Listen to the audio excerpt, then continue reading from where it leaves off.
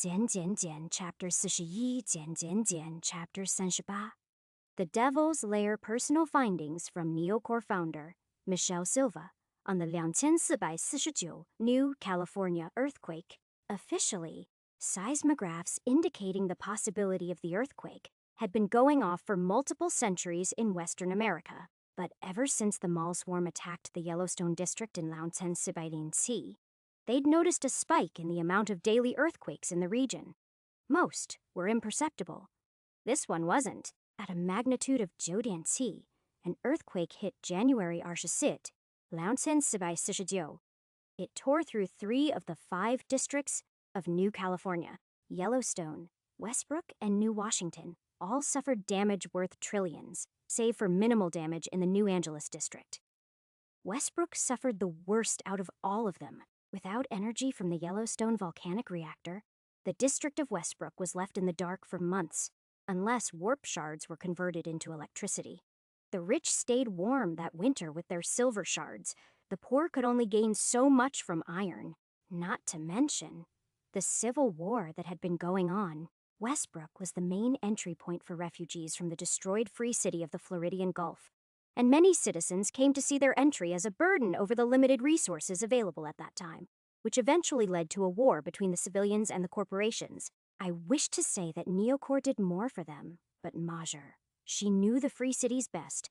Her aid was limited considering the other conflict between the European free cities. Millions died across New California from the earthquake itself, from the cold of that winter, from malattacks, from homicide. It should be no surprise that criminal activity blossomed during this period, scavenging from both the residents of both New California and the Floridian Gulf. If there was truly a winner in this case, it would be the underworld of New California. By the time power had come back on, it was the criminals who controlled Westbrook, making it the centralized location of underworld activity in the free city. Thus came the name Westcrook. 上午6:24分 July Wu Th Ripley. No need to come in. Diamante has a job for you. Anderson's message was right on Twilight's money. I had a mission, an operation. A job. No, a gig. I had a gig today. The thought hit me proudly.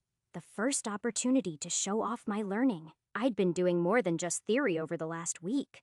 The gym was the perfect place to learn how to fight. I'd practiced with the basic drills provided by the combat protocol I'd gotten from Skeleton ages ago. Simulated holograms I sparred with, and always lost to Daylight and Twilight. Even some shooting training was available. The rough muscle memory inserted through my subconscious training gave me the confidence to try out the shooting range connected to the gym. I, wasn't the best at it, officially. I ranked 1074 out of the 1178 people that had tried their hands at it over the last year. While in close-in combat, I was actually doing pretty good for a beginner, ranking Bachi-sen in boxing spars and Bar Yell in the simulated fights. Missy had even commented that I was beginning to put on proper muscle mass, something I could truly appreciate in both of my arms now. The limbs each had a general range of motion, modified up to my deltoids. But working out my back and chest had pretty marginal increases on the speeds at which I could lumber around the cybernetics as a whole. Turns out steroids were the answer. And one day, a fully cybernetic muscular system would be an even better answer. Though that might be a ways off until I got my capacity higher. The statistics of my implant were now measured and capable growing since I'd finished converging. As far as I knew, they improved by digesting warp code off shards. As for what they did, while I was studying from a holographic textbook during my pacing and cleaning of the gym's equipment, Missy had been kind enough to quiz me on them for preparation of Anderson's exams. Integrity, Iron I fourth energy, Iron V capacity, Iron V as a grade, Gold I tendency. Nah, grade's the simplest. I said to her question within a recording of her lifting 1 Zen-ton dumbbells as she squatted. It's how strong your actual warp energy is. That's dependent on your implant's grade, as I'm sure you've figured. It acts as a multiplier for your other parameters. As a gold, I'd have them increased to be maybe Bodzian times more potent than an iron's, while titanium would be twice as efficient as gold. It's why even at convergence I could outperform most tier ones. She finished up her squats. nodding warmly before quizzing me about integrity. Integrity's a bit misleading based on the name, I had answered. It's how much you can keep yourself running with warp energy before the mental, or in Sims, physical, toll breaks you down, if you're thinking it reflects your actual durability. That's wrong. Only shardware or mutations are the answer for that. Maybe some good dermachrome. Think of integrity as a gauge of the overall stress your nerves can take at once while running warp energy through it. In my recording of her, she clicked her tongue. Ah, but what happens when you dogo over the limit of your integrity? I had answered with a shrug. Textbook calls the phenomena warp burns, but that's not covered until later. You'll probably experience it before you read about it. Better to learn that way, I'd say, she said cheerfully as she curled steel with her biceps. Energy. Energy is exactly what you think it is. It's how much the quantity of your warp energy actually is. The more energy you have, the more you can do. Pretty self-explanatory. It also dictated your warp energy recovery, but it was influenced by proper resting time and diet. Later on, I would need to buy some pretty expensive pills to keep myself fueled up, but some shard adapters could convert other forms of energy into warp energy. Then came the difficult question. Capacity is the threshold that determines how much your body can be modified. However, it's a bit different. I'm sure you've seen as a shard op that shardware themselves have all the same parameters listed down as your implant, and they reflect pretty similarly in terms of energy, grade, and integrity, except capacity, which in the case of shardware is a measure of how much of a load the individual piece takes on your body and mind. I said the easy part. Then came the reason why full body mods were looked down upon. But that calculation's a bit fucked. Essentially, whatever tier your own capacity is at, it can only take one piece of shardware at the same tier, or 2 below it, or 3 below that. So at Iron V, you could have 1 unit at the same grade, 2 Iron IVs, 3 Iron 3s, and all the way down to 5 Iron Is. Grade comes into play as well, but it doesn't actually multiply you overall capacity by a factor of Ba. In my case, the gold improves my capacity to act 3 tiers above. It's actual rating.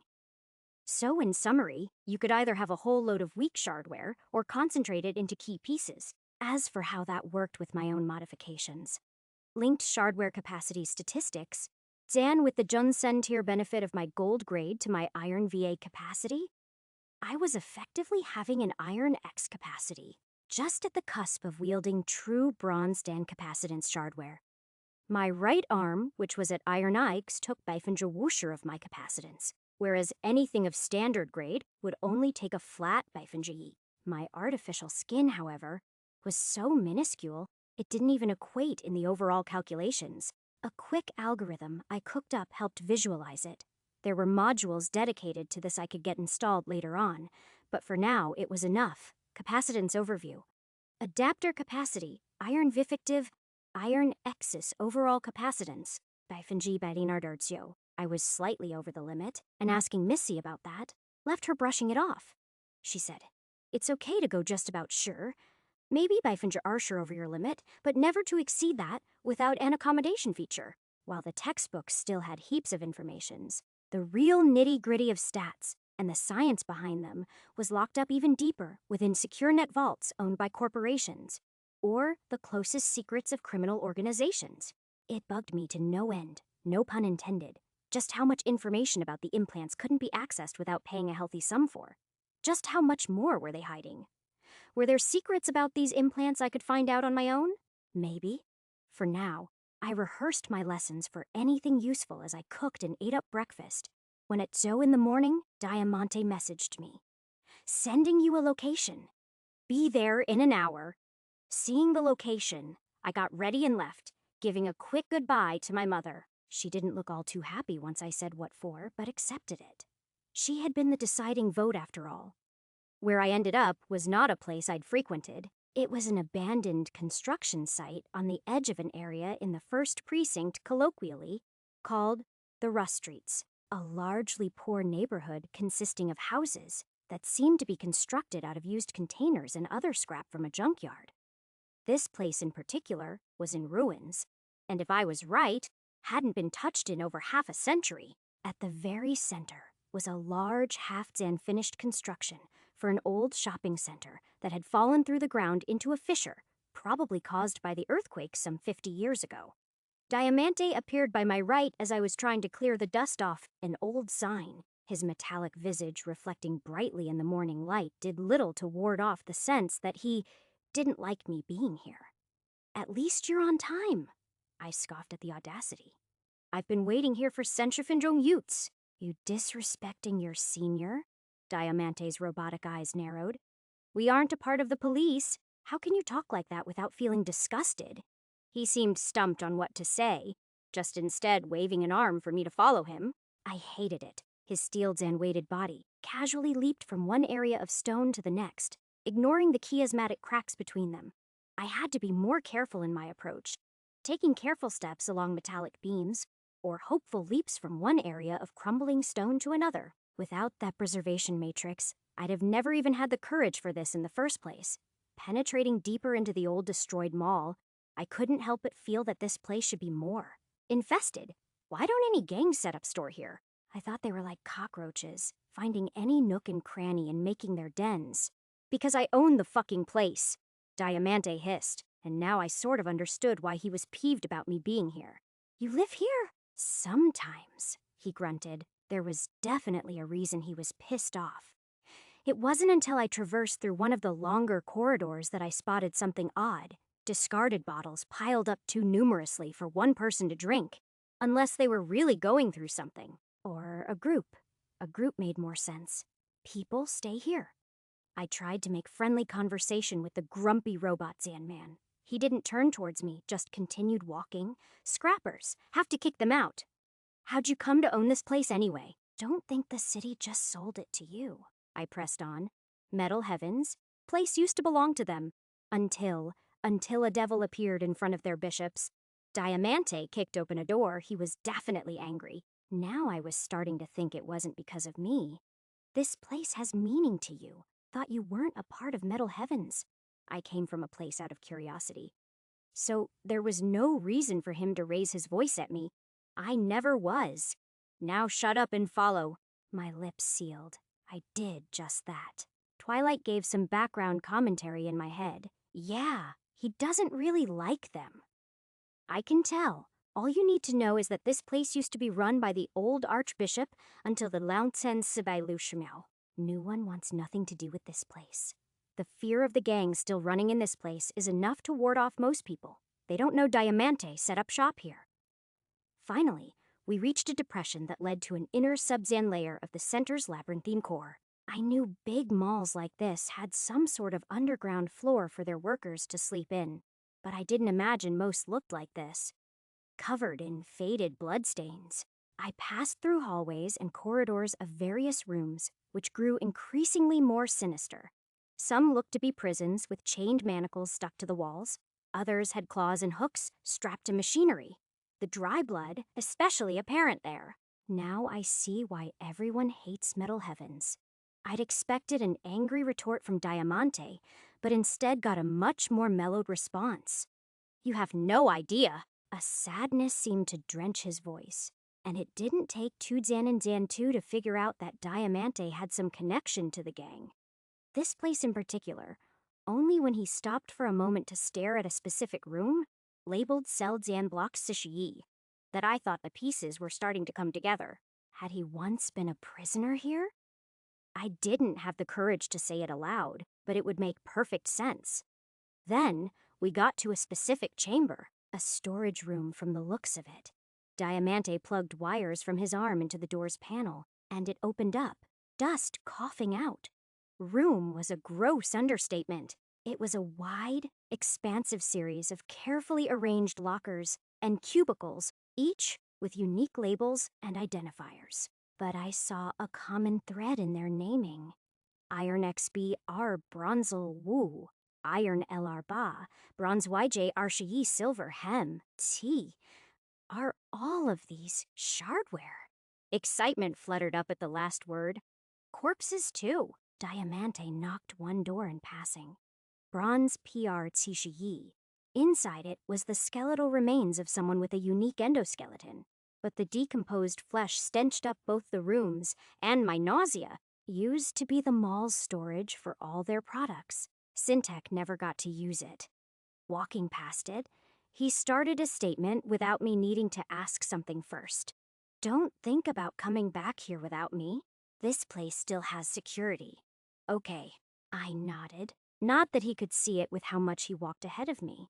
Finally, we stopped at one of the walls with hundreds of small cabinets and lockers heading up the ceiling. Diamante hooked himself up to a terminal, giving me a simple question. Features. Huh?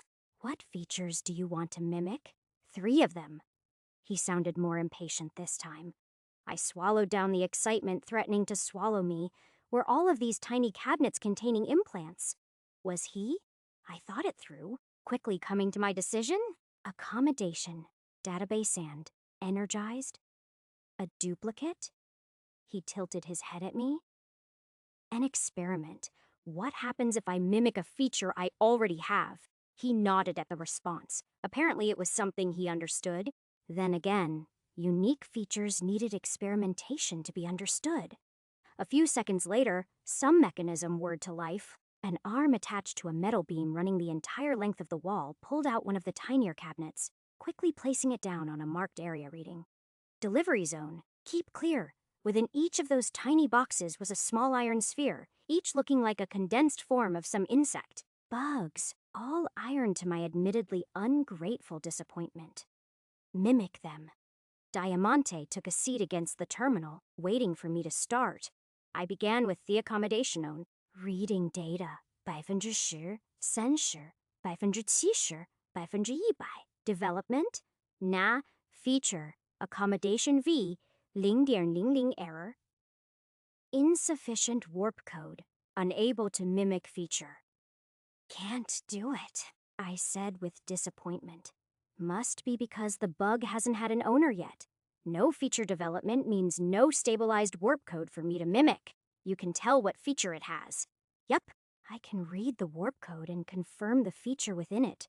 Guess I'm a walking implant scanner of sorts. I said, then it hit me. Wait, if I'm a walking implant scanner? Then you're a walking gold mine. That'll be good for any malhunts or deals with unknown goods, Diamante confirmed. Next one. I picked up the bug from the box, labeled as database reading data. 5% 5% 5%. This one took much longer. Its flow of code felt chunky and scattered, like it'd been disarrayed. Diamante hummed to himself while I spent a few minutes dissecting the code. 5% by grade, iron development, tyrrhine convergence, feature, database V, 0.09 previous adapters, Lucy Hickman, Tsimi, Kalus, EY Semem, Julius Renwick, Laomi, Ataleniki, Ajik Simi, Freud, EY Luem, Old Sword Tsimi. Error, warp code is significantly fragmented. Implant is unstable. Unable to mimic feature. Too unstable for me to mimic? This one went through a lot of owners. You testing me out? I asked, but he just continued humming. Next one it is. Energized, the reading went by surprisingly quick. Reading data. 5% Arshers, 5% Liushir, 5% Yibai, and the implant was relatively normal. Development. Tier I foundation feature. Energized V. Idar Nyungwoo, previous adapters, Yuri Tanasaka, Senwai Shimi. The previous owner had it for C years, and it hadn't even developed past what mine currently was at. That I'd been told the entire time that I was developing fast, but talk about putting things into perspective. Mimicking feature. Error feature is already present within the adapter. Analyzing update history. Compatible update found. It, can't mimic it, but it's saying something about there being a compatible update. I was both excited and wary. Absorb it, he said it so casually. I might as well have been told to put a gun to my head. Pretty sure it's known to wait a long while before you absorb warp code from an implant. Shouldn't I start out with shards? No. Absorb the warp code. Gold features will need more than just shards and derived code to empower itself. You can handle it, but only one for now. He remained stern, but there was a caution in his voice. It made sense, but it didn't help me figure out the methodology. Right, how exactly am I supposed to do this? Everything on the net says Jan. Just wrap your own warp energy over the thing until it breaks? Or, I don't know, you're already instinctively reading them, just pull more now. I gulped, praying this wasn't all a very long and elaborate ploy to just steal my bug. Wrapping the small bead in a warm breath of gold, I began a similar process to reading it, except this time I didn't simply simmer around the surface. I burrowed through, the iron orb cracking in my sight, scanning warp code. What happened next was brief, but I felt like I'd vanished from the old underground layer of the mall and appeared in a valley out in the wilds. Or at least what I'd seen Unclaimed America looked like. Frozen, dry. My body exhausted most of its energy to produce heat to prevent my joints from locking in. The dead grass from a single month of spring cracked with the nervous shifting of my feet, their blades sharp like needles. The snow here was centuries old and hissed a mist into the air as nerves coughed caution through me. I raised my blade up high as two nomads approached. They wore the pelts of animals I didn't recognize. Antlers pointing from their heads and huge arms of fur, and claws held machinery foreign to my understanding. My convoy had just been killed. The elite Yujo guards slaughtered by an ambush of Mal on our way back to New California from Syntex Newport City. It was just me left, and I had a job to do, Thessananderthals. Wouldn't stop me. Iron coalesced over my sword, covering it in a sheath of dull gray that I'd been proud of. I slashed forward as one of the nomads lurched towards me. Even if I was unable to match the beautiful slash our division commander had used against the malls out in the wild, my attack had been beautiful. Nonetheless, the thick leather armor of the nomads split, unraveling until crimson blood drenched out of the bisected head. I leaped for my next flow before a brief glimmer caught my attention. A sniper scope. A booming sound echoed. Then it all faded. Warp code absorbed. Forcing compatibility. Forcing absorption of protocol. Warp sheath energized V Iderninio Gonsim S updated to V. Iderninsi effect. Warp sync protocol can layer warp energy over shardware, slightly increasing its durability. Recalibrating recent adaptational learning. Energized V. Iderninsi Gonsim S updated to V. Iderning Ba effect. Increased efficiency of warp energy distribution over shardware. Data mimicry V. Lin Der Ning Wu Gongqing S updated to V. Lin Der Ning Nil effect. Adapter may view glimpses of memories through any thoroughly scanned bug's warp code. Data mimicry V. Lin Der Ning Nil Gongqing S updated to V. Lin Der Ning C effect. Warp code absorption is more efficient. My eyes blinked. My eyes, free to see the world trapping me in the steel cage of this storage space, but for a moment. For a few seconds, I had been in the midst of a vast valley of frozen death. I felt everything. The coldest breath I'd ever taken. The faint smell of air unpolluted by city smoke. The clouds unbroken from the skyscrapers impaling them. It was a hauntingly alien kind of beautiful. Ripley? You with me? Diamante had his hands on my head, one of them prying my eyelids open so I could stare right into his unfeeling gaze. Did you know? I asked.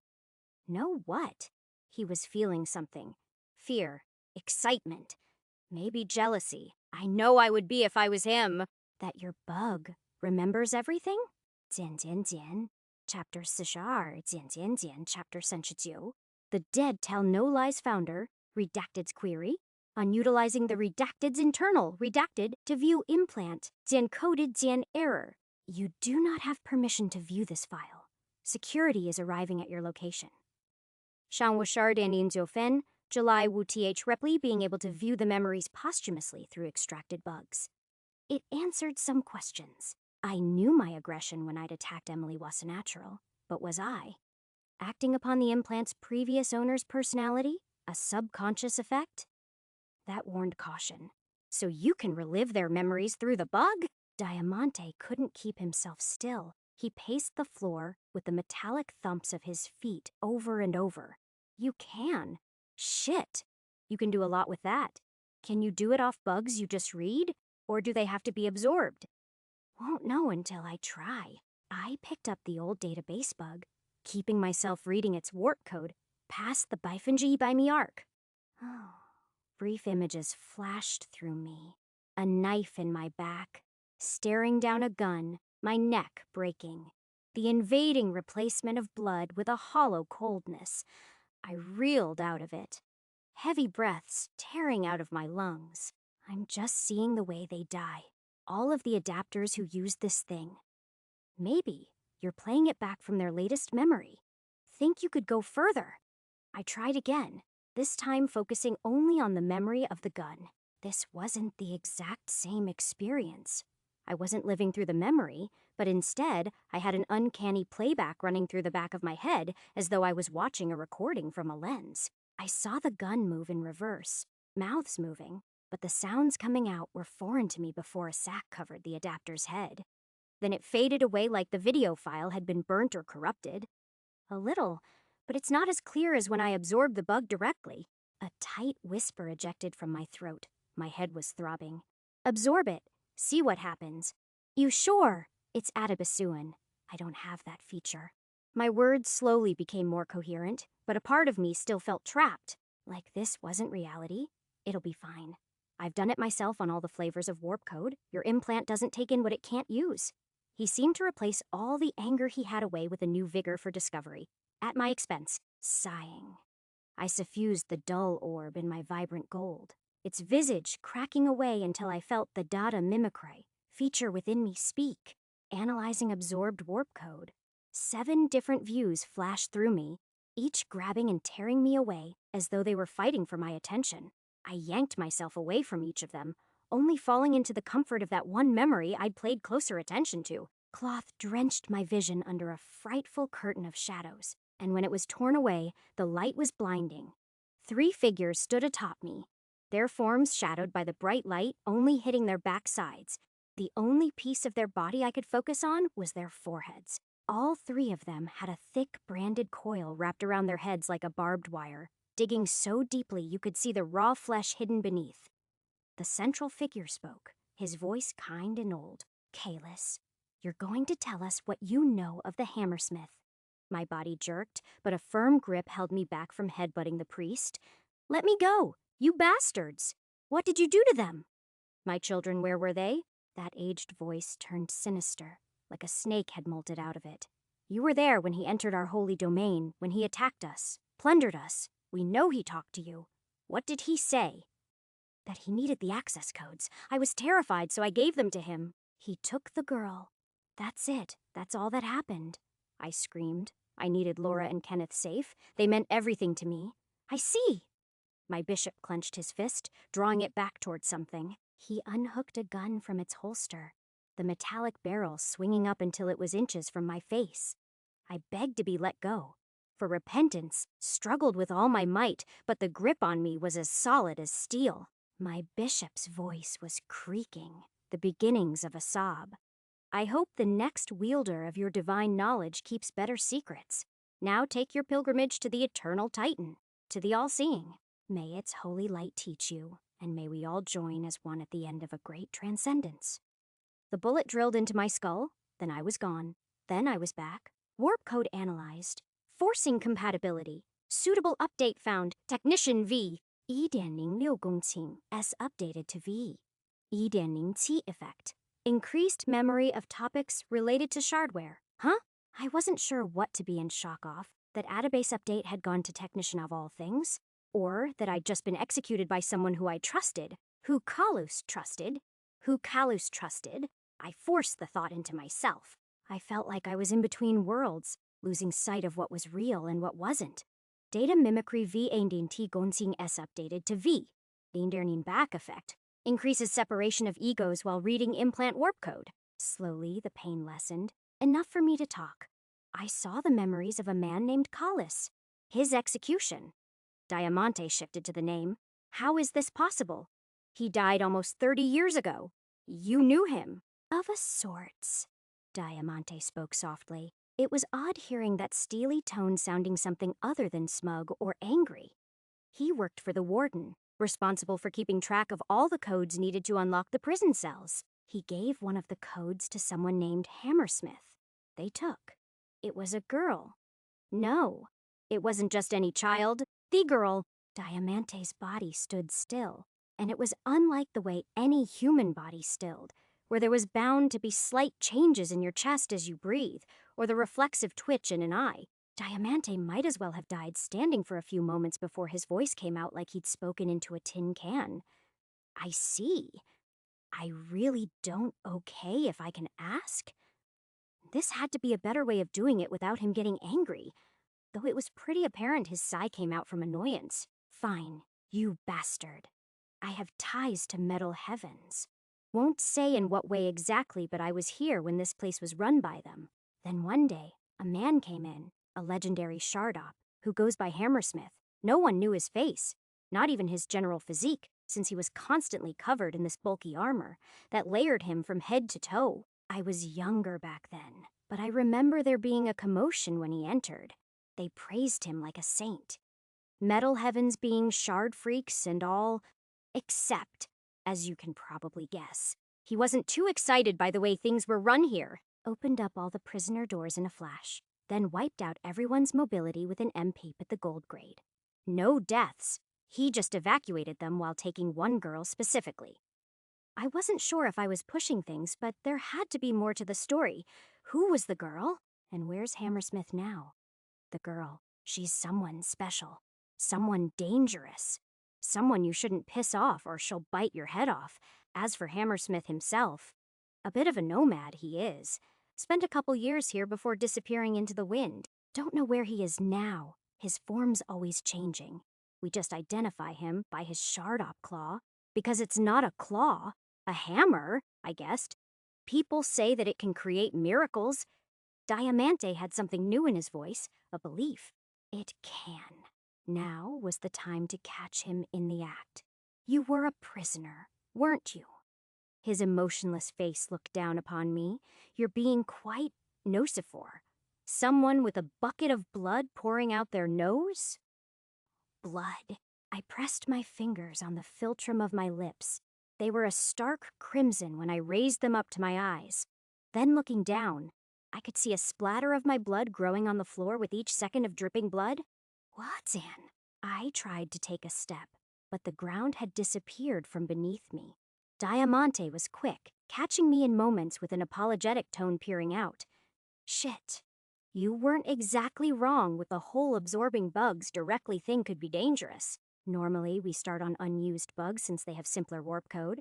Not as effective as a used one, but it's easier to digest. You're having a mild case of a warp burn.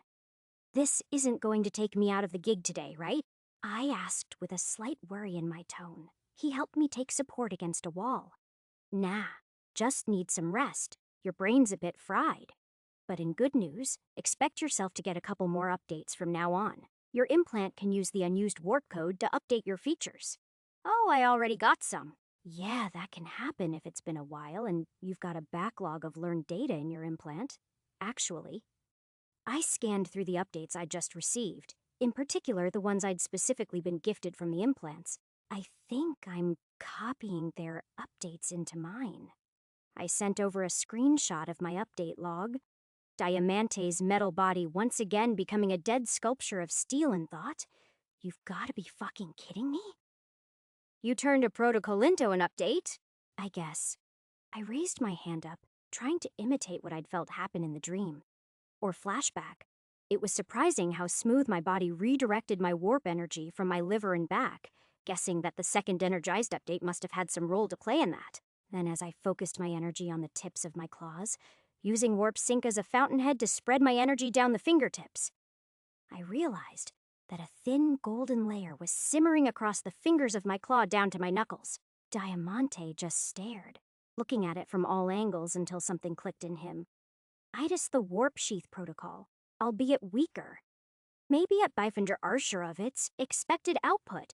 This isn't normal, Ripley. You shouldn't be able to mimic this just off one fucking implant. It takes months to stabilize your warp energy projection to even be applicable for that protocol. But data mimicry can steal all of the prerequisite warp code and just give it to me. I grinded my teeth. I wanted to do some further testing. How much longer until I can try again? For your development, tier I implants. Normally 12 hours per iron bug, or a couple days in between bronzes. And just so you know, this place isn't going to be a free buffet for you, Ripley. I just need you to be useful. That's why Missy suggested I bring you here. He sounded quite serious about it. This place has 100 Zan and Zan 12 iron bugs, 14 bronze bugs, and 1 silver. It's all mine rightfully. So after today, you'll need to pay considering that selling this shit is where I get most of my funds. And will you stop drooling? Huh. I wiped my mouth. I guess I got a little excited when he mentioned just how many implants were here. Sorry. Just considering if I want to lighten my wallet right about now. What about shardware? Any here? Lots. He flashed a silvered and toothed smile at me. Experimental ones. I gulped, resting my head against the wall. Today was already worth it. A quick nap left my head relatively stable, and Diamante had been nice enough to give me suitable bugs with the accommodation and database features, and as replacement for Energized, he suggested Jailbreak. He seemed pretty intent on it too. Jailbreak had similar qualities to data weaving, in that it was the easier to use and more generalized cousin. Less effort was needed other than pushing your warp code into more and more dangerous situations to train it. Data weaving gallowed a raw, unrefined ability to manipulate warp code directly through practice, being primarily the feature used for deep dives and cyber-hacking neuroframes. Jailbreak, on the other hand, could be thought of as simple executions of predetermined algorithms, allowing quicker but less complicated employment of warp code manipulation. In the case of this specific jailbreak bug, the updates all aligned with the general premise of slipping past a data shield and interfacing with shardware directly. The newer accommodation bug was pretty simple, too, belonging to what he said was an old shard op and could temporarily increase my affinity with my claws. He also let me keep the old bug with the feature since he wanted to know how I would interact with the unrefined warp code. Turns out a Tier 1 implant and a fresh Tier 1 implant all had the same amount of warp code within them. It's just that the Tier 1 implant refined it all into updates, while the Tier 1 Gongxiun de-accrued storage of it. Other than those two, my database bug was used by a former Metal Heavens goon who occasionally scrapped for them. It wasn't specialized in any particular direction, allowing me to better memorize shardware schematics as well as train muscle memory a tad bit better. Shortly after recovering, he led me to another part of the armory, where he had a duffel bag laying around and tossed me what looked like a large ring made of steel. It had 5 spherical slots running through it, something he quickly explained. Don't want to be carrying all of the implants in your pockets now, do I? He was right. My pockets were quite full, so a few minutes tinkering with my left arm and the ring was suitably fitted with all 5 bugs at my disposal slotted in.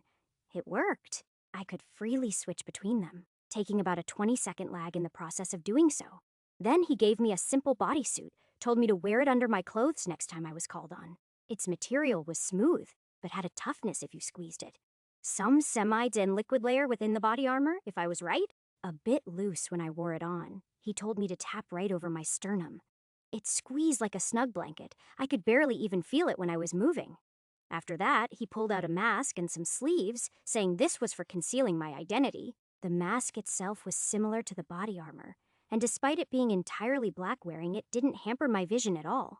The sleeves comfortably concealed over my arms and legs, and would retract back when using shardware, leaving only my hands and feet free. I was shocked to see that he led me somewhere else, another wall full of cabinets and drawers, but this time were wider than they were tall rather than the square ones we saw before. What gun do you want? A simple question. Don't really want one. I felt stupid saying it. Not really a good shot. Trust me, you'll want it. Diamante started typing in something on the terminal. This job is a lot easier when you don't have blood in your hands. A smaller cabinet was dragged down. Within it lay a hybrid between a submachine Zan gun and a pistol with a red streak running along its silver angles. He picked it up gingerly, passing me a few rounds of ammo and strangely a data cube. Link up to it. Download the warp code signature off the cube. It'll bind to your frame. A smart gun. I raised my eyebrow at the weapon. It was sleek and fairly small. A major interloper, Damn, So you know a few things about firearms after all, Diamante chuckled. Production went down a few years back. The internal locked Xanon system takes too much space, so it lacks a punch. Not capable of fighting the Mal, but a human would die. Definitely. I knew enough about guns. I just read the etched label on the side of the gun to figure out its name. Guess Anderson really did teach me something after all. A quick download from the DACube, and a start Xan up of the gun sent up a back and forth of various requests until it was firmly linked. External link established. Iron Xan grade Mazer interloper, Launten Sibai Lo Shawul. Yeah, I'm not telling Diamante this, but the gun was not going to live long with a featured Xan link like that. I stared at my left claw's tips, an excitement shivering through me. Diamante seemed to really like talking about the gun, though, explaining it without me needing to press it. Specializes in smaller, more Xan-focused, targeting on objects with mobility. Minimal recoil, too. A fucking shame. The swarm so soon. Was really hoping they'd ship out a Launten Sibai Wumi Odal. Would take a few decades till it lands here, though. I was already testing the weapon out. A small reticle in my vision showed me where the bullets would end up. And if I focused on an area for long enough, I had an internal sense that my aim was being drawn to it. Not if you have sources like mine, he tapped me on the shoulder, motioning that we were on the move.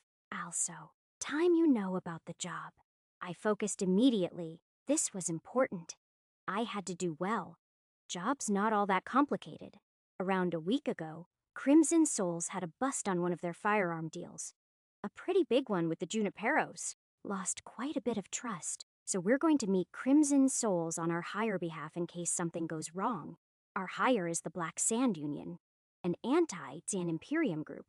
They're always a secretive bunch and have a policy where they hide their faces with a holographic mask. Sometimes they even tear their real face off.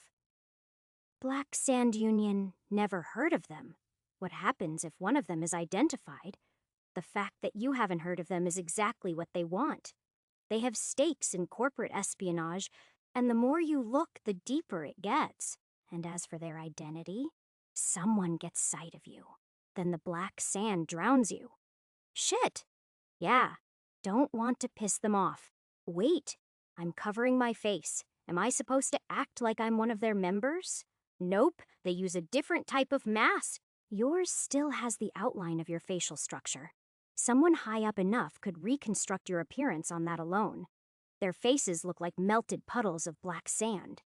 It's how they got their name. Speaking of names, we got any code names? Don't think you'll be calling me Ripley out in the open. And what should I call you?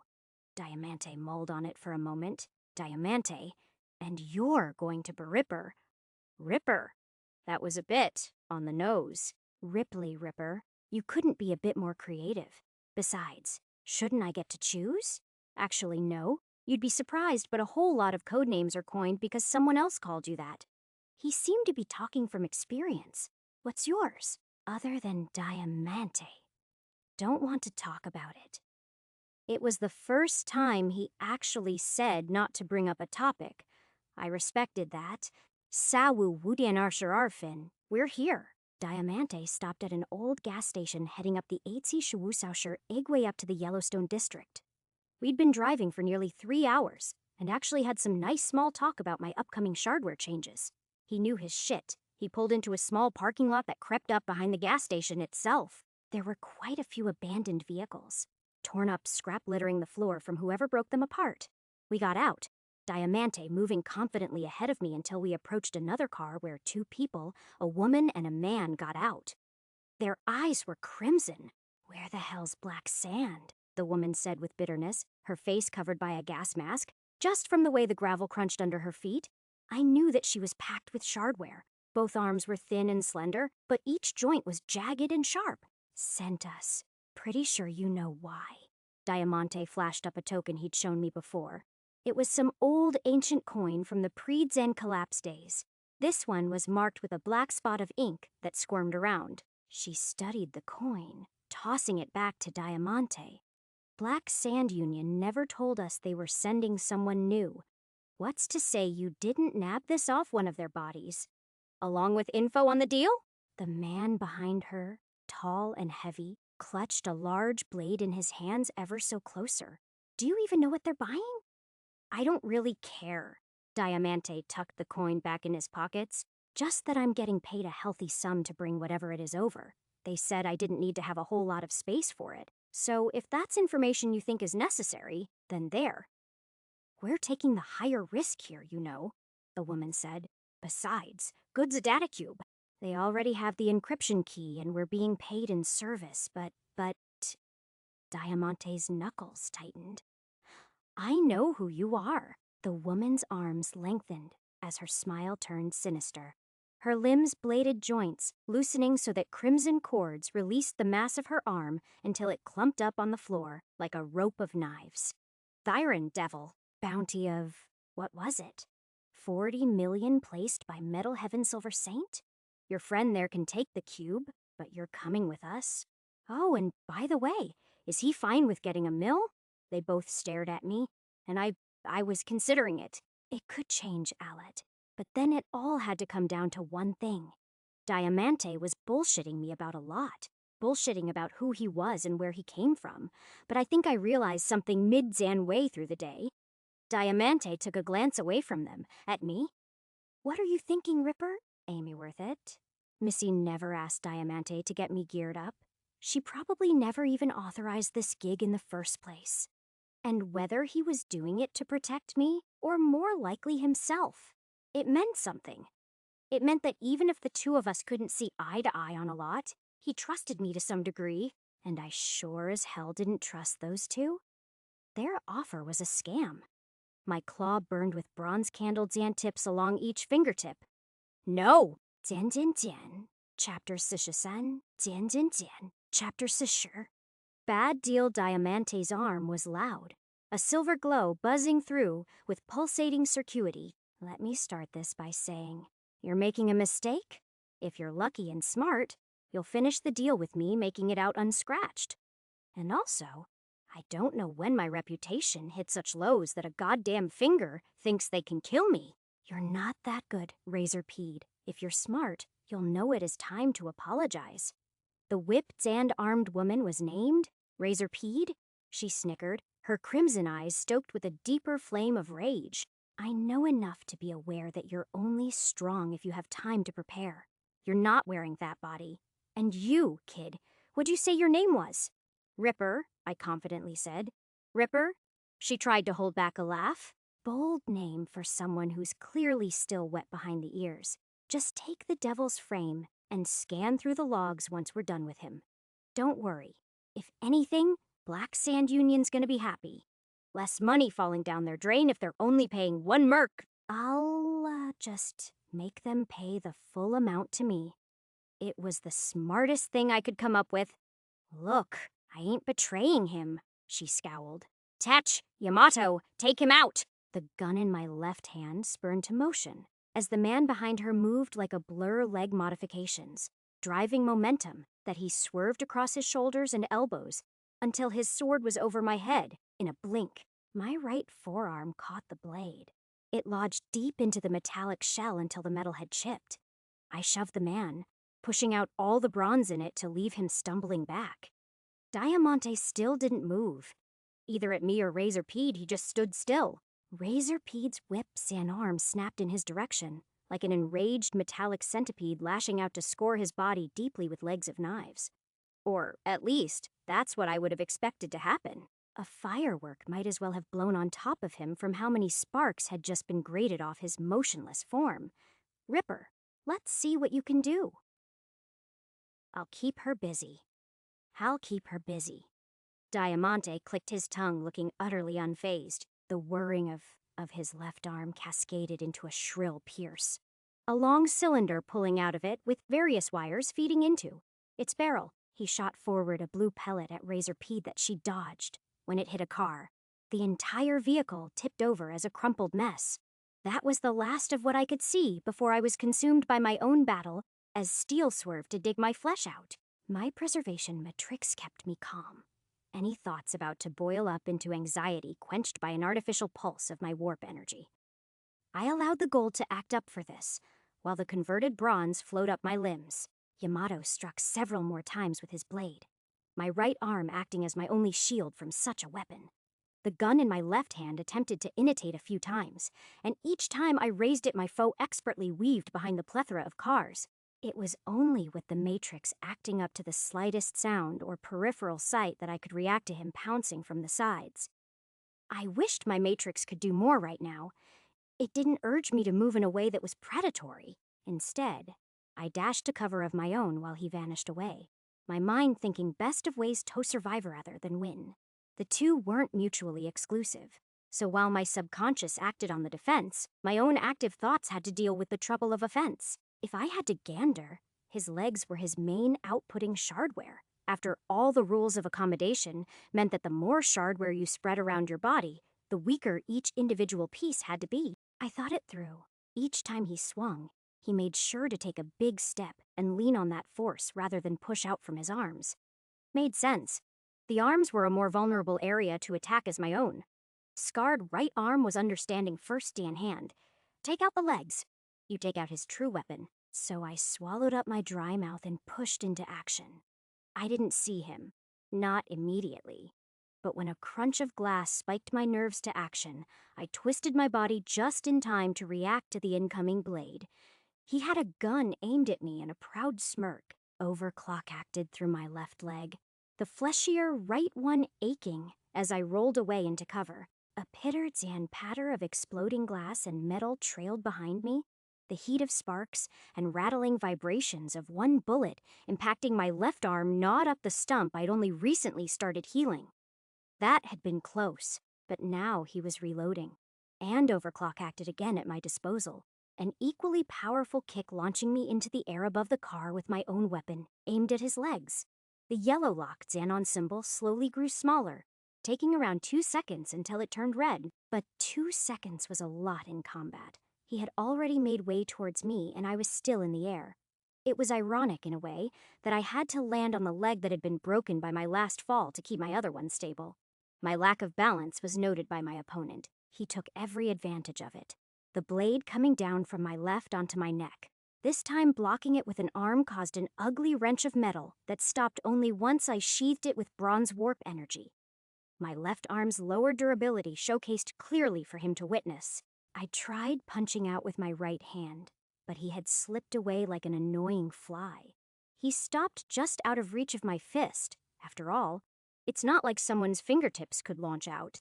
That's where he was wrong. He tried acting up again. His blade angled to let me know he was advancing right into the trajectory of all 5 fingers. I trained my aim in my spare time. It still wasn't good. It had never been.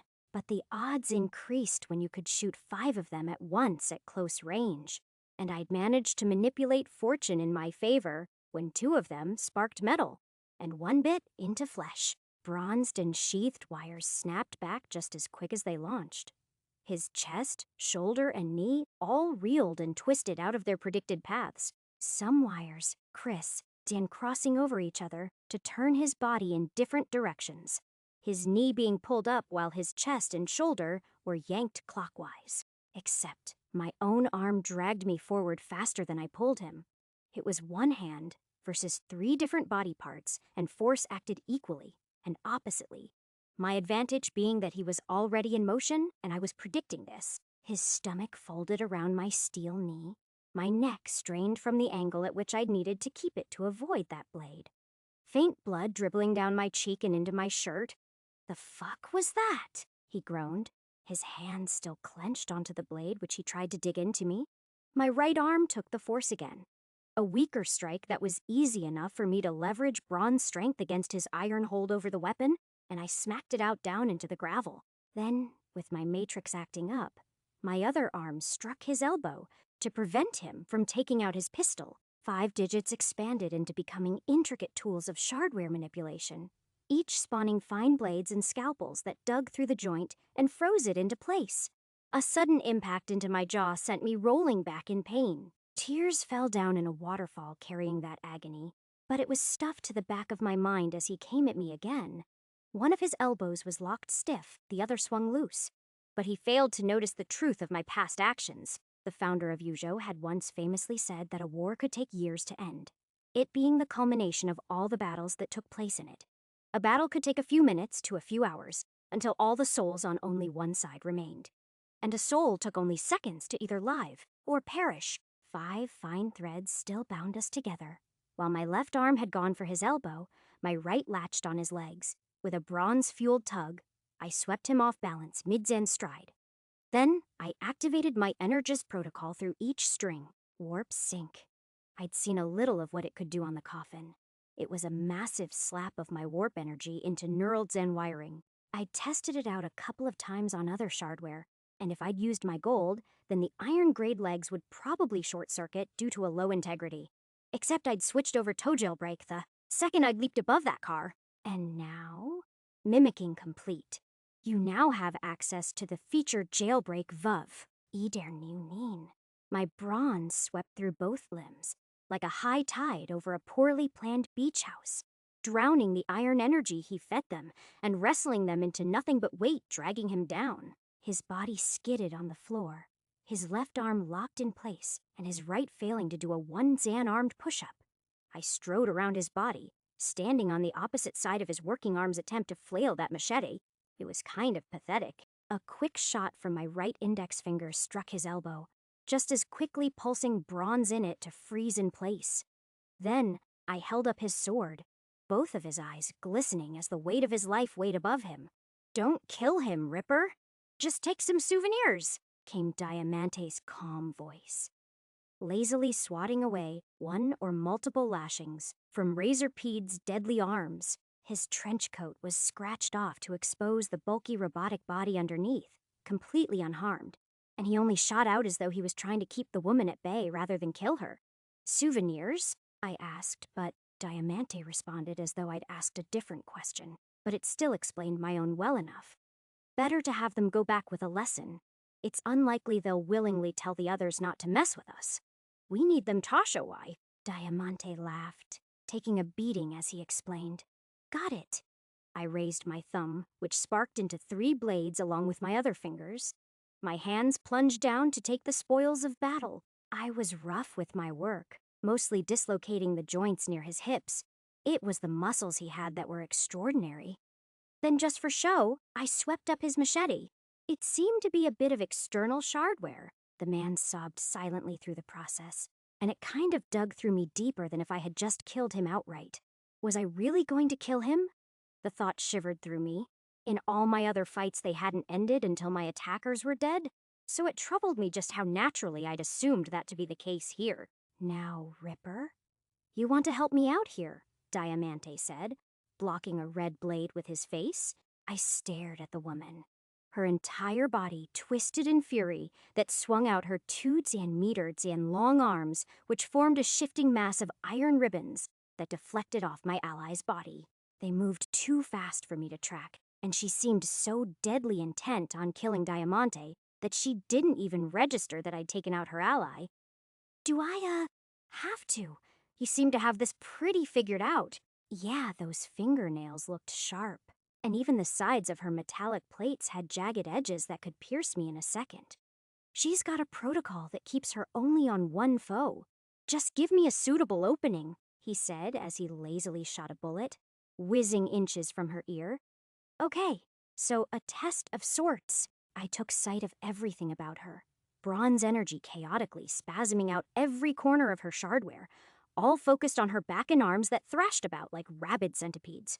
I could try sweeping her off her feet, but the lashing from each blade was a tornado of metal I wasn't sure I could pierce.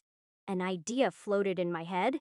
If she wasn't focused on anything I did, then, yeah, if I stood far enough that she couldn't see it. I tapped the neuroframe of my fallen foe, a fiery spark from my finger digging deep until I melted and fried his frame, so he wouldn't be awake to see it as well. Then I walked around to a suitable position, leisurely taking my time to aim up my claw as I braced my metal leg against a car's door. It was good. My knee was reinforced because this was going to hurt. 5 claws shot, and they all dug into metal, past her back and into a car's hood. "Ripper, you missed." Diamante deadpanned me, letting a surge of blades whack against his head. They ricocheted and cleaved through another vehicle with ease. "Just watch." The golden wires began to snap back to me, my foot digging deep into the door as the hood of the other car snapped off, slamming into her body and knocking her down like she'd been hit by a meteor. Then the slab of metal rattled into my car. Ow. I puffed as my knee stung with the impact, which fortunately freed my tips out of the hood as they clicked back into place on my right hand. That work? Ah. 2 shots from his transformed arm blew into her legs, metal chips spraying into the air. Then he kicked her in the face. The metallic eyes rolled up until they were a void of black in her sockets.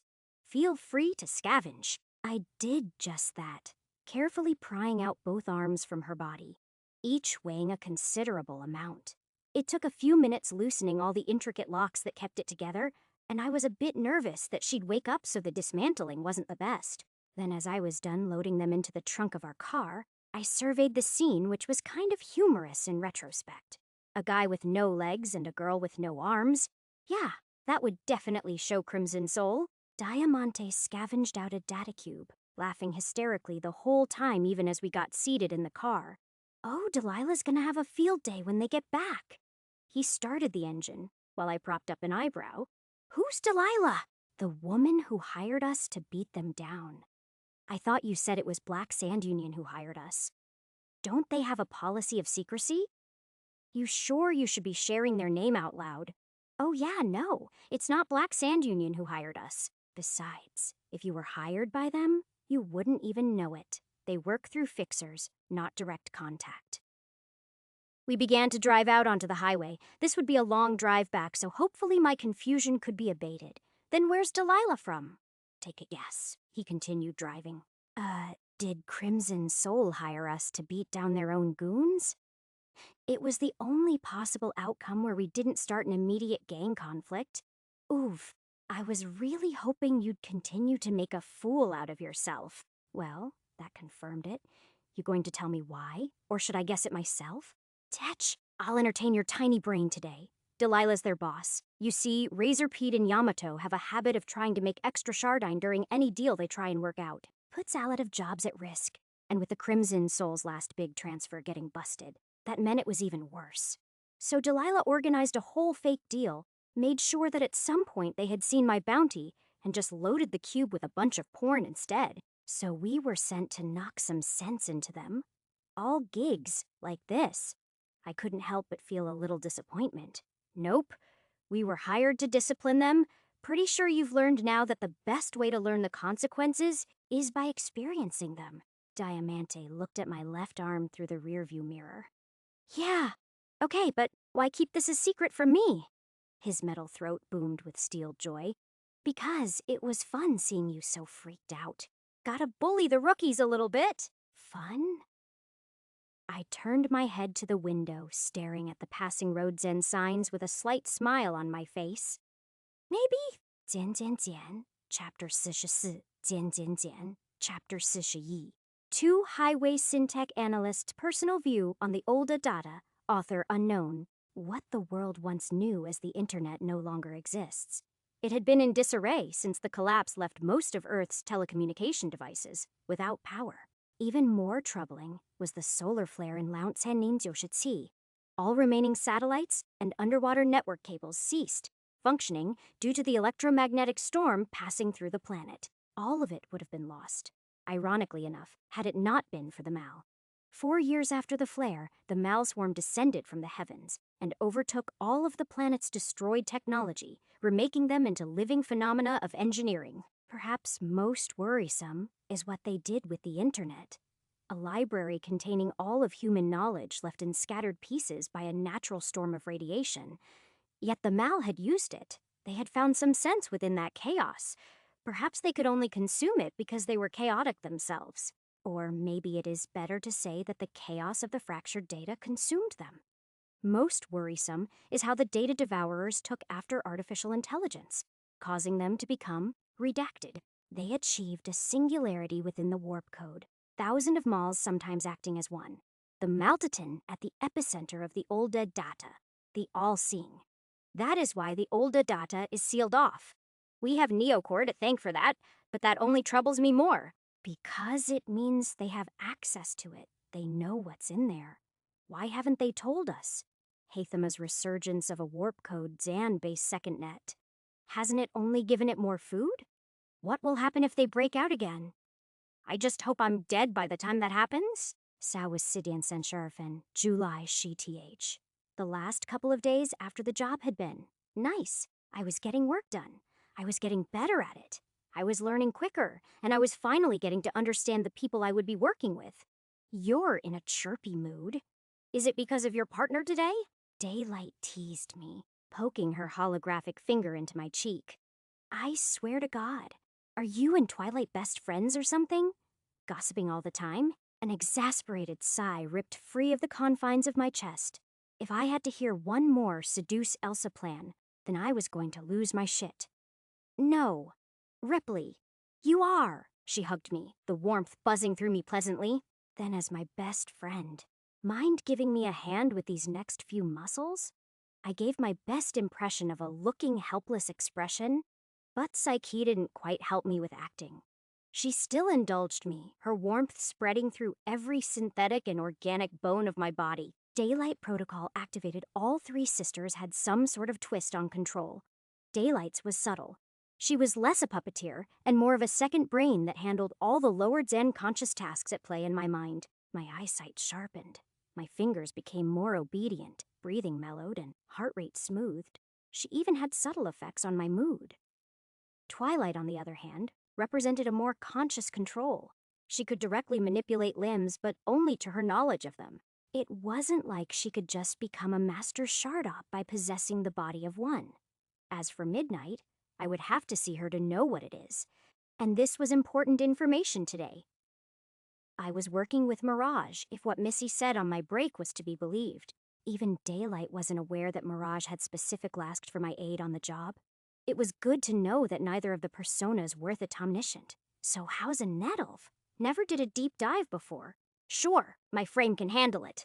I was wary about sinking my consciousness into a digital world. Nope.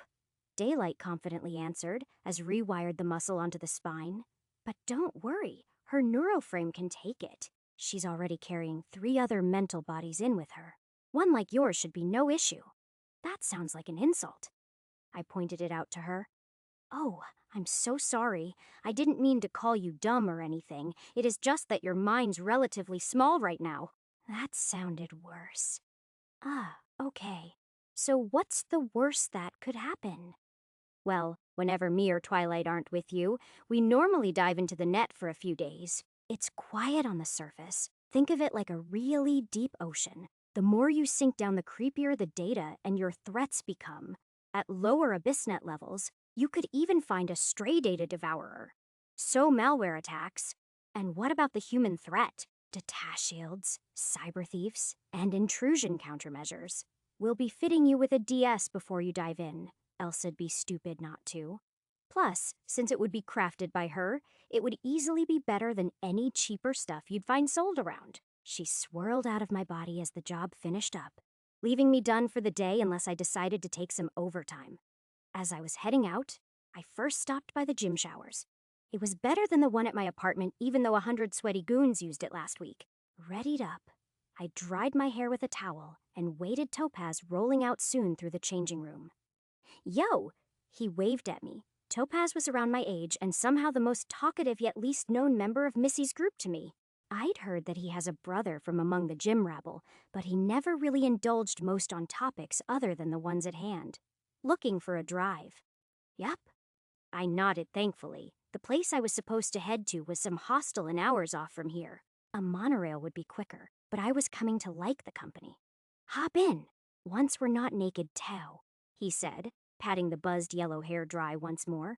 I wondered if it had been dyed because the way it all contrasted against his dark skin was definitely a statement. His whole body was. He had piercings in more places than I could count, hidden even under his shirt as our time in the changing room had shown. Not that I was staring. They were just shiny and spiky. He kind of reminded me of Mirage in a way with the piercings, except she wouldn't step a foot in a gym like this, and he was much more friendly to the blind eye. Honestly, I want a piercing. I casually mentioned as the car started up. He had a hard time believing it. Really? Really? I was honest.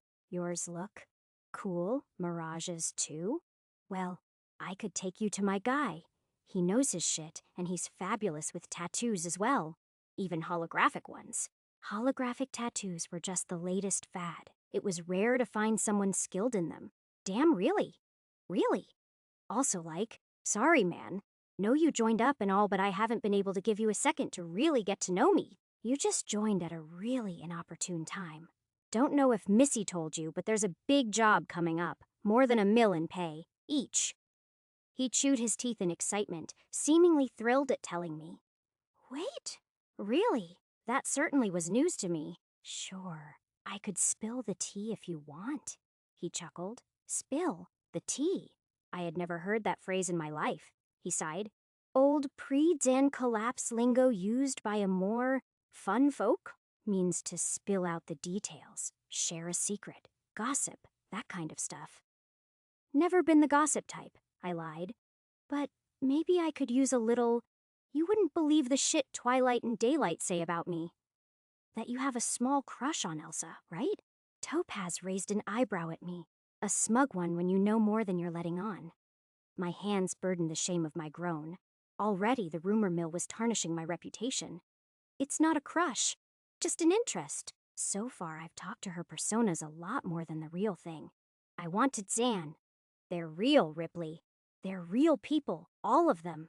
Topaz firmly stood on that opinion. Yeah, I let the regret show on my voice, nodding nervously as Daylight appeared in the rear Zan view mirror with nothing but a devilish smile. You're right. They're all certainly unique individuals. I just want to get to know where they all came from, if that makes sense. Yeah, it does. We're chill here. For what it's worth, she thinks you're worth being nice to. Topaz steered out the gym driveway. How so? She hasn't sent you Midnight yet. Is she really that bad? Only when Midnight's annoyed, and she gets annoyed easily. I don't have high hopes for you. He stuck out his tongue in a teasing way, but I've tamed her. No, he has not. Daylight chimed in. Daylight says you haven't. I repeated. Well, Daylight, that's what you think. And you know what? You get to live in your ignorance because I don't spill out valuable information easily. I twisted my head back to him. You literally asked me if I wanted you to spill the tea. Only if it's fun to share. And there are some secrets which are more fun for me to keep. He wagged his eyebrows at me. But from Daylight's more furious reaction, I got the sense it was meant for her. Arshafin Joan Utes later after bullying Daylight some more. So you never made a move on Mirage, right? I felt like I needed to clear the air here first. Geez, Ripley, I thought you had sharp eyes. Topaz snorted, while Daylight started to crack away in a fit of laughter. Was I missing something? He swept his non-existent hair up, relishing a sweet gasp of air as though to prepare himself. If you were more muscular, it would be me trying to nab you instead of Mirage. Ah, I got the drift. Don't worry, my friend Hochin would love you. Ulfinjohn, Utes later after showing Topaz a picture of Hochin. Okay, so yeah, he's not really gay. I was just exaggerating that for the sake of comedy, but seriously, that's your type? Muscleheads with small dicks? Topaz was still gushing over the picture of Hochin I showed. He barked back. You talk, Owlet, for a man who likes women that are emotionally unstable. I defended myself like any sane man would. Hey, it's kind of, Schulfinjon, Utes after discussing how they both have toxic taste in partners. We need therapy. We both unanimously agreed, then chuckled. Schurfinjon Utes later, they arrived. I have heard too much. Daylight's eyes were on the edge of tears, their inner gaze hollow from the dew of forbidden knowledge. You're carrying this to your grave, I warned her, as we strolled up the quiet rundown hostel. Entering the specific room we'd been told, we found Mirage and Missy seated around a pulsating floor. It took me a second to notice that the reason the floor was pulsating was because it was covered in a thick layer of arranged warp Zan-carrying tubes, all feeding into a box on Mirage's lap. I saw Daylight pounce out of my body, sinking into Mirage's like she tried to possess the woman. Elsa, they're so mean. And I felt my entire body clam up. Please don't snitch on me, Daylight. A blue light shone on Mirage's band, right above one of purple and red. and she seemed utterly bemused as some internal dialogue spun out through her head. Then she chuckled, a quiet melody that was pretty charming if you forgot the fact that I went into detail about how I thought women with issues were. Far more interesting than those who lived their lives plain.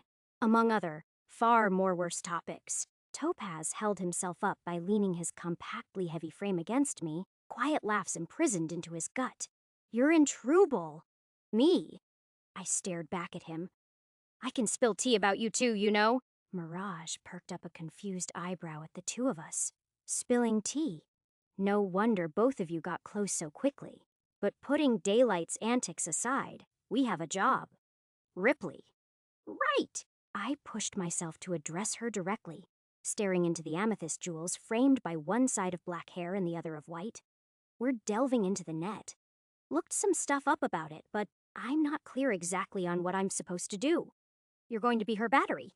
Missy had a wide smile on her.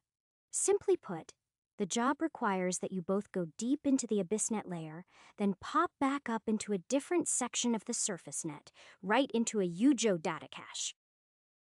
"Yujo? As in, we were attacking one of the 5 corporate nations?" "Right. Their weaponry branch, Shandian Engineering," Missy explained. "You've been getting your feet on the ground, but it's time you got to know a little about our job. We're helping out a mercenary called the Arlene N. He's planning a heist on some of Yujo's Shandian facilities. Payment's hefty. Stage 1 of the job is securing a floor plan and security details. Enough access codes that the day of our entry into the facility goes simple enough. Stage 2 is Topaz's job. He'll be getting information about who in the police are on Yujo's payroll among stealing data directly from their corporate personnel. As for you being a battery..." Mirage pointed me to a briefcase that looked to be mashed up with 10 different computers, wires buzzing all over the damn thing. There was a faint edge in her words. "We'll be using something called a proxy protocol. Normally, it allows one person to have complete access to another's body and mind. This is a modified version that allows the input to go both ways. I'll be able to drag in your warp energy into my head, and through that I can use your gold warp energy to boost myself and protect you if necessary. Any questions?" "A lot." And so I asked away. In summary, I would have 2 different direct connections to my neuroframe. One into Mirage's own neuroframe and the other towards the proxy translator. The briefcase, which would also be connected to her. The direct connection was meant to allow my warp energy to directly transfer into her. The latter would keep my own thoughts separate to hers, allowing a brief lag that would keep both of our minds stabilized. We weren't entering a true proxy state. Neither of us would be able to control the other's body or features, but it would keep our 2 brains under one digital skull if that made sense. And then we'd dunk that skull into the depths of the net. I still had questions about how exactly we would be moving through the net, but Mirage explained that it would be too complicated to go through all the details when experiencing it would be enough. She sort of lost me in her explanation with the coding and software part of my questions already. So I actually indulged in that. "You ready?" Missy asked, opening up a fridge and pulling out some bags of ice. "What's the ice for?" "Overheating," Mirage said with bitterness. "A deep dive like this takes a lot from the mind, forces it to work several times faster. It's a countermeasure for the net. Deeper regions of the net process at a faster frequency than in real life. Our physical bodies will be undergoing intense metabolic changes to compensate for thinking several times faster. Months down there could be days here." Topaz chimed in from the side, his voice startling me as though he'd vanished long ago. "That's also why we need this." He pulled out a defibrillator from the cupboards. "Your mind could be so preoccupied focusing on the world of the net, it forgets that your physical body needs to work. Don't worry, though. It's only happened twice," Mirage answered with a sour face. "Just a worst Dan case scenario. I've done this several hundred times. My personas, thousands. Got it." Reaching for my armband, which I'd called the mimic set, I wondered what feature would be best to imitate. Missy smiled at me. "Diamante didn't try it out with you, did he?" "What? He didn't let you read data from his neuroframe," she concluded. I stirred with my voice. Truth is, didn't want to ask him about it when he already gave me this. "By the way, did you ask him to give me Xian?" He did that all by himself? She looked proud, and I relaxed at that. I was right about that much. Hates going to the armory, but looks like he made the right choice with you. Moving back. Mirage? You comfortable? He could use Aditau weaving feature in there. He could try my own jailbreak if you're not comfortable. Mirage's lips pursed tight, the 3 bands pulsing at different rates, which to me surmised she was conversing with her personas. Okay, I hadn't been expecting that at all. But the next answer deflated all hopes of it coming out of a place of trust. He would already be able to see my warp code. Might as well have him scan it beforehand. So he's not surprised by it. I didn't understand what that meant, but she reached for the back of her neck, ruffling away some hair and exposing a frame that encompassed her entire neck and even extended up into her skull. I approached slowly, deliberately, making sure she could hear my own disengagement, as a long wire pulled from my frame and plugged into her own. My breath was both shallow and deep, a confusing balance as I felt our minds connect in a way that I'd never felt. It didn't go deep, and this was only surface Dan level compared to what we would be doing later. Yet, her entire presence engulfed me with colors and feelings rather than pure thought. It was hauntingly beautiful in a way. I felt murmurs of black whisked away by hopeful white, shimmering stars of violet, exploding from the conflict as her warp code exposed in my feature's eye. Scanning warp code, Baifinja Yi, Baifinja R. It was slow, both of us silent throughout the process, as her breath grew into heavy panting. Slowly, 3 figures began to fade into being, one of light, one of darkness, and the final one being a shade in between both. How's it feel? Twilight cooed closest to me. Your mind's connecting to her. Heavy was all I could think. Heavy, a voice I hadn't heard before rang out. It was jumbled and discordant like 100 shadows had spoken out at once. You should die where you stand. The owner of that voice sat in the corner of the room, staring at me. She was a being of stitched shadows in the form of a human, black hair crowning crimson, eyes the shade of blood. She flickered in and out of being, like a flame breaking apart and reforming each passing moment. You're a disgrace, Ripley. I don't know what she sees in you, what they see in you. Stop that, will you? Midnight? Daylight, scolded her sister, her form as radiant as ever. We can't talk about that. Baifinja censure, that? I asked, a humble laugh faintly pulling into my thoughts. So she thinks of me? I mean, Twilight whispered, staying by my side while her siblings argued in the corner of the room. It's not like a fourth of her psyche's constantly watching everything you do. Right. I smiled even at the dismissal. Baifinja Wushi, you want a hint, Ripley? Twilight sat in between me and Mirage, pointing to the hair her organic self was still holding up. Her hands beginning to tire out, holding the cord. Why don't you help her out? I moved quietly, adjusting my seat on the floor to raise both hands and support her hair so that it didn't tangle the wires. Just the slightest tickle of our skin resounded through my mind, feeling the mental pressure of both her and mine colliding with the touch. Thanks, her voice gasped out, and the weight behind it absorbed me. No problem. I tried to sound strong and resilient, but I was betrayed by wheezing it out. Baifinja Basher almost there. I whispered to her, nearly done then, no more of me probing into your mind. It's fine, she whispered back. Your thoughts are nice. They're gentle. And I understand them more than most. Understand what? What you want to be. Baifinji Bai. Warp code reading complete.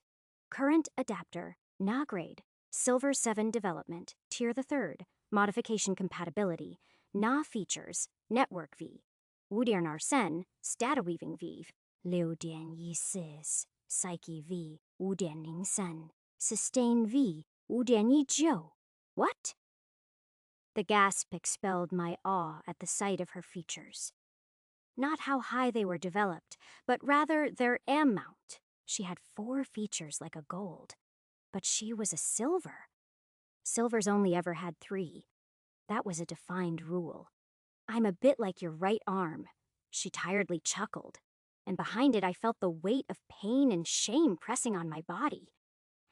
My mouth could barely form the words, pseudo-Dan Gold? Chapter 45 Chapter 42 Dungeon diving? 下午6:38分. July Sheet H. Ripley disengaging from her mind was nauseating.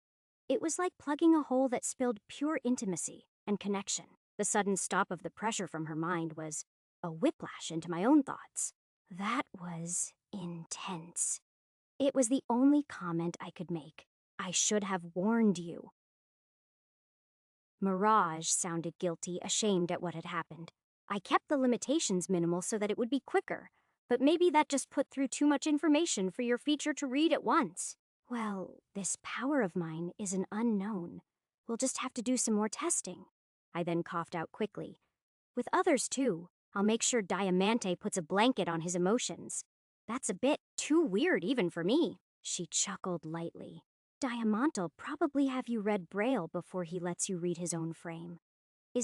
Are all of you? Topaz spoke before I could complete. Possessing really weird implants? Honestly, yeah. Mine and my brother's came from the same malformed. It produced 2 hella weird sims instead of just one. My gaze turned to Missy. You too. In a sense. This was the first time she wasn't open to me? You'll be surprised when she shows you what she can do. Topaz side-eyed her. She's insanely tight-lipped about it. Even I don't hear a slip of its deepest secrets from her. A sly smile danced on her face. I know what to trust you with, and it's not secrets. Touche, he grumbled, before tapping the net portal cube on the floor. Now are you 2 lovebirds gonna enter or not?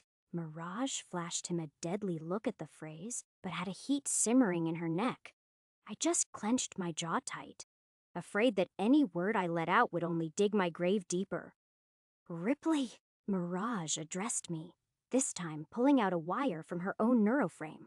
It was much thicker, numerous tubes coiled up into an end plate that was spiked. She pulled something out from the briefcase and attached the angular trapezoid onto the plate. You ready? Be warned. It will be far more intense this time around. Turning the proxy protocol into a Tudzian way street means less filters. You'll be using my mind as a shield for the delve. I'm ready. My throat was dry. First attaching into the briefcase, which sent a sharp whistle through my thoughts, once she plugged her own frame into it. The whistle became a humble tune of her inner thinking, a stream of information that let me know her thoughts as though a manuscript to act out. It was sort of like being submerged into a jelly of light and color, where all your actions felt sluggish. Then, I picked up the heavy cord slithering out of her frame, the thickly coiled metallic serpent, ending with a pyramidal head, meant to fit over my own frame. I attached the interface over on, a satisfying click acting as the prelude to an overwhelming implosion of raw mental processing. The briefcase separated our minds just enough that neither of us was consumed by it, but it was painful as it was mesmerizing to be drawn into the depths of a Tier the Third adapter. Every nerve of my body felt like it was being sucked into the metallic plate. A giant vacuum feeding on the mental existence of myself. I was being pulled through the pulsating wire that was now shining with a golden undulance, the pulsating glow carrying my presence. It clearly wasn't harmless for her as well. Forcing the entirety of another person into your consciousness would be as agonizing as a body losing it. She writhed like a seizure was upon her, a much more different showcase of my own pain appearing through eyes that had been hollowed up by the sharp sword lodged in the back of my neck. Speaking of, how was I looking into my eyes? Then I realized it wasn't, as the hands attached to this body were disturbingly feminine. Nails painted a dazzling violet with a starry night across them. Now, I get what it's like to have someone else in your head. Twilight's voice came from everywhere. Hold on, try to form an avatar. It was weird. How was Twilight even looking at me when Mirage was twisting up in pain with closed eyes? That simple thought revealed my body to break apart. A deconstruction of my physical existence into motes of light that periodically recombined. She was reconstructing my body using my own proprioceptive awareness through this connection. And as I broke even further, I vanished further into the threads of Mirage's mind. Ripley, an avatar. You're making me feel bloated. Twilight groaned as my own mental burden came solely upon her. I gave a mental nod, unknowingly jerking poor Twilight's head. She was not happy, said that it almost broke her neck. I didn't question how that was possible, but instead focused on not merely being within Mirage's mind, but a part of it. I felt a sudden ease as a hand pulled out of Twilight, my own doubling from hers. It was freaky. A ghost peeling off a mortal vessel type of freaky. "You're really doing it like that?" Mirage's voice came from her physical form, her knees tightly held to the chin of her pained face. "I'll make it easier for you." Persona protocol is active. At once, me and Twilight split into two beings. I saw her like she was really there, standing in the thresholds where Mirage's consciousness wasn't focusing on. As the physical eyes of Mirage tracked me down, a cone of light overlapped, physical existence righting itself where Twilight stood. "That's cool," I whispered. "You're naked," Mirage said tiredly, bags under her eyes. "Can you make some clothes?" Mortified. I stared down and, okay, I wasn't technically naked. My entire body was smooth and flickering, as though only partially constructed from the real thing, and where my dick should be was just a vague mound of light. "Ah, I'll try." I pulled onto Theta weaving feature I'd mimicked from Mirage's frame. It was a weaker copy, only accessing her development up to VE, Dern, and Edern. Update summary. The summary begged the question. Why on earth were all her earliest developments related to delving into the net? That was unusual for a beginner with data weaving. Normally, they started with basic data shields, or modifying shardware warp code. Forming armor had been simple, as I simply felt my skin extend outwards into rough slabs of metal.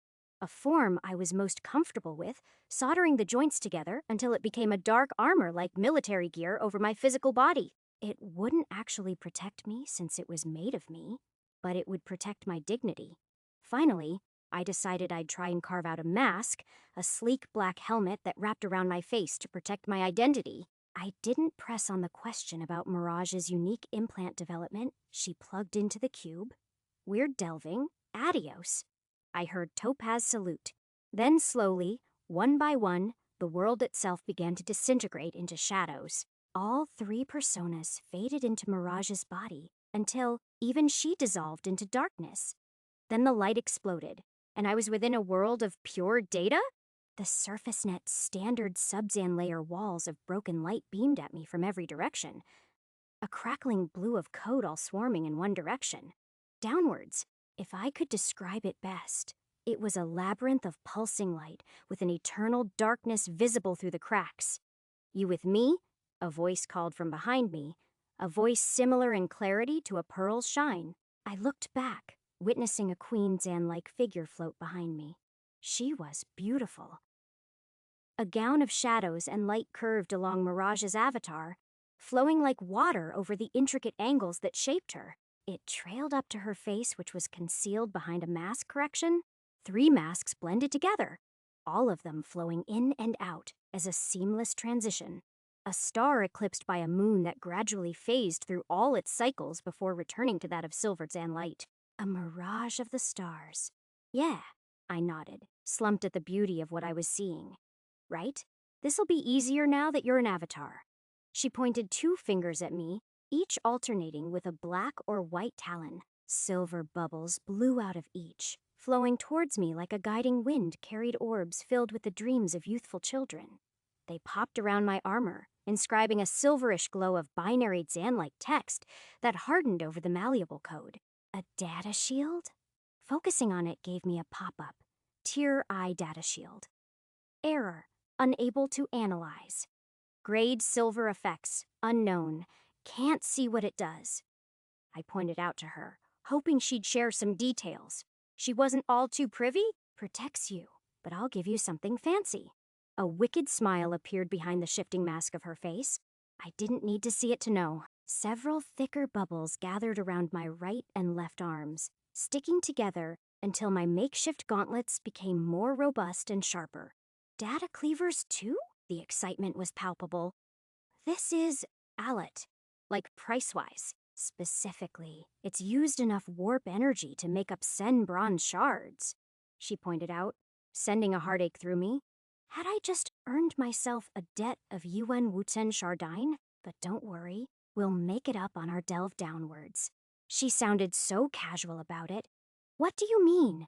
A hint of excitement creeped inside her voice. There's another term for those who dive into the net. You ever played one of those games? Some people like to call us dungeon delvers. So far, our descent was quite literally a descent. Mirage navigated ahead of us through corridors of light and darkness, pointing out curiosities here and there, like, oh, if you enter through that door, you'll find an archive of dog Zan behavior instructions for android pets, or how some areas of the net were meeting grounds for virtual transactions of illegal goods, calling out to a shady passage labeled Auntie Holly's Avatar Salon. Strangely, walking through here didn't drain any stamina out of me. It was as easy as thinking. I didn't even need to turn my head to know what was behind me. There was just a 3 Zan-dimensional sphere of knowledge filtering into the avatar every second. Then, eventually, we would find some broken hole in the ground. A fracture point in the net's code. She called it a shortcut of sorts. Hold up. She stopped me by another fracture point, a ravenous smile all through her face. Bandits down there. Bandits, I laughed. She got really into treating this like a game. Yup, Muramasa. Shadows slicked down her arm, appearing more solid with the blood Zan red viscera, coating it until it formed a bow. Muramasa! My voice grew quite a bit more strained. Muramasa Dynasty was the oldest and arguably the most dangerous criminal organization in the district. Calm your tits. A red glow flickered as she weaved a bowstring, refining the weapon down until it was slender and perfect in her grip. Your shield encrypts your identity. It'll do that even out of the net as long as you don't take too much damage down here. That's not what I'm worried about. Scared. I was too. A sad look smeared in my mind. From her mind, I took the invitation. You first delve into the net? How long ago was it? Too long ago. Without another word, she dove down into the fracture, pushing deep into the unknown. I followed through, and instantly I felt that something was off. Alarms went through with my passing, a thin wire snapping at my descent through it. The fracture point was being tracked. 2 of them, boys. One of the Muramasa goons raised a blade at me. His entire body was a pulsing mess of black vines. Another was nothing but an eyeball, and the final was a hulking ogre of red flesh. Some individuals were quite creative with their avatars. I was just an armor of black metal. Mirage's bow shot forth a single arrow of silver coated in shadows. It curved through each of the 3, digital monsters in one single streak of black. They all moved forward as though nothing happened, each of their bodies flaring up a dull gray glow of iron. Shit? Was that silver? One of them, the ogre, stopped to look down at the growing black wound. Fuck. I think we just met. Mirage. The eyeball one of them realized. Then he split in 2. The shadowy wound where he'd been struck exploded. The other 2 followed not soon after. Oh, okay. Never, ever get on Mirage's bad side within the net. How'd you do that? I did that. The black and red arrow returned to Mirage, a mouth growing from its silver head. And you'd best behave unless you want me in your head. Ripley Donovic. So that's midnight, Mirage said, whispering something to the arrow which curled back into her sleeve. It's simple, really, how I did that, I mean. You weave data into a bow, lock in a really powerful execution of warp code as a data cleaver, and just launch it forward like an arrow. I tried doing it. A few globs of my own warp code spilled out from my hand, golden in color, but shaping them was like trying to get clouds into shape by blowing on them. Even with the data weaving feature, I could barely manipulate any of the data that wasn't in contact with me. Like I said, it's all about how you envision it. Choose something you're comfortable with, something you want to control. She guided her hands over my own, and I could feel our mental presences colliding the closer we got. She gripped a strand of my gold, shaping it like it was flowing water and poured it into a vessel. You don't have a tendency yet, so it's a bit more difficult. Give it a purpose. Use your own features to guide it into a form. Mere imagination gives it a shape. Knowledge gives structure. I felt her thoughts simmer in with my own. showing me how to better frame the budding weapon. Well, I gathered myself, thinking of something. I could use my preservation matrix as a baseline, but I needed more than just that. Staring up at her, I pushed my curiosity through our mental link. What do you use to give warp code purpose? I don't. Midnight gives it the purpose. She becomes a vessel carrying my desires. I simply execute her protocol. It's more efficient. They're the weapons and I'm the warrior. Well, let's see. Imagine the warp code into something I'm comfortable with. Easy then. A foundation for structure. The golden blob slendered down into fine sheets of metal, some thicker and some buzzing. Shardware, glimmering pieces of plating floated out of me. Then imagination to guide it into a purposeful shape, to persevere, to protect myself. But was that enough?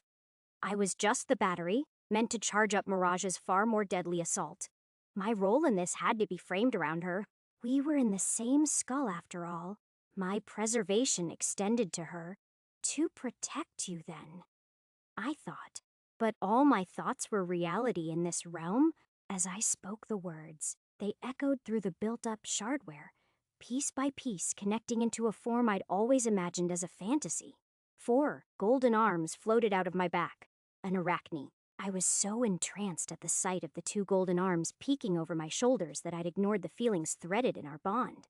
Was that embarrassment from her? It felt like walking through mud that tickled you. Okay? She laughed through, but the awkward air had settled into place like a building that had crashed down. Thank you? Sure. I tried to stay calm. I really did, but even the 4 arms to my back cowered in cringe. Moving on. She coughed. See that? See? Oh. Where all 3 bodies had died was now a floating shiver of iron, a distortion of space colored a dull gray. Is that warp code? Yep. Remnants of their data shields and cleavers. She floated over to it. A tap of the thing draining into her body briefly engulfed by what seemed to be flames made of metal that died on contact with her. Not as much as when you consume a bug, but it's enough to probably get you an update if you absorb maybe 3 or 4. For me, it's just a recharge of spent energy. No shit. Replacing that awkwardness was a chill of anticipation. Why didn't I dive in sooner? Attacks like that weren't uncommon. It turns out that we were in somewhat of a universal alleyway for Avatar mugging. She explained that there were secure pathways to the AbyssNet layer, sort of highways used for big transfers of code. Those were relatively safe, but the passengers were monitored by corporations and criminal organizations, so they became areas we wanted to steer clear from. There were also whole cities and towns made on the net, entire communities of digital avatars. The grandiosity was astounding, where we were acted like a sort of the backrooms of the public Zan space. An in-Zan between area of pure data transfers and a few stabilized platforms to support avatars that maintain them, she said. Entering the data Zan surges where the transfers happened was a surefire way to die at my level. It would scatter you into a million places at once. The deeper you go, the faster it becomes. A single second in there could see you whisked away to Europe if you entered one at the VoidNet layer. That's assuming you survive it. The warning behind her words carried something of an experience that there was no questioning over the next few hours. We were attacked several more times, and it wasn't until my 4th and then 9th warp code consumption that I got updates. Psyche V idernin bagonsim S updated to V. Iderninjo effect. Increased confidence when talking to an entity the adapter considers attractive. Was that the update I'd been waiting for all this time? Mirage peeped as she saw the screen appear in my vision, and my attempts to claw it away as well. It might as well have been a direct alarm to the inner workings of my caveman brain. Fortunately, the second update was a tiny bit more needed. Data, Mimicry V, Lin der Nin Si Gonsim S updated to V. Lin der Nin Ba effect. Increased speed of reading live warp code from a neuroframe. It also ticked up my development through the foundation stage. I was now at Bifendersen, after nearly 2 weeks. Yeah, things had really slowed down, after what could have easily been half a day. We managed to delve deep enough to the point where the blue walls darkened into a gray contrasting with the black void. Some digital hours later, the surface net, iron sub-Zan layer. So the iron Zan grade warp code we're in now. Why can't we just absorb it? I tapped one of the walls. It pulsed eerily against my knuckles, like it was alive and reactive. We'll be hunted, she said simply, a bubble forming from her hand to show a humanoid machine halfway between liquid and metal. Just avoid interacting with the framework. Should have mentioned it sooner, but especially don't destabilize it. It'll call in what are called sentinels, mindless AI soldiers. They're a neocore countermeasure system to keep the net secure from NetZan terrorists and malware attacks. Got it. I spent the remaining time making idle small Zan talk. Sometimes Daylight or Twilight would appear by my side and make conversation with me. Daylight said how it was her job to keep us hidden. Something about masking our presence using iron Zan grade cloaking protocol to blend in with the framework.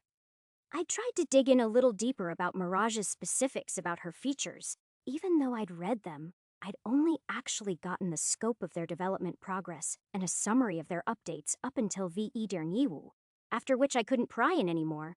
Why don't you wait until you're better? She teased with an honest grin. You're not worthy of such knowledge, came Midnight's more harsh reply. What is Midnight's deal anyway? I get it that each of your personas have a different personality. But how'd that come to be anyway? I asked. I got the persona protocol at version Sender Nunin of my Psyche feature. I suppose the easiest thing to say is that there was trouble regulating my emotions. They overflowed, so I needed baskets of warp code to feed them into. Midnight's actually the oldest of them. So she's a vessel for your rage? It was my best guess. No, I didn't expect her to say anything after that. I was wrong. My negative emotions, mostly contempt. If I was getting her to speak more, then I would gladly indulge. You loathed the world or something. I felt like I did, and I still do. My personas don't mean I stop feeling those emotions, just that for some moments I can have someone else think about them for me. It lets me focus, be vigilant. She spoke quietly throughout it all. Well, I just suppose I don't have a great grasp on who you are. All of you. They seem like real people even if they're a bunch of warp code managed by a feature. But what about you? Are you just a summary of them combined? Or are you entirely separate? All three other personas shut their mouths, and even I was waiting for Mirage to answer. They're not real people, Ripley. They're tools for me. That's how they started. Anyway, I didn't make them into functioning beings of self-Zan actualization. It just ended up that way. She didn't answer my actual question. Well, they say your features adapt to your situations. Why did they become more alive? I don't know. I did. It wasn't all too difficult to guess either. Just thinking about topics like imaginary friends in the first place. She wanted friends. She was lonely. What she sought was connection. Deep inside, I felt what seemed like snapped threads to something that meant a lot to her. A purpose. Racing to catch up to her, I let my hand find purchase on her shoulder. I'd like to get to know you, and I mean, you. I spend all my time with these other versions of you in my head, but I want to know all of you. Contempt, reflections, hopes in you? She paused in her tracks, her thumb running over her other fingers, then she sighed. You don't. I'm not someone worth knowing like that. You already know that psych head-ups to your past horrors? I do. I stared into the pulsing floor. As much as I don't talk about it, I don't think it's really healthy to have a personality matrix embedded in my head as a replacement for therapy. Her eyes opened at me, even if they were facing away. Installed before you even got your arm, your mother still doesn't know, right? She still thinks everything I've become is all from Psyche. She slid away from my grip. What is it that you want from me, Ripley? I guess some company, I admitted. Never met someone who's replaced talking to someone by inserting a bunch of code into their head. Other than when I stare into the mirror.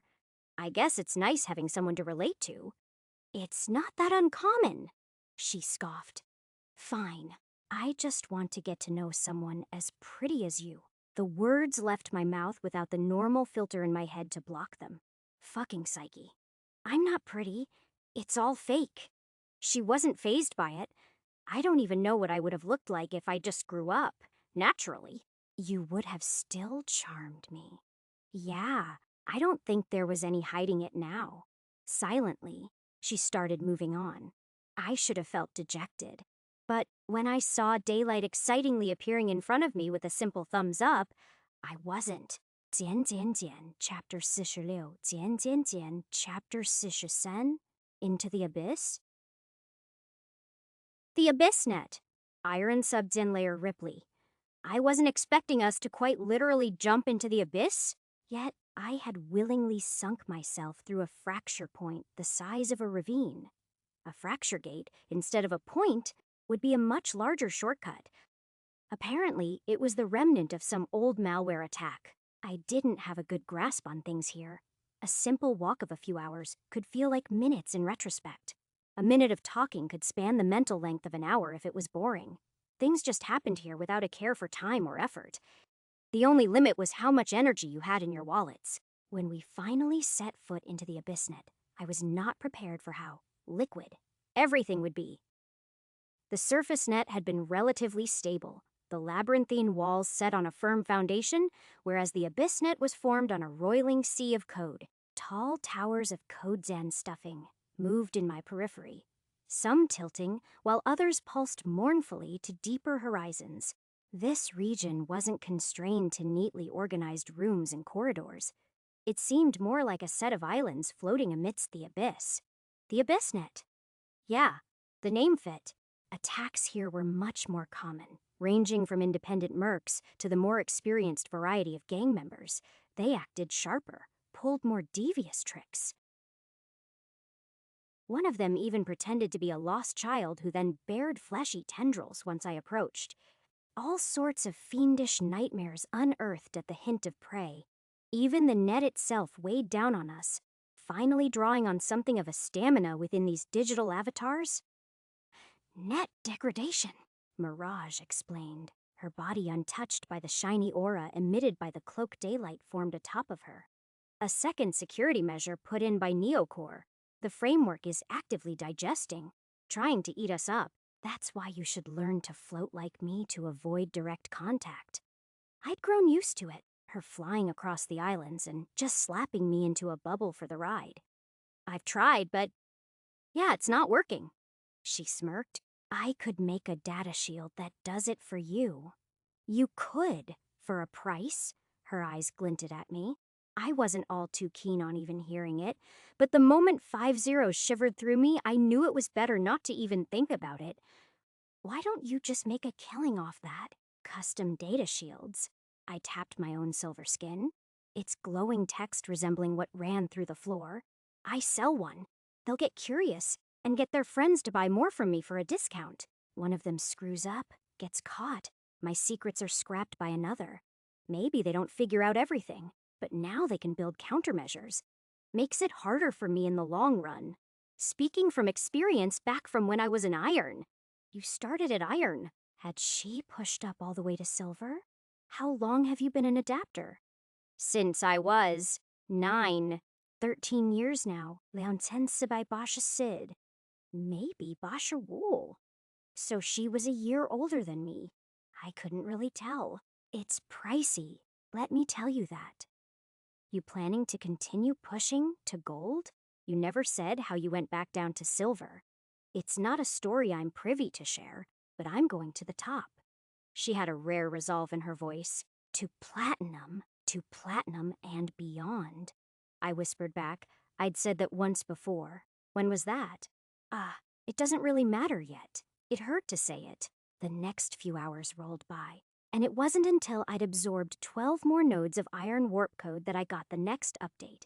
Data mimicry V, Lindernin Bagunchim S updated to V Lindernin Tov effect. Increase to depth of fractured warp code reading. A bit vague, but I understood it a little when I sucked in the next node. From what I understood, we weren't exactly killing these people. Not too many drove their whole consciousness into the net like how we were right now. Instead, we only got the bits that were weaved together into their avatars. Not enough to constitute a whole feature.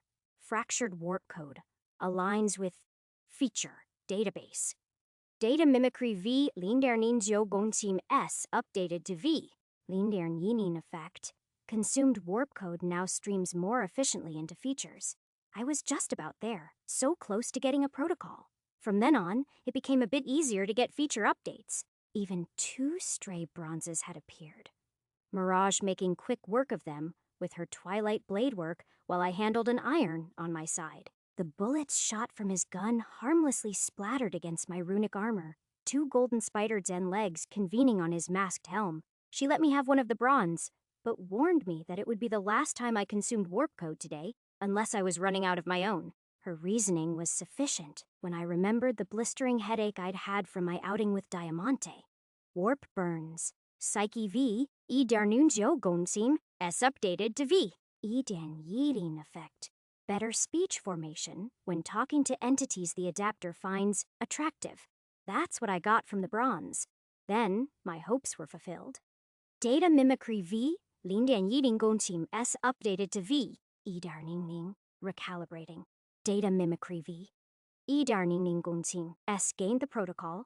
Focused consumption. Enhanced reading of warp code during consumption allows the adapter to choose areas of focus. Compatibility will be forced even under circumstances where the warp code remains unsuited for targeted areas. What did that mean? I flashed the screen over to her, and she rubbed her forehead. Just what sort of implant did you even get? I thought it was just compatible with only you, but now that's impossible. I stared at the screen for a long time before answering. What do you mean? She rubbed her forehead, almost shaken by the revelation. It's not just compatible with you. It's compatible with everything. Normally, whatever warp code you can't directly utilize is instead unraveled to increase your stats, but this.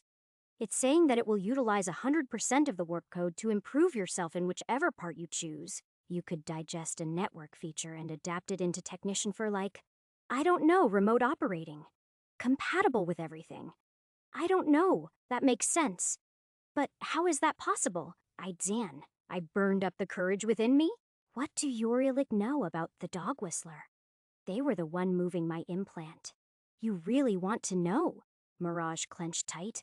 That they're untraceable, unmistakably powerful. They could be a rogue AI or a titanium powerhouse, but they're real. I know you're having Diana search for them, but honestly, call it off. She's already in big trouble looking for Soul Killer. Soul Killer? That name did not sound like good news. Forget it. She'll learn her lesson in time. But what the Soul Killer is for Sims.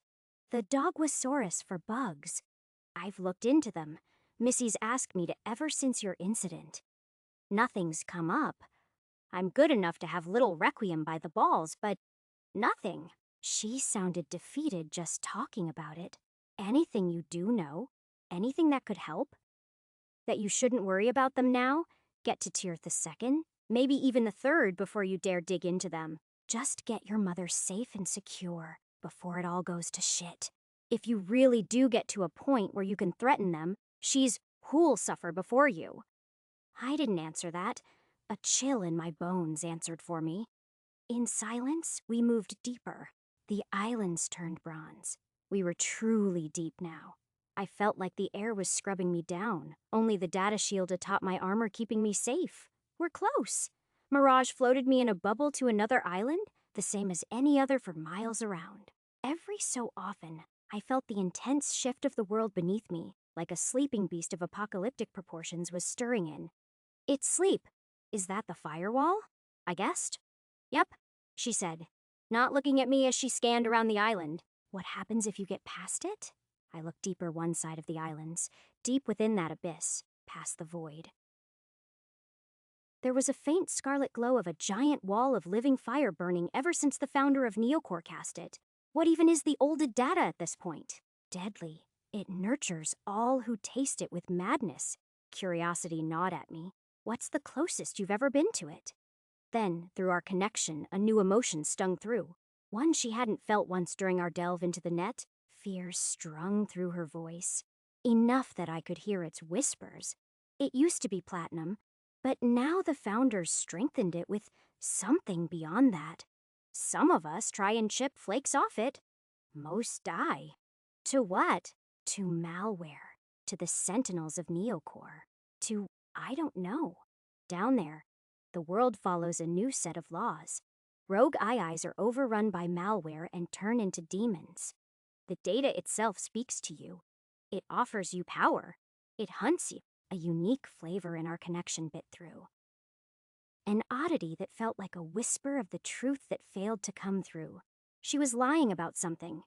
You've tried it? The pure stillness of our bond, like an air that refused to move, confirmed as much, was a job of mine. The sheer ridiculousness of it permeated my tone. What kind of job requires you to brace the firewall? The kind that you don't have a choice in. Hot anger flared through, enough that for a second I felt like I'd been simmered under the sun's scrutiny and flinched. Got it! My data shield reactively pulsed. That had been an attack of sorts. Right? Our minds were bound together, and no one else had better mastered the ability to chop off a piece of their personality off. Probing around the unusually boring island, Mirage pulled enough strings. Her shadows creeped around every corner until the island itself fractured. From the epicenter of its broken landmass flew up a reverse watered and fall of bronze and silver upwards, the rushing warp code surging. We need to enter it, she said, looking focused at the giant pillar flowing towards the sky of iron. A data surge. Didn't you say I would die? Each blur of bronze seemed sharp enough to rip me apart. Give me your hand. She reached hers out to me. And channel me your gold. I'll make a shield that can breach through. No one will expect someone to make it through this alive. They'll have eyes on the surge, but I'll make sure they don't see us. I gripped her slender hands, the exponential rate of our minds merging, letting her thoughts ripple through me. Ah, of course. She was nervous. Nervous about going through this into the unknown. Nervous about putting her fate into the hands of a stranger, quite literally. But she was also nervous about holding my hand, a childish, frankly innocent anxiety. It calmed me. She wasn't just some scarred being with a past too horrifying to speak off. She wasn't some mysterious enigma with 3 sets of masks to wear. She wasn't just a mercenary who did things for the sake of her job, because she was also happy. Holding her hand wasn't just so she could get the gold energy radiating off me. It flowed into her body just as easily as it came to me. And through it, I knew what she was thinking. That she was glad she wasn't alone through this. Remember, I'm protecting you. My 4 arachne arms spurned from my back, 2 of them hovering behind her body. Elsa, thank you. She didn't need to say it. I felt it as easily as I could know that my body had bones, my physical one. We have to call ourselves by our pseudonyms. Ripper, she chuckled, her grip on my hand just the lightest bit firmer. You should find a new one. Soon. That one sucks. A golden bubble wrapped around us both, and we plunged into the data surge. So this is what being fire feels like. Imagine your body getting ripped apart, then pieced back together every second. Would not recommend. No, not one bit. The only solace in my mind was that Elsa was with me throughout it all. That her hold over my hand meant I had something other than this pain. It was over as quick as it began. We barged out of the surge like 2 ragdolls onto the floor. It was odd, because it was an actual floor with desks and chairs strutted around. We seemed to be in a building. We're still in the net. This is just a more cozy space they built so that the permanent workers here don't go mad. Even a days and night cycle to keep a virtual track of time. She pointed to a window of an open skyline where 100 streets and level stars were shining out. But there was still a disconnect. It was almost a painting if you looked deep enough because there wasn't a depth. That data surge was a backport they abandoned usage off. It'll ping up some alerts. But daylight's got us concealed. They'll know something's off, though.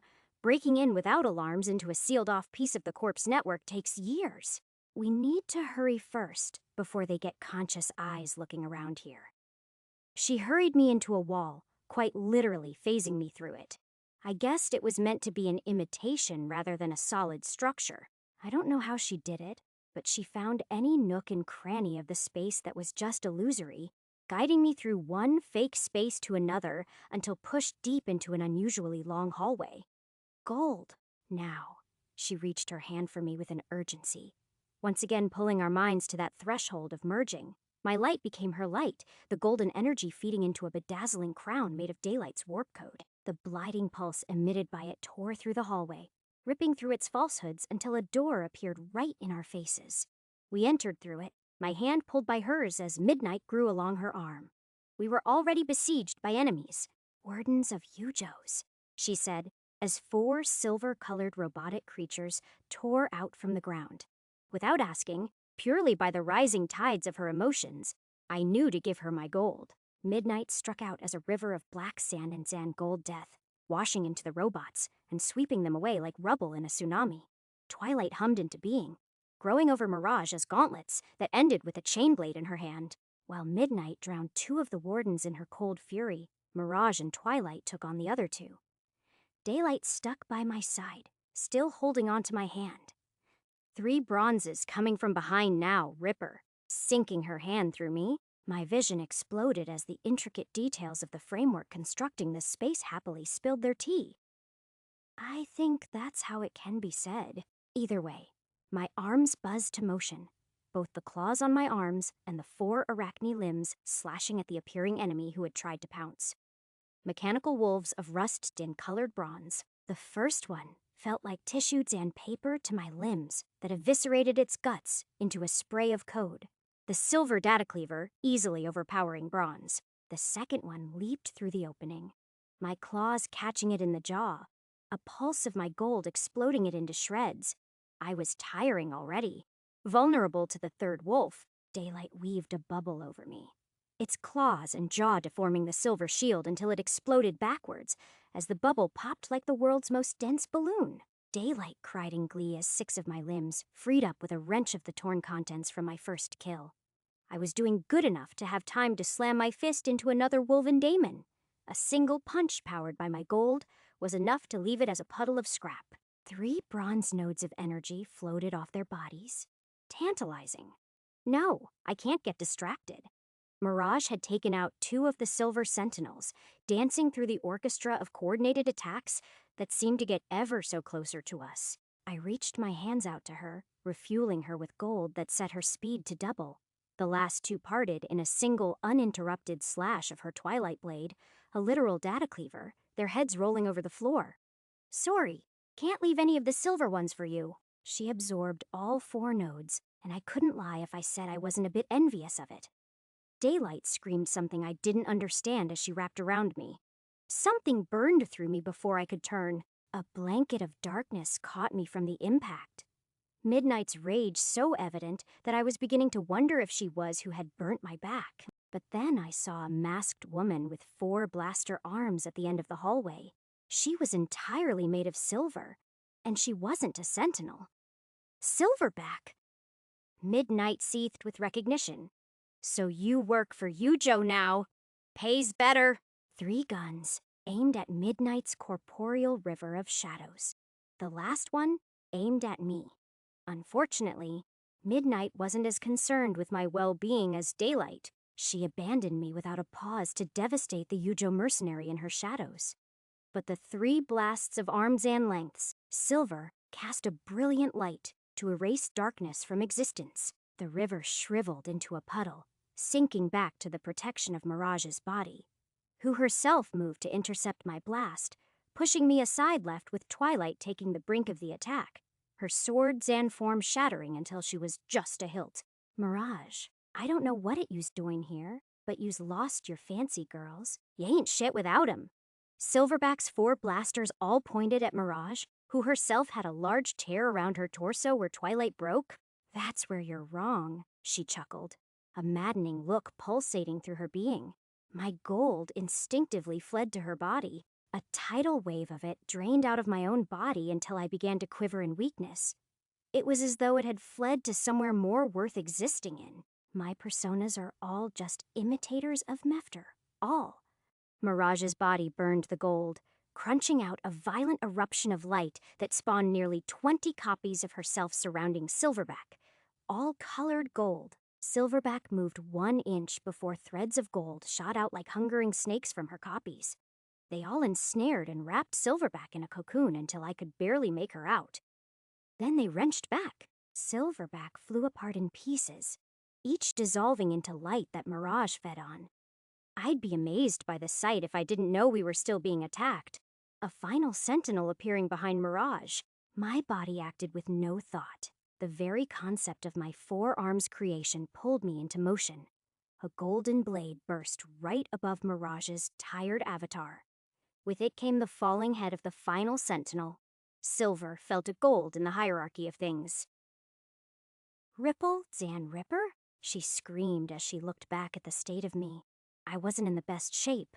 One of the sentinel's own arms had pierced my data shield. It sunk neatly into my digital flesh, cleanly through where my heart should be. Absorb it! I tried to. I really did, but there was so much pain, so much Dan the blade shouldn't be fatal, but I didn't have enough gold. I gave it all to her. Mirage's hands gripped over me, sending her silver warp energy into my body. And then Dan what? Was this how she felt? Don't die. Please don't die. I'll be so fucked if I let you. I don't know what'll happen. Survive. Not now. Not when I finally. Please survive. We will not let you die. Everything came through without restraint. Her desperation, her fears, her hopes, even possessiveness. I don't know if I'd ever recall feeling like someone had been mine. Like I would give everything to another and be happy about it. But I could live with this. Absorbing warp code feature. Error feature. Drites and aids in Tawiving absorbed. Where would the adapter like to focus the warp code? To my life. I saw a flash of pink pull from my eyes. A beautiful angel who could take my pain away. To that, confirmed. Forcing compatibility. Psyche V yider yuding gonsum. S updated to V. Idern yisi effect.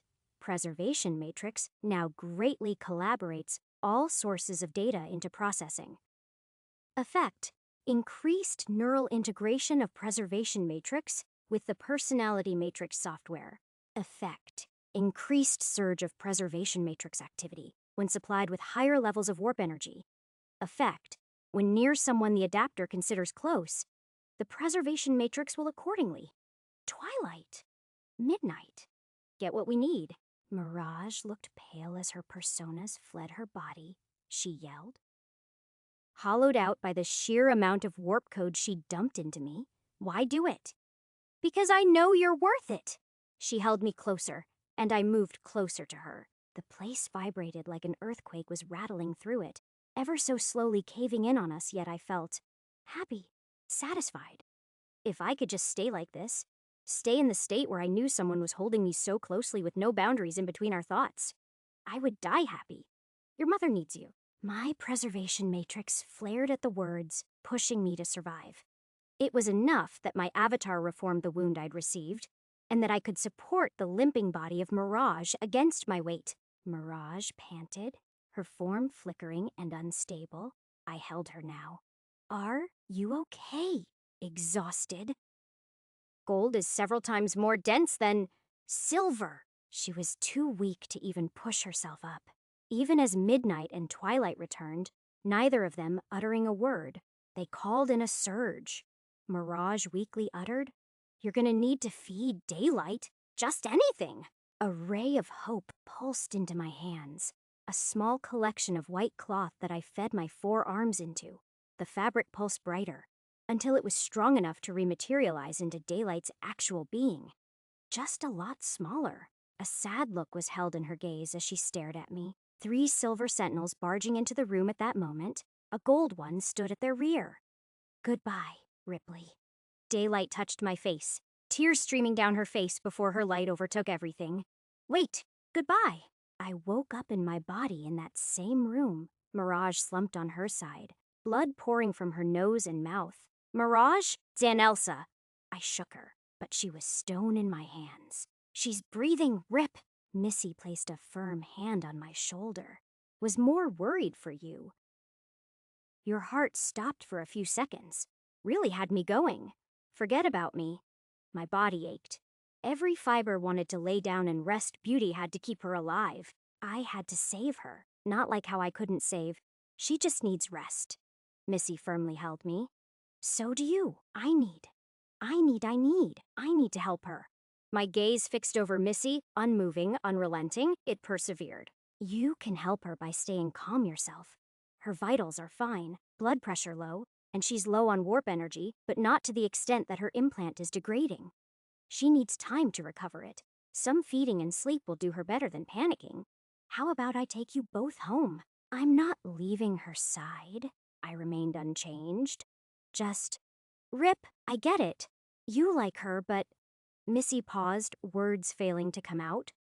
Romance isn't cut for our business, especially among colleagues. It's not about that. Anger swelled to a breaking point. Zan, let me help her. She slapped me.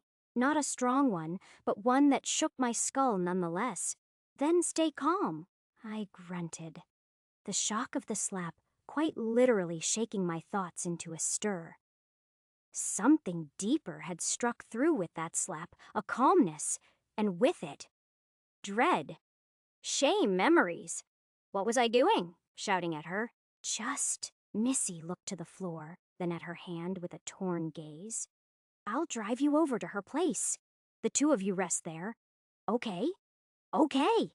My voice faltered, unsteady.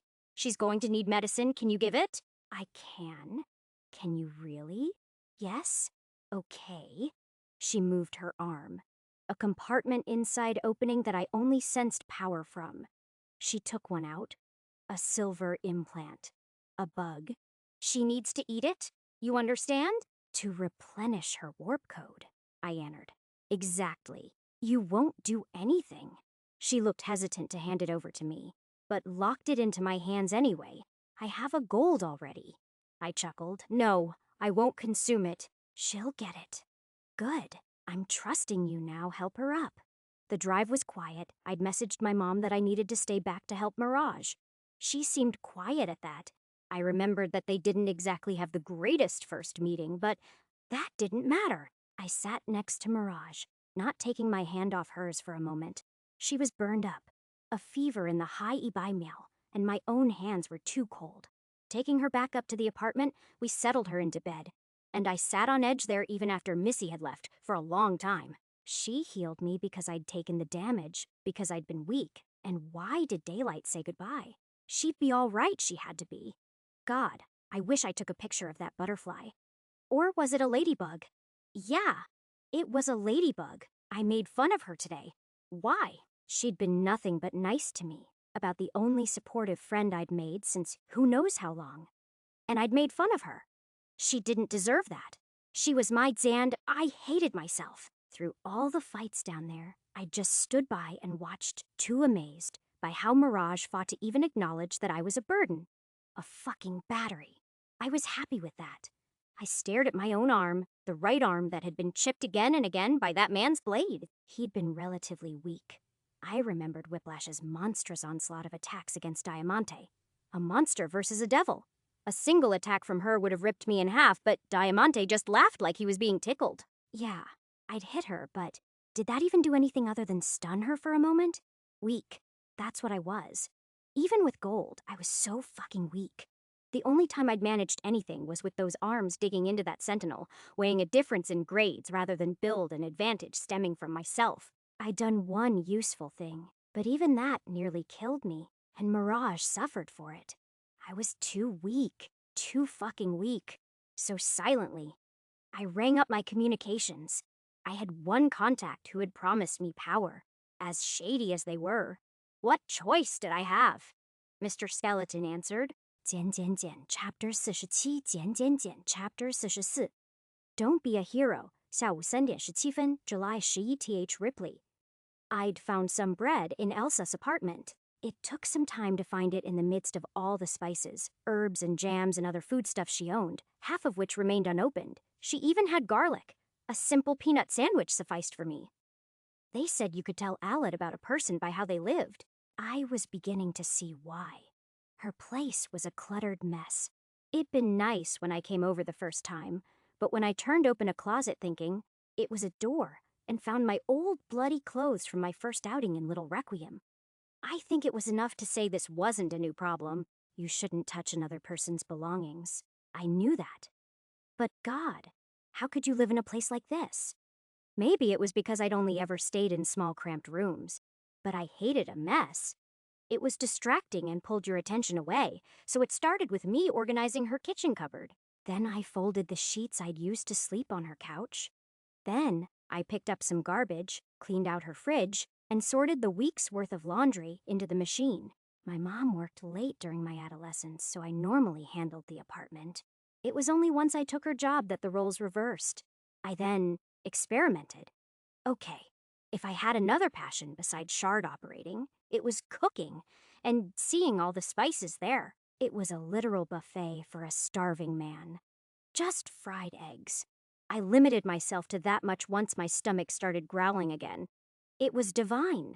I'd never had anything so soft and gooey. It tickled down my throat like an angel's whispers. Was it the ingredients? It said it was produced on an actual farm rather than cloned, and that certainly played a part in this, but it's really good. Elsa's gentle eyes spoke more words than an entire choir's afternoon hymn. Little sparkly jewels of amethyst wandered as they bit into the egg. Who taught you how to cook? The past. I admitted with the weird statement, sitting on the edge of her bed. My mom taught me how to use knives back when we were rich. She had an entire set of these old Yujo ones that emulated old Japanese cooking blades. Had this really cool pattern on their edge. Was almost like marble. Probably one of the first times I fell in love with a piece of metal. Ever since we lost everything, I'd just been chasing that flavor of food I remembered as a child. You're different than how I imagined you would be. She put the empty plate down. Different. How? I thought you'd be weaker. Mentally. Physically. There's a saying of how the founders came down to Earth and realized they were in over their heads. You know, they failed Alit in the beginning until they fixed things up a few decades later. Just normally don't see a lot of success stories coming from a rich guy going broke. Rich kid, I reminded her. I was what? She? Sure years and 4 months, she said quietly. Lived poor about the same amount now. By the way, happy birthday. It's been a few days, but you should know. Right? I was now Arshiyimiao tarting July Bati. Only my mom and Hochin had wished me. We had a nice dinner. It was more relaxed than our old one. You got me a birthday gift to make up? The data shield not enough, she pouted before sighing. I'll think of something. When's your birthday? I smoothed the wrinkles on the bed.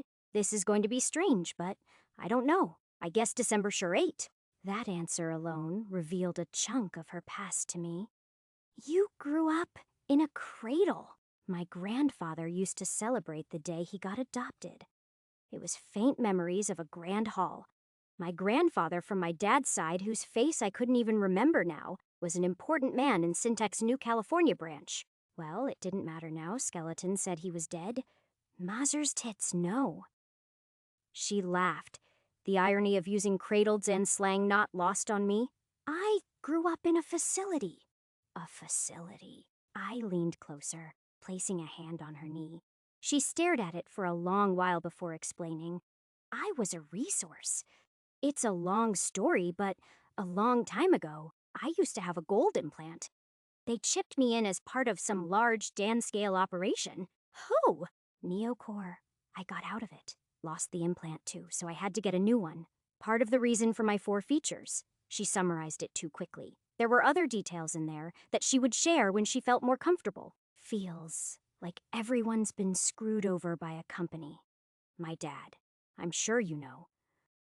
But we lost everything once he tried to whistleblow that Syntech's recent Yellowstone tech was causing volatile activity with its volcanic generators. He Zan. I struggled with my words. He confided in me about it. Mom didn't know at the time, but he asked me what he should do when he found out. An 11-year-old kid, that's who asked for advice. He asked me whether I should protect the family or put the bad guys in jail. She stared at me quietly, and I stuffed the pain back into my throat. Yeah, I told him to be a hero. And look where we ended up. He got fired over some bogus claim of money laundering or debt or something. Lost all of our assets, including my parents' original implants. My mom got kicked out of university, and before you knew it, we were all sharing one mattress. It forced my dad to work with Sean to pay the bills. Pulled him into an even deeper hole of feeding corporate intelligence that Sean just regurgitated for a higher price. You know, he's half the reason why that fucking club could even be owned by them. He shared expensive secrets. Then they left him to die when no one else was there for him. But Mom and I wasn't done talking. And you want to know what's the other reason they could afford running it? The personality matrices. About the one piece of Syntech gear they actually stole for themselves. And not one shard up in their payroll could understand. Not anyone, but me. Ripley? She started, but my voice cut through. My mom didn't even know. I laughed bitterly. Sean asked her to work at his club first. You know, as a fucking stripper?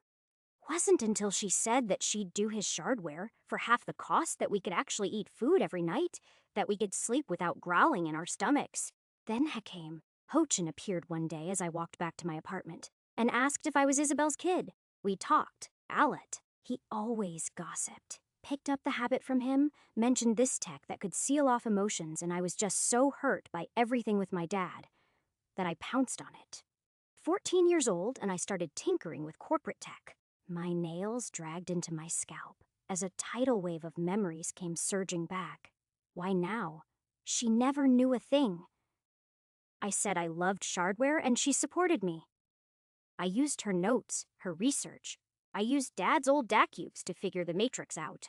It took a year, but I had it in my head. I didn't care if the Syntech failsafe would kill me, because at 15 I was sodden with life. It turns out I lived, that I'd done everything correctly. Then I sold it to Sean. And he paid me with Abrons. Wutsen Shardine. It felt like so much money to a kid back then, but now... He gave me a bronze shard for the ability to alter a person's whole identity. I remember my mom coming back home that night. Her eyes hollowed and she drank herself to sleep. She hadn't touched alcohol since Dad died. Then spent the next year mumbling about how she hated herself for making women like that. She'd rejected working on the Matrix first. I figured out years later when Hoken drunk Zan cried that I was the backup in case she'd refused to make it work. She was so strong, and I'd Zan. I caught my breath. She still doesn't know I was the one who reconfigured it. But ever since then, something in her broke. Every day she came back paler, slurred her words, stumbled in her steps. It wasn't the drink, dark veins crawled up her arm. Up from Yarm.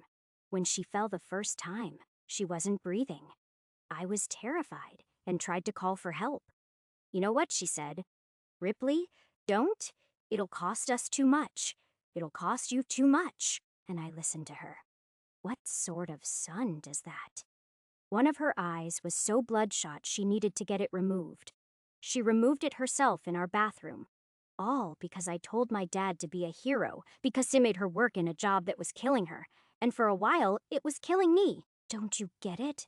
Everything that fucked up my family. It's been my fault. It's all Benny's fault. Her blanket was covered in the rain of my emotions. And I don't know. Looking at you, that same lack of breath when we left, what happened to Daylight? I remembered her, my mom, when she fell. I remembered how weak I was then, how weak I still am. I shouldn't have worried you. I should have been more than a battery. I called Skeleton, you know. You did? Her hands covered my own? That's Dan. What did he say? I told him that he'd never get my grandfather's stuff, but that I'd sell him. He was curious, you know, but we worked out a deal. Every month he's gonna send me some shardware. Useless shit, he said. Turn it into gold. Not literally, but he said that if I had half of my grandfather's ability, I could do it. In return, I keep the stuff, but I sell him the prototype and details of how I made it. Ripley? You? She couldn't say anything. I didn't expect anything more. I was weak after all. No wonder she voted against me. You need a hug. And Mirage did just that. Not Daylight and not Twilight. Elsa. Mirage, her voice came steadily. not an inch of judgment in it. Go get yourself cleaned up, Ripley. What happened wasn't your fault. I overexerted myself. You saved me. You did. I wouldn't be awake right now if you didn't take that blow. Just, let's head on over to the washroom. She guided me by the hand, even helped me wipe off the snot from my face with her sleeve. God, I hated myself. And Celine. How long has it been since I even thought of her? I don't get it. One moment I was with her, but the next she's Anne. Why did I stop thinking of her? She was there for me for so long, and the personality matrix threw her memory aside. The intensity of the grief sent my head spiraling into the depths of those memories. From the day I got my arm removed and my mom had to begin living with the fact she would never operate again, I'd been in so much pain that I reached out to her for the first time in years, and it was like she'd never left, until she did, and I never even remembered it. Missy. Elsa's voice was hushed, her eyes wide open. Did she touch you? She has the ability to limit another person's features. She could do that. Yeah, she slapped me. Mirage chuckled at that, but there was nervousness there, her eyes fading behind a light as she delved into a Neuralink call. She can only do it to one person at a time. How long has it been since you were last with her? I don't know. 10's in, maybe 12 hours. It should be running out soon. Okay, she's disabling it. Elsa held me throughout it all, just staying close as my mind felt. Organized. Memories faded, pain blanketed, and Elsa's calming touch on my frame sent them all away. All packed into a box, knotted tight. It was terrifying when she did it to me as well. It has a mentally eroding effect on USPSers. Had me thinking I'd lost connection to Midnight. I was so scared I'd lost her back then. She pulled me in deeper to a hug, and I was so scared for you. I keep people away, Ripley. It makes this job easier. Even among the others, I don't. Open up. We all have our own hells, and it's better we just keep things to our jobs. A bit late for that now. I embraced the hug. I didn't want to let go. Nothing's your fault, Ripley. You were a kid. You didn't know any better. I did fucked up shit too, I'll out of it. Before Missy, there was another group called Us the Runaways. All of us faded, except me. Killed or jailed. For good reason. We were so angry and tired that we didn't care about who we hurt. We just did, until another gang.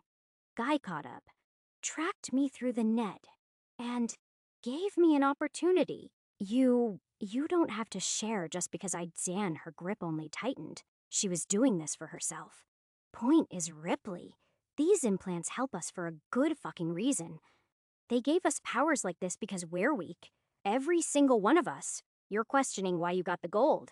None of that matters. You got it. It's yours by that merit alone. It wants you to protect it. That's why it's made you strong. So flourish it. Feed it. By any means necessary.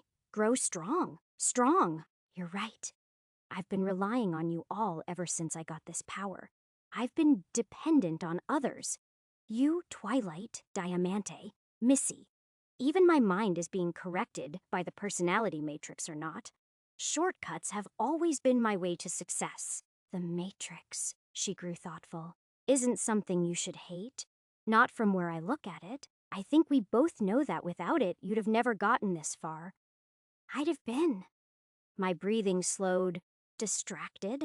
It is a complicated tool, but to me, that is what I look at it as, a tool. She held my hand. Just like my personas, that is a bit harsh. We're all tools, Ripley. The others included tools, but to who? She closed her eyes, and briefly I felt her mind connect with me through a communications channel. As I opened into it, a screen flickered wide. I saw blood and bodies splitting under a blade, a masked swordsman, and police fighting side by side against gang members in what looked like a lavish ballroom. The swordsman. He was fast. To my trained eye, the shardware on him was beyond immaculate. He was so fast, it looked like he was teleporting, and wherever he appeared, death followed. Stage 2, Elsa sighed. Went wrong. Massa betrayed our employer. He is handling them personally? That guy, he is the Nen. I looked closer. One of his blades swept through the air as blood spilled from its path. Within the air, it was floating and curved as though it could ride the current, and the bodies were merely turbulence. He is powerful. He is gold, Elsa stated. One of the strongest tier 3s I know could kill you in a blink, and that is literal. I saw a flash of lightning, a policewoman charging into that mayhem without fear. Diana was there. Elsa closed the screen, her eyes slipping into mine.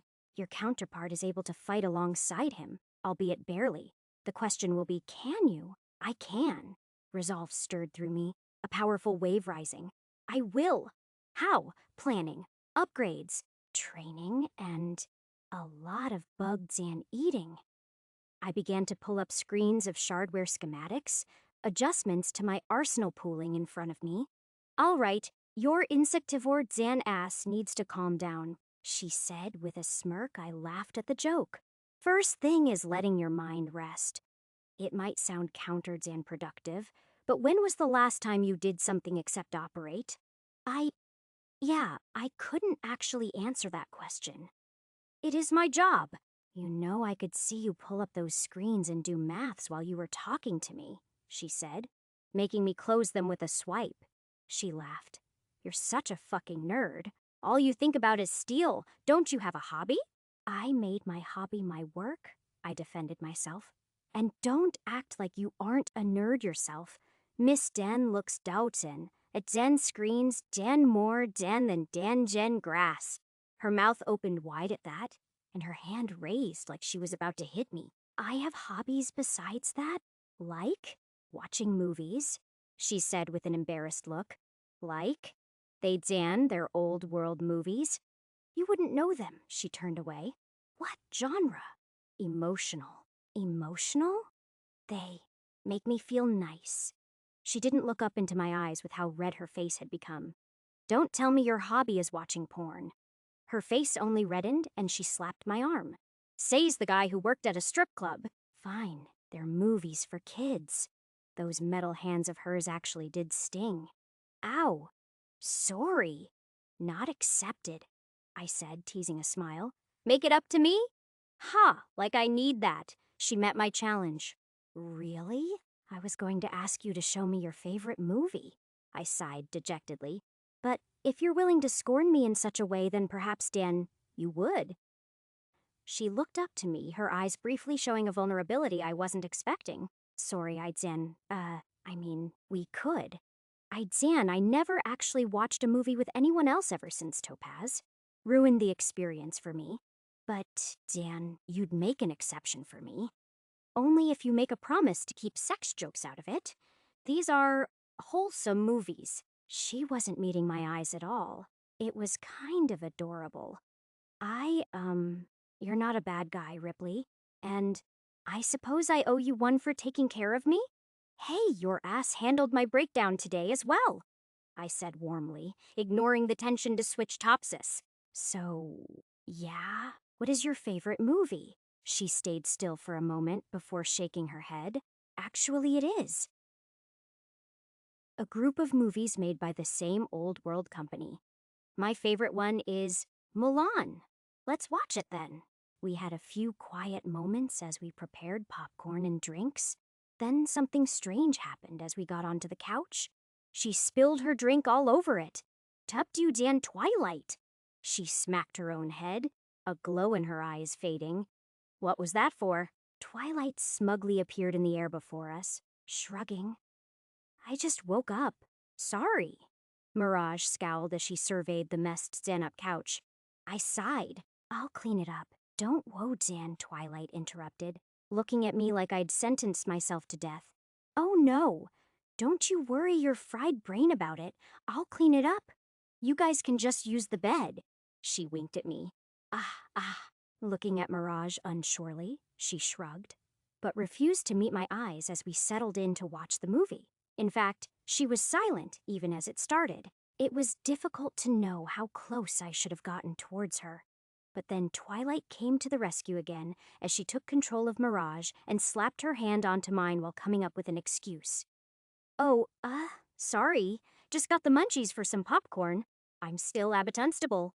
Appearing as a hologram behind Mirage, she gave me a thumbs up. Zanzan Zen 1 movie later Twilight's initiation did have its effects. Eventually, I had gotten her head to lean on me slightly. Too bad I was incredibly engrossed in the movie. So that is what China looked like before the swarm in Yuzhou? No, it is actually a depiction of it centuries before the swarm. Ah, I didn't know dragons were real. Or that tiny and annoying? She held back an explosion of giggles that were barely contained inside of her. What? I asked. Nothing, just, you're as smart as you are dumb. Whatever. I sighed. Of course I knew dragons weren't real, just like horses. So what is next? I changed the topic. Next? Her eyebrow crept up, told me to relax today. I'm just following orders. I smirked. Your choice. She flicked up a screen. I chose the one with the rat in the chef hat. Zanzan Zen 1 movie later, huh? The rat's kind of like Twilight. Excuse me? The persona appeared in my vision, an offended look in her face. Because you control me by getting to my skull, I defended, before adding. And because you're filthy. Glowing violet snapped into Elsa's eyes, and down came a rain of smacks and a demand for an apology. Oh, I'm choosing the next movie, jackass, she decided. Zanzan Zan 1 movie later, didn't know lions had a better familial relationship than I did. I commented as the movie ended. At least you have one. Twilight sighed, before breaking out a joke before the mood dulled too much. I guess you got the lion's share of trauma, she mimed, drumming something with her hand. What does that even mean? I blinked. Founders, you really are uncultured. Don't worry, we'll have you trained by today's end. She smirked.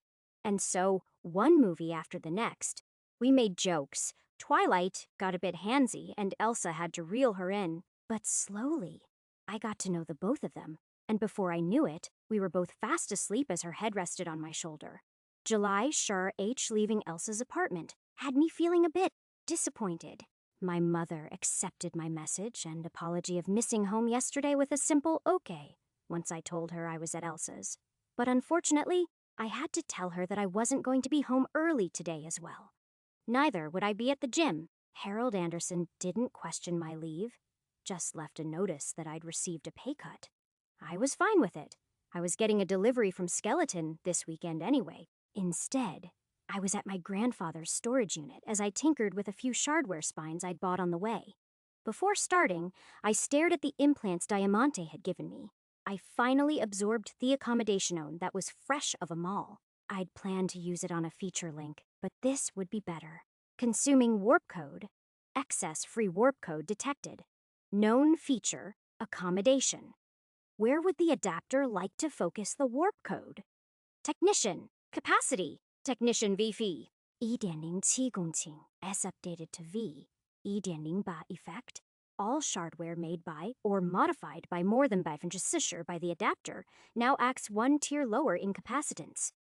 So, all of the shardware on me right now, capacity has improved to iron the 8th capacity.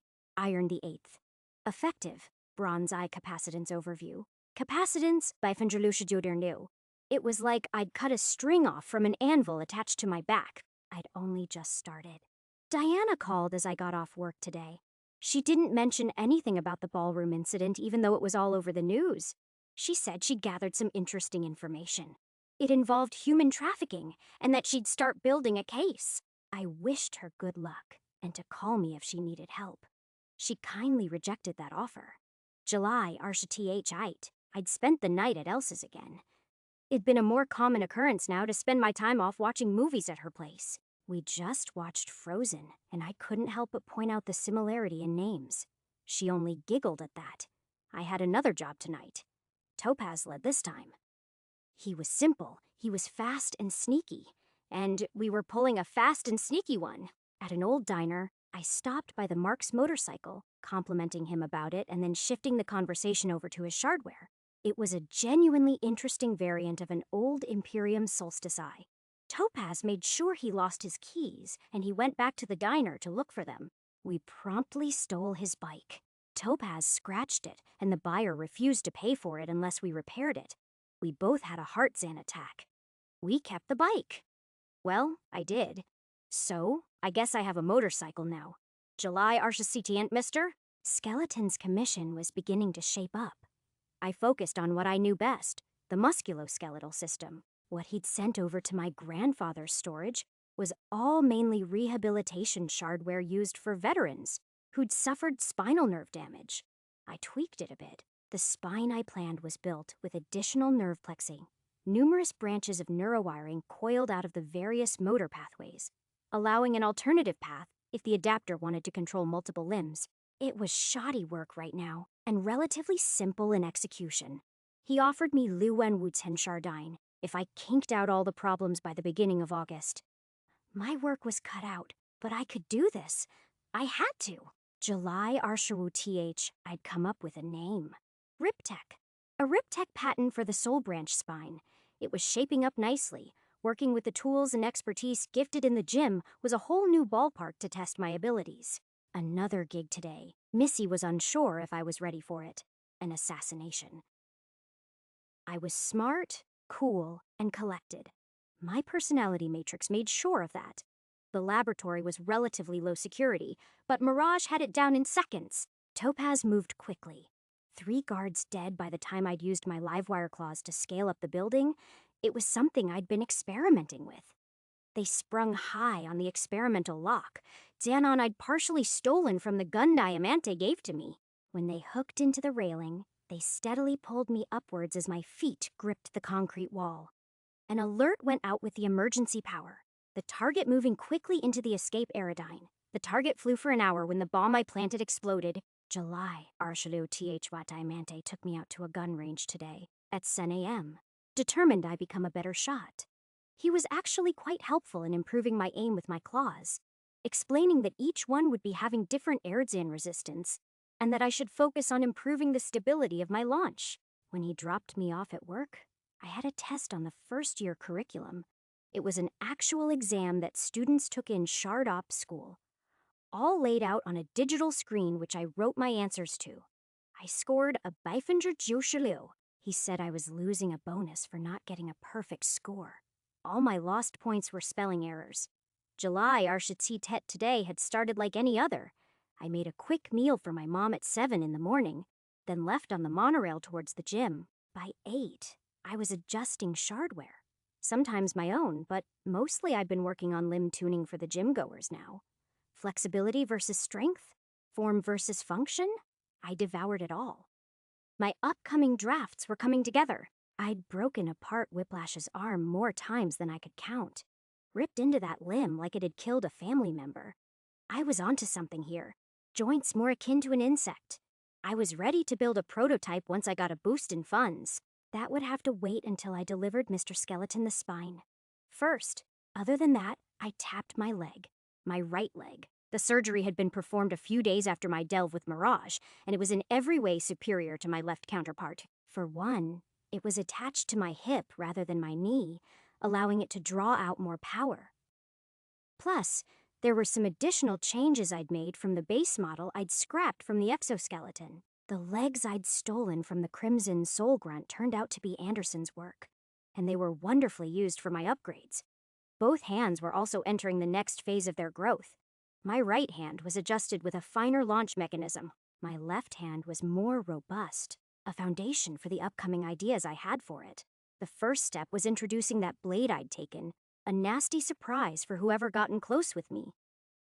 Then, as the day came to a close, Harold Anderson stopped me, his eyes holding a weight I'd rarely seen him carry. "Come with me." I followed. He was my boss after all. We took an elevator down, deep into the abyss of the gym facility. It was a large, mostly empty room, clean and deprived of grime.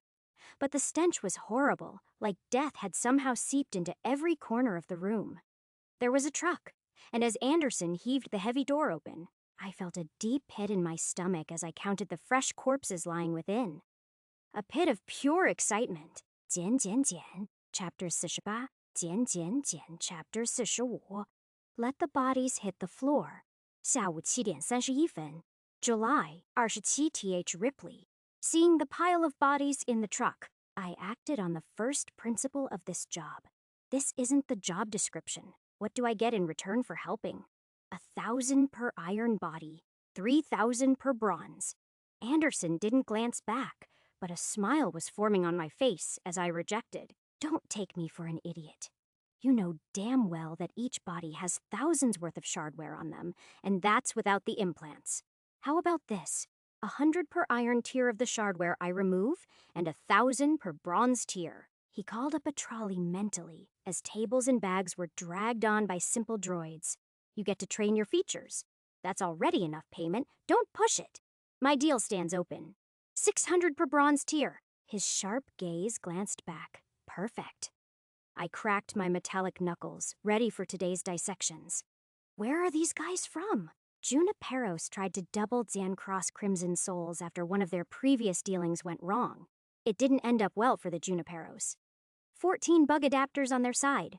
3 bugs from the Crimson Souls. He grabbed one of the corpses, its lifeless body carrying no weight for the tough man. I was surprised by how heavy the woman I tried to carry out was. The average woman weighed between 45 到70 克, but adding on shardware meant latching heaps of metal to the body. You get paid for this? I get the shardware. They get to enjoy discounts and customs, but occasionally I pay for a body, or sometimes they pay me to take them off their hands. He threw his guy onto an operating table. If their shardware is left intact, a complete removal. Use the scanners to find out if they have stable cybernetic organs. Otherwise, any damaged pieces can be scrapped. That fell in line with my expectations.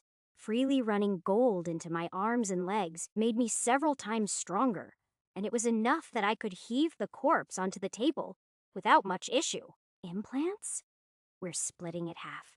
The ones with only one previous owner go to Crimson Soul, 2 or more, and we're free to take them for engramming feature links. Harold Anderson's hand morphed into a gigantic saw, sparks fraying as he tore into the crumpled arm with a surgical precision.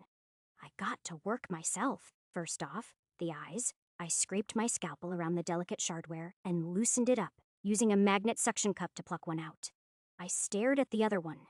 It was flesh. What about all the organic stuff? If they have viable organs, send them off by a droid. I know a few people who'll pay for them. Anderson already had a flesh-tanned hand skinned open, his finger blades scraping off the subcutaneous tissue to expose gray inorganic musculature beneath. I nodded, and it dawned that only now was I drawing on the preservation matrix. I was fine with removing the shardware, but harvesting their organs. It was hypocritical.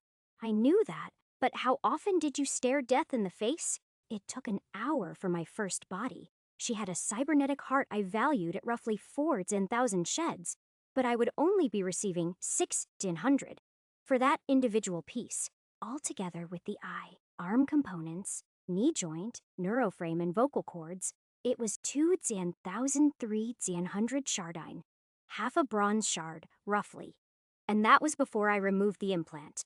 I'd also come to another realization. Reverse engineering worked, just as well as helping me learn to tear about bodies as it did with steel. Every strip of flesh unveiled anatomical knowledge, and chunks of bone cracked like ores of knowledge. I didn't have any free warp code for an update, but despite that, I was still advancing as each limb became easier to dissect than the previous one. By the way, how are we supposed to figure out the implant's ownership record? I was being an idiot, and the contempt look on his face confirmed as much. I could read it myself. I gazed at the neuroframe I'd removed. A small iron shaded beetle had its pincers around both the machinery and a piece of brainstem I hadn't yet cleaned off. Pressing my fingers, I began to read the implant details. A few seconds passed by, and I found the information digested at a record pace for a fresh implant. Grade? Iron development? Tier I, Foundation, Feature. Database V. Idernin Sen previous adapters. Simone Rickwell. Sen Y Liao Mi. 1 adapter in the record. Database feature. I remarked, sorting the implant aside. I stared at the body, feeling a surge of emotions run through me as I took in what I'd done to it. All of this death, and I was making a profit on it. How often do shipments like this come in? Once a month, but it can vary. I'd expect it to be more frequent the way things have become around here. Anderson replied, amidst the whirring sounds of bones breaking under a revolving saw. I stood my ground, refitting my hands into a different shape. I'd done the limbs. Now it was time to pry into that skull. It took 7 hours to dissect all the bodies, and I'd felt like a skeleton by the end of it all. Try as I might, there was no doubt that I was defiling these bodies to make value of their shardine. What would happen if I were to die? Would I end up on one of these tables as a shardop stripped my skin off to take apart my liver? I didn't want that, but at the same time, it was life. This was selfish and cruel, but these cybernetics were better used on another person. Maybe in some crude justification, I could say that these body parts would be used to give a better life to other people. But more likely than not, I was just permuting a cycle. A cycle of what? I didn't know. I'd never been much of a philosopher. July Arshaba today. I took things slow. Razorpede's arm was strewn up around my desk, and I'd had the Solbrin spine almost ready. There was no way for me to run human testing, but whatever simulations I could run showed that the theory was in place. Crafting fresh shardware meant it would have awkward redundancies. And, as a prototype, it proved to be mentally strenuous. Even as I tore apart some other spines I'd bought while using reverse engineering, it didn't help me much when it came to pushing this spine for functionalities past the market need. The NeuroWire bundles I'd bought for the thing were expensive, but still on the cheaper side. That wouldn't do for my plans. If I could only get better parts then, I sighed. The parts weren't the issue. I was still lagging behind in shardware engineering, still just fit to tinker with iron stuff, until I could push past V, Edirn Ewu of my technician feature, and gain a second protocol. It was unlikely I'd be fit to handle the complexity of bronze. That didn't mean the iron I touched was worthless. It was still far above what was available commercially. Riptech Soul Branch Spine Description. A spinal augmentation of segments CE to T sure are. It completely replaces the spinal vertebrae, while only partially replacing the motor functionalities of the spinal cord. Primarily, it improves limb coordination and forms additional pathways for the usage of additional limbs. Grade, iron the third. Integrity, iron the third.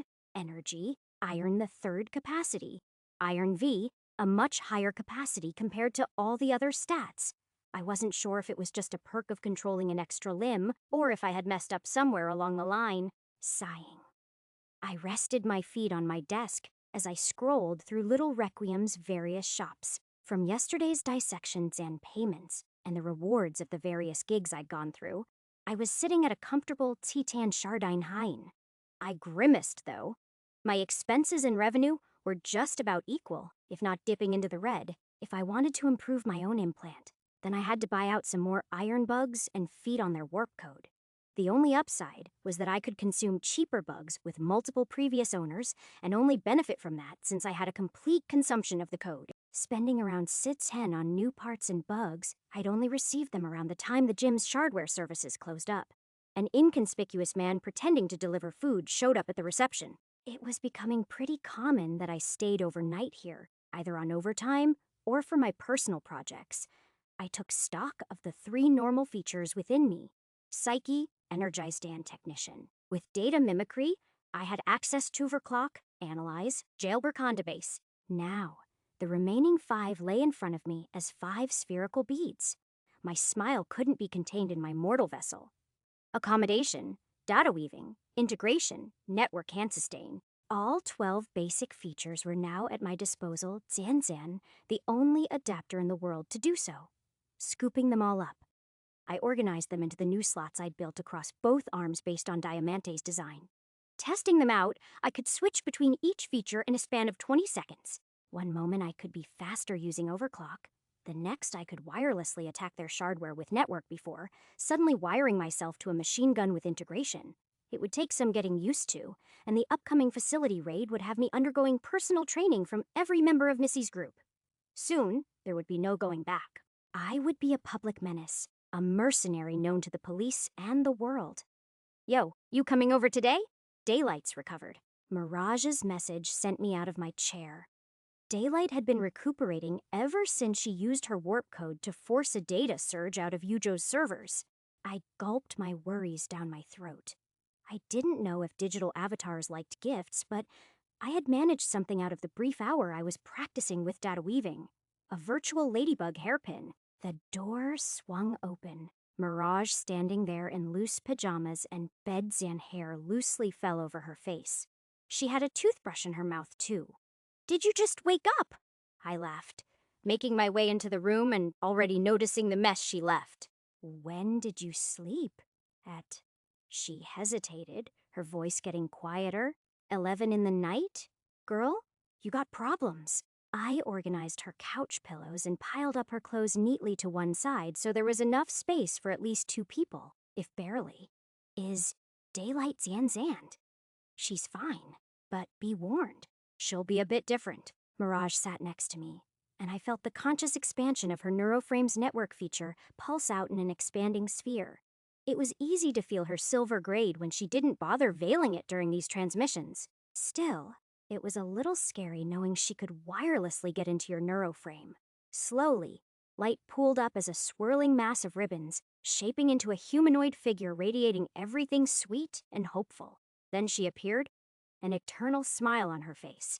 Daylight's clothes were slightly different than before, appearing more frilly, like she was meant to resemble a doll. Her voice chirped out as her bright blue eyes descended like wish-Jan making stars. "Hello, I'm Daylight. What's your name?" I chuckled. Before my heart sunk into my guts, "What do you mean, Daylight?"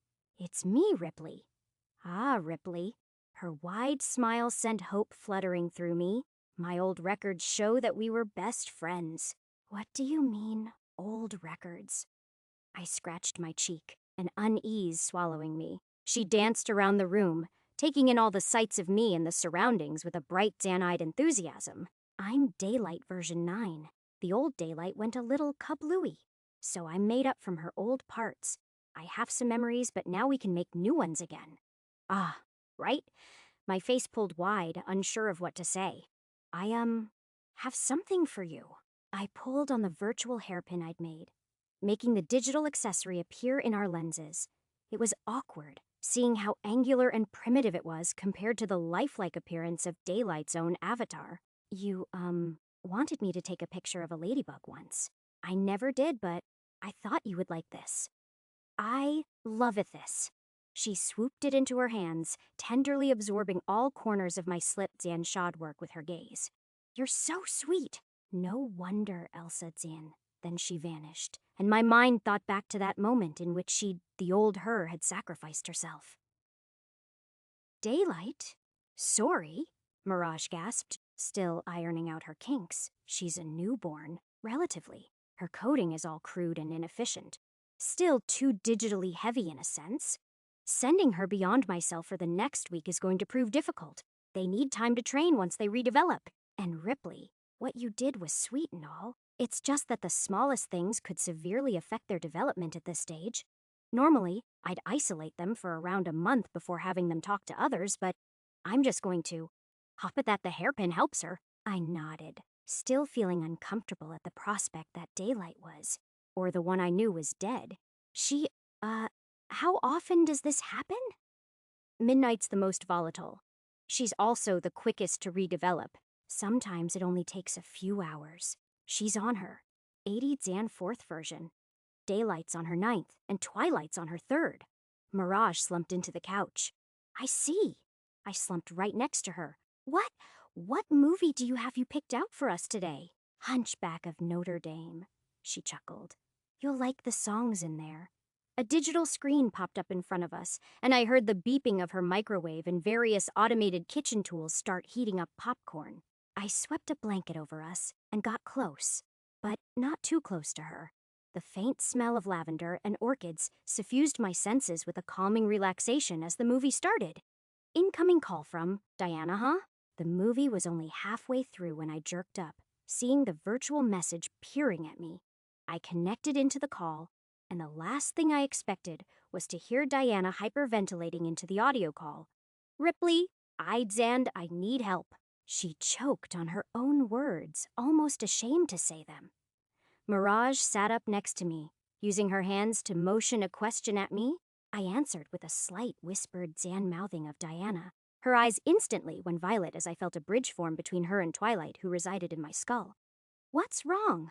I asked, hoping Diana wouldn't figure out Mirage was hearing all of this. She sounded like she was dazed, still unsure of her speech. "My Zan, my friend, she's been taken to Little Requiem. She's kidnapped. You're in contact with Missy, right? Is there any way you can help me track her down? You know someone. You Zan Yuhafito know someone.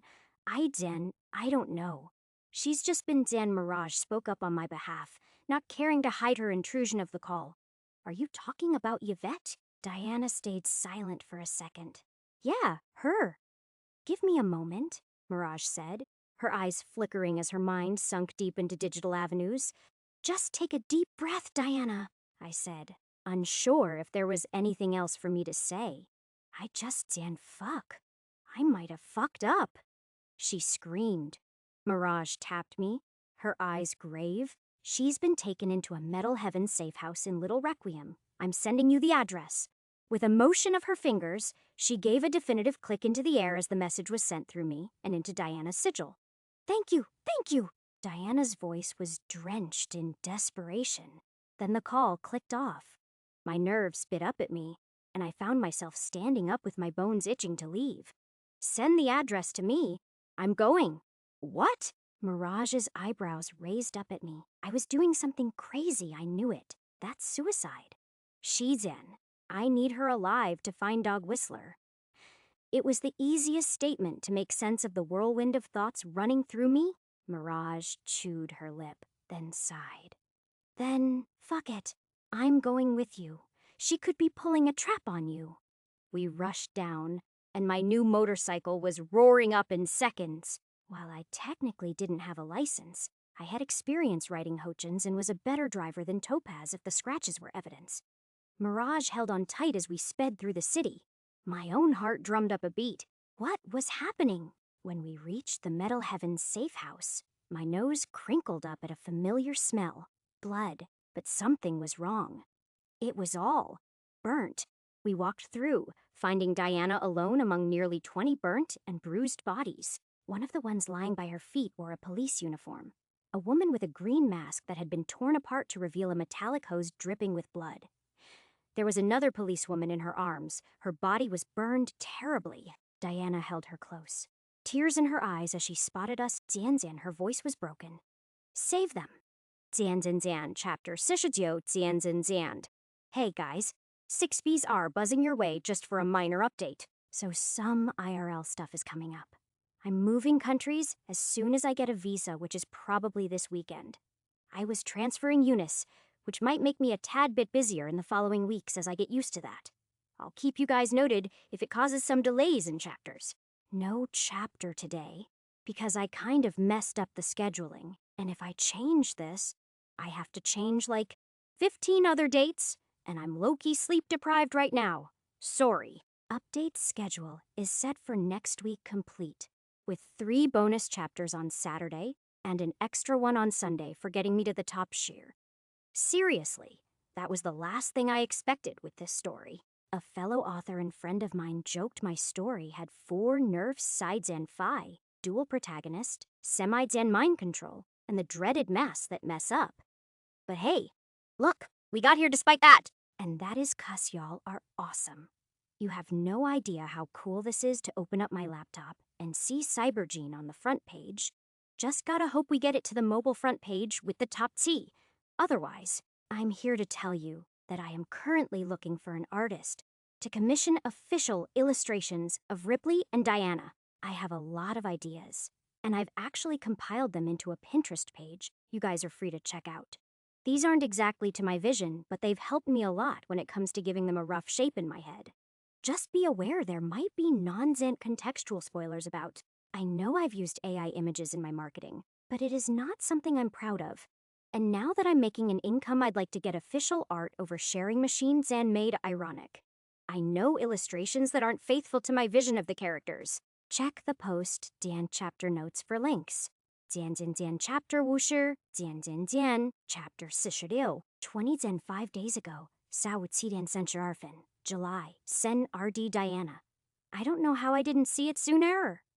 My drunk rabble spilled over the table to Yvette, her face held in the awkward responsibility of her having to be the sober one for once. They fucking always stay back late. I groaned. Indra's been wearing turtlenecks all the time too now, and she's with Rorschach constantly. God, it's so wrong. Hey, Zand. Hey, darling. It's all okay. Yvette held me supportively. So it's a little office romance. What's the biggie with it? I know you better than to think you're hung up on Rorschach. Fuck no. My voice slobbered in her face. It's wrong because it's sexual harassment. You should hear the things he said to me about how he got her. Phew. I hate him so much. The 10th time today you said it. I hate him. 11 now. I chuckled proudly. And what the fuck is up with these jobs now? Help an old lady find her lost cat? Look for an expensive piece of jewelry that went missing during a Corpus stag party. He's toying with me. I'm intelligence, not a lost Jan items Jan retriever. At least they pay well, Yvette rasped. All that Corpa money's the first reason why the police even looks at them in the first place. Fuck the shards. I need to prove myself. An urgency burned through me. To your father. Yvette knew by now to steer clear from that topic, so when she brought it up, even drunk me knew that something was off. Holding myself together, I grabbed something from my bag. A recent, pricey purchase. A warp converter strapped onto an arm Zan bracer, as suggested by Dr. Faltist. I slid in one of the iron shards I'd purchased. The thick coil of motors and gears charging with a gray glow that sparkled electric threads through my arm. Absorbing them cleared my mind. The electrical neurogenesis mutation quickly broke past my inebriated state of mind and gave me some sense of sobriety. More than just him now. For years I've been consumed by the thought of him. Strangely, now I barely even think of him when I've got other problems to deal with. Even if he's closer than ever. Other problems. Yvette looked mildly bemused for all the wrong reason. Wait, did you just sober yourself instantly? What the fuck, unfair? Deal with it. I was glad I was sober for this. I knew I wanted to say it. Yvette, I'm trusting you with this. My implant isn't what I said it was, and it's going to become pretty obvious eventually. You deserve to hear it from my mouth, everything, because lately having secrets hasn't been a choice. For all you've done for me, pulling me off the streets like that, you should know. Know what? My implant is from the Mal attack. I whispered closer to her ear. Gold. I fucking knew it. Yvette gripped my shoulders tight. Oh, I've been wanting to ask for so long, but I was scared it was a sore topic. But honestly, I couldn't have chosen a better person to give it to? Really? I was both surprised and not surprised. Yvette may have been a wildfire in human form, but she was my closest friend. I didn't make Alad of those, let alone close ones, so my judgment had some merit after all. Yes, really, God, it's killing me. How does it feel? Is it as nuts as they all say it is? Yvette pointed to the converter I just used. Do you constantly fry your laptop? Like your shocks won't just leap up, right? No, I explained. I used it all up to get through my drunkenness. It's been nice. A lot of things I didn't think possible now realize themselves into my body. It doesn't really make me think faster. Normally, you don't grow new neurons, but this changes that. Improves them somehow. Faltist wants a biopsy, but founder's nutsack that happens. Just a tiny scoop of gray matter, Yvette teased, but I could see the jealousy in her eyes. I envy you, but I'm also happy. Both. Couldn't have chosen a better host myself if I was a tiny insect of questionable alien origin. You know, I never got rid of that silver, the one my dad gave me. I teased her for a moment before making my intentions clear. I'll give it to you. Her erratic blur of emotions paused, a chill air steering between us. You serious? I need a friend alongside me. I can't be the only one experiencing something as fucked up as this. Then, yeah, she nodded. Don't have to ask me twice. Silver's big. I can't say no to that. My family would kill me, but how could I hide that fact? We'll find out a way. Sims don't show their grade much unlike bugs.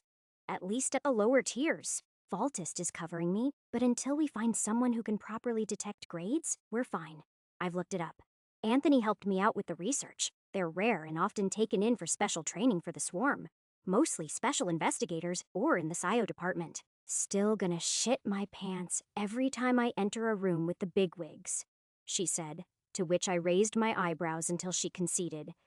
Not that I get to experience that as much as you do. I get the feeling you really begin to hone in on all the stares. All the terrible things people would do to you if they figured you out. But also, I need you to take it. Why? I locked my eyes on hers, my fingers curling into her arm like I'd never hold her again. Because you're in danger. No more secrets between us. I told her everything. About Ripley and how we killed the Mal. About Missy, Inquisitor Tusk, and Ruby, the dog whistler. Soul killer. What Rorschach said he would do. A fire broke out into an inferno within Yvette's gaze. You're in deeper shit than an iron Mal ambushed by a herald? Tell me the word and I'll help. You'll need to get promoted. Think you can get noticed by September? By then, I don't think my implant can be a secret anymore. My hands still curled around her arm. It needed her more than she knew. She pouted. Does that mean I'll have to actually put in work? I'll rip the implant out of you myself if you aren't an investigator by then? I'll pull some strings. Make a show to my special investigator. Maybe I could even use Rorsch to my advantage. Not in a weird way, just try and trick him or something. You gotta be careful. I might sink my teeth into his neck otherwise, and not in the good way. Got any idea what the implant's supposed to do? Faultist said it was mostly protective. Muscle enhancement, force absorption, and redirection. You'll have seninate mutations as a silver. I'll help get you some more. You're already doing so much. I stared into the empty cup I drank myself to sadness with. I'm not doing enough. Sawud Jodanin Jofin. We stood atop an old rooftop we used to practice our aim on during our years as cadets. It's been untouched since then. The toppled cans and bullet casings still fallen over the floor. This part of the city was quiet, away from the hustle and bustle. We'd even gotten our old sleeping bags. It was nice to just be us for a night. Okay, you promised me that you would show me what you could do. Yvette reorganized the cans up, propping them in a pyramid, even if they were crumpled and deformed by the elements. Not much power at range, but that's changing slowly. I tensed up, feeling my heart beat quicker as I brought my warp energy to a surge. For starters, I began, my body crackling with sparks in the night's darkness. Don't need to absorb electricity any longer. My body stores it in. I guess wherever it can. Faltus said it formed a specialized electrogenic organ around my heart, some variant of my heart's conductive tissue. But now, it's a unique organ that my bioelectrogenesis mutation acts from. A tingle spread from my chest and ran up my spine, a sharp sting ringing through my head as electrical impulses folded over my thoughts. My gun blurred to motion. 6 shots streaking out in a perfect triangle pattern of electricity. The 6 cans each sparked and blew up in an immediate onslaught. My newer nerves can use my old pacemaker. There aren't that many right now, but what's there improves my processing speed by a shit ton. Hurts like a bitch, though. Can't keep it on for more than a few seconds before I get a blistering headache. Badass, Yvette cooed. Not all. I used to have an awareness of electricity, but now it's different. Flickers of light within shardware arms, the coursing veins of buildings. I can see the electricity run within them. I can even see a person's nervous system with it. Electromagnetic vision, some sort of on-zand and zand-off switch, in my eyes, changes the spectrum I can see. I think. I don't know. All light is electromagnetic, but apparently this is different. My gaze faded into a black and whitish sliver. The faint shape of an amorphous oval in Yvette's head slimmed down into her back. Can you read minds? Yvette tried to block my sight by putting her hands over my eyes. I still saw the world around me in perfect detail, in terms of electric flow. Nope, that wasn't entirely true. But I think as my vision improves, I could become a real scourge to anyone with shardware, see them act out the second they think it through. It's a pain, though. I started studying neurology, but can't make heads or tails out of the 100 possible ways your brain can send a signal. She kept her hand on my eyes, pulling something out of her pocket. It was her holopad. "Shoot it," she said, firm in her voice. Shoot it without seeing it. The white rectangle flung into the air, and I shot it all right. Electricity tangled up my arm, a combined force of action and reaction pulsing into my gunshot. The white splattered into the darkness. "Damn," Yvette shrieked. "You really did it." Of course I could, not lying about my genes. I smirked as she pulled her hand off my eyes, color pulling into my sight. "You know your eyes burn a really creepy silver light when you do that, right?" She picked up the burnt scraps of her phone, not feeling sentimental in the slightest. "Can't really see my own reflection when I tune in like that, but you're not mad." I destroyed her phone after all. It was a gift from an old ex. Needed a new one anyway. Besides, you're fucking giving me a silver. "Don't you dare talk to me about wealth," Yvette said with an offended sputter. I smiled. I laughed. I enjoyed spiking out the numerous tin cans she flung into the air, Yvette howling and applauding me as I performed with a more exaggerated flair. 3 cans burst with one shot, my eyes lining them up perfectly, before I leaped and cut through one of them with my sharpened nails. "Whoa! How'd you do that?" "A mutation called compact tissues. It can take in my warp energy and toughen up my muscles and skin, but it's weird since I feel it sort of just generally makes me stronger. It also basically prevented me from losing weight." "How much?" She leaned in, eyeing my curves. I peeped. "Yaoba pounds. Yaoba girl, get the fuck out of here." She shooed me off before dragging me back into an embrace. "How and when does Yaoba look as good as you?" "It's nothing, just condensed muscle mass and tighter fat storage, I guess." I tried to rationalize it, but she continued praising all the things I'd become. It reminded me of why I stayed with her. It wasn't just because she pulled me off the streets. It's because she might have been the only person in my life to have never wanted to exploit me. Implant or no implant, cradleborn or not, Jones or Ulrich, I was simply Ever. Diana to her, even if I was as ugly as a cockroach, she would beam my confidence up until I believed I was wasting my life away by not becoming a model. That's just who she was. "Yvette, thank you." I took a quiet seat leaning on the torn billboard atop the building. She smirked, following me in my rest.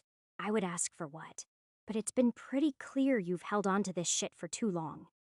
"Yeah, you could say that," I sighed, my head tilting to rest on her elbow. "I love you, you know that." "Love you too, babe." We stayed quiet there, not a word needing to be exchanged as she rested her head on my shoulder. In the silence, it was easy to become. Nothing with her. To free myself of the weight and expectations that everyone put on me. And especially what I burdened myself with. "Evie?" I pulled her closer to me. Her eyes lit up as she nudged in. "Been a while since you called me that. When was the last time? The cradle." "Maybe," I chuckled. "Actually, sort of what I wanted to ask you about." "Shoot. Do you regret being born there?" "If I wasn't born there, then I wouldn't have been born at all." That's not what I meant."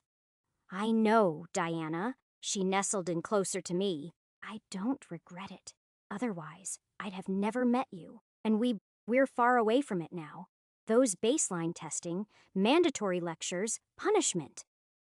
You were the one who got punished. Don't drag me into that." I shoved her lightly. "Bitch, I'm trying to cheer you up," she clawed into me with a playfulness. "But seriously, I don't regret it. Everything sucked for those years, but..." She stilled, her voice coming out with a warmth I'd never lose love for. "I can't deny that these last few haven't sucked for you." "They have." My voice broke slightly. "Do you regret me dragging you to the police?" That held me tightly. "No, not a minute." I choked my tears back. "Otherwise, I would have never gotten this. Lightning crackled in my fingers, their glow etching into my eyes like a burn. With this, we can make a difference. Shut it, bitch. You'll be the one making the difference. Yvette laughed, but unable to hide the slight sadness in her eyes. It hurt me to see her exclude herself. As much as she was there for me, I knew. She was afraid I would leave her behind. I wouldn't, no. I'm dragging you to the top. I let a thunderous omen settle into my voice. Whether you like it or not. As we settled into my apartment and bedroom, Yvette held the casing in which I'd received the implant. A small cylinder no longer than my index finger, but a bit wider. Her gaze basked in the sight of the silvered and coated insect within it. Does it hurt? Yeah, I flinched just thinking about it. Like you're being dunked into a pool of acid, and it's flowing through your veins. Thanks for the encouragement, she grumbled, popping the casing off and feeling the slimy insect's shell on the tips of her finger. A drop of blood, right? I think so. You think so? Didn't you take one of these? She couldn't tear her eyes off the silver sim. Veins of silver glow pulsated under the segments of the chitinous orb it presented itself as. It sort of flew to me? Flew to you? Implants can have wings? It looked like a butterfly. That's cute. I wonder what I'll have. The curiosity got to her, and she poked a needle into the skin of her index finger. A thin blood droplet burrowing out. It steamed into a scarlet mist upon contact with the silver shell, burning deep into the implant, which awoke with a sudden unraveling of its surprisingly large body. It was a scorpion, or at least vaguely so. She shrieked as she took a glance at it, but it clung to her. Its body was mostly a long, segmented tail with legs branching off it like roots, while the stinger pushed deep into the flesh of Yvette's palm, sinking. Before I could even exhale my shock from the implant's awakening, it had disappeared into her bloodstream, leaving a bloodless wound where it had entered. Silver veins creeped up her arm like vines, twisting and turning as their glow spread through the rest of her body. Yvette collapsed in my hold, her entire body freezing as her genes were forcefully altered by the process. She couldn't even scream. It held such a vice grip on my friend's mental endurance that not even a syllable could slip by for the next minute. I just held her, letting her know I was there. And that was enough. 减减减 Chapter 51 减减减 Chapter 47 Hotel Hostages 下午3点57分 July 11th Diana. I was glad to be out on patrol today. It was a necessary release from the mind and numbing case of Hiroyuki Mizuka's prized chopsticks disappearing from his case. I'd already solved it, a case of his butler attending to his wife, the hollow Zan tagged chopsticks being visible to my electrosensing eyes within the mansion's plumbing. He refused to believe it, naturally, even with analyzed fecal samples proving otherwise. I wondered sometimes why the rich were so depraved that they had to step out of the boundaries of what was sane. Was it out of boredom, or an excuse that they shouldn't indulge on the matters of mortals? Would I have eventually become like that had I stayed with my father? Probably not to their extent. Wouldn't be doing any of that. Ever. I'd grown up hunting, foresting, and surviving, and the moment I had my life given to me on a platter was when I knew what it meant to be caged. My radio finally kicked in. This is dispatch to intelligence vehicle ISNBT. We have a 10到79小时 air at Dalmar Avenue, 1458, requesting immediate presence. A bomb threat, if the code was right. Third Zen investigator Jones responding, en route. Any say who the bomb's from? I radioed in, pressing my car pedal down to a speedy start, which caused my partner to jump up from his nap. Anthony grabbed his seat, looking at me like I'd personally dragged him to hell. The voice returned. Suspects appear to be from Muramasa Dynasty. Proceed with caution. Bomb threat?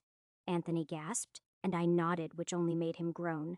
It's always either a fucking bomb or a hostage. Did they ask for us specifically? They probably asked for you specifically. Not in name, but you get the deal. I smirked, not lying that there was a bitterness in me. Anthony might not have been the most physically capable investigator or even a good shot, but he had his family's mutation to manipulate others with his voice. That made him invaluable in a way I wasn't. Well, let's fucking do it then. The address appears to be a banquet hosted for a Shandian exec's engagement. Oh, new info came in. They've got squad cars from Intelligence Shi and Liu there already. Around 20 more officers close standby. Looks big. Perfect. My breath hitched. This is just what I needed after my shitty last weeks. A chance to boil my stress into action to let that steam out. A message flashed in my view from Yvette. Hey girl, never going to believe this, but I'm going for a bomb threat. Let's hope I don't use kinetic absorption too much. Oh shit. Yvette was going too. I sped up, the alarm of the car doing little to clear the dense New California traffic. We were still 10 minutes off. 10 minutes that would last too fucking long. Anthony's lenses faded between colors as he relayed the upcoming info while I drove. Yep, Masa's got the place locked down, letting some hostages free in exchange for the police not charging in while they extract VIPs out. Oh, fuck. What?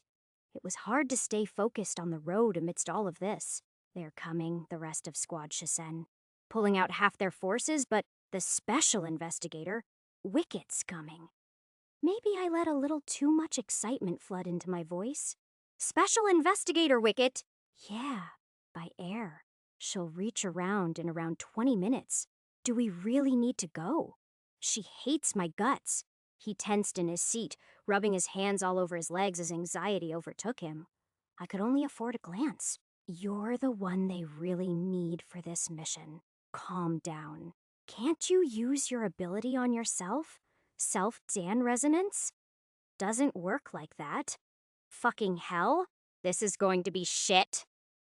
He groaned in his face. At least my aunt's not here. Not yet. I tried to joke, but he only breathed out in response. Sorry, just, you won't need to do much. Plug into the speakers, get them distracted. No, Diana, this is really big. There's around more than 300 people they're holding hostage, Diana. If I fuck up, Dan, you won't. I swerved at the last second. Some taxi stopped randomly to pick up their customers. You're in tier the second. You'll outrank Wicket in no time. That's bold coming from you. Miss Tier I in less than a month. How far you along anyway? Less than Bifentasure in all genes. They're developing slower. Needs mutagens and boosters, probably. Cost a kidney a vial, though. Police hands them out during promotions, though. We're not second Dan rank yet. I was confident in that statement, and I just got this rank less than a month ago. Your mission performance is stellar, though. My aunt's curious about you. Thinking of talking to your dad to negotiate for more control of you. You guys talked about me? We were nearly there now. What did she say? That you have a history of antagonizing your bosses. Always got transferred from one squad to another since you were Shijiu. Called you a stubborn idiot since you never killed until Tongwelisher. And now you're finally proving to be what this department needs. A deep swelling in my heart was just the courage I needed for one final push. And then we were there. Police cars crowded the building, 7 already present with around 15 more en route. This could end up a bloodbath. Muramasa wasn't kind to hostages. Anthony stepped out first, taking the lead to my surprise as he introduced himself and his mutation, requesting immediate access to the communications within the hotel. Diana! A familiar voice called from behind me, and it only spiked up my adrenaline. Yvette? A harsher voice shouted to her side, slapping Yvette's shoulder. That's Investigator Jones to you, Ingrid. A smile leaped onto my face. It had been a long time since I saw my mentor back from when I was an officer, Edward Peralez. Second Investigator Peralez. It's been a while. How are the kids holding up? Little boys started kindergarten. He smiled, quickly sending me a series of snapshots of the mid-Zan-aged man with a smaller boy sitting on his lap, and a teenage girl scowling as he tries to pull her in for a hug. Amanda's, she's in her rebellious phase, hoping she turns out more like you than Ingrid. Hey, Yvette started, but Peralez hushed her with a stern look. I snapped them back into the case ahead of us. It was almost comforting to be back in this dynamic. As it stands, reports are flooding in that they snuck in by taking over the identity of catering company employees, used the trucks to haul in cold Zan-packed containers, that were supposed to be filled with hides and meats, and instead had Muramasa members. They're concentrated around the Sapphire Heart Ballroom, but have stations throughout the hotel. You forgot to mention, Investigator Perales moved ahead of me, using his clearance and reputation to clear way and give us easy access to the entrance of the hotel. That they seem to be out to kidnap several Shandian execs. They've sent out a list of who they want to take for a humble chat. We try and fight back. They blow up the ballroom and everyone in it. This is a real shit show.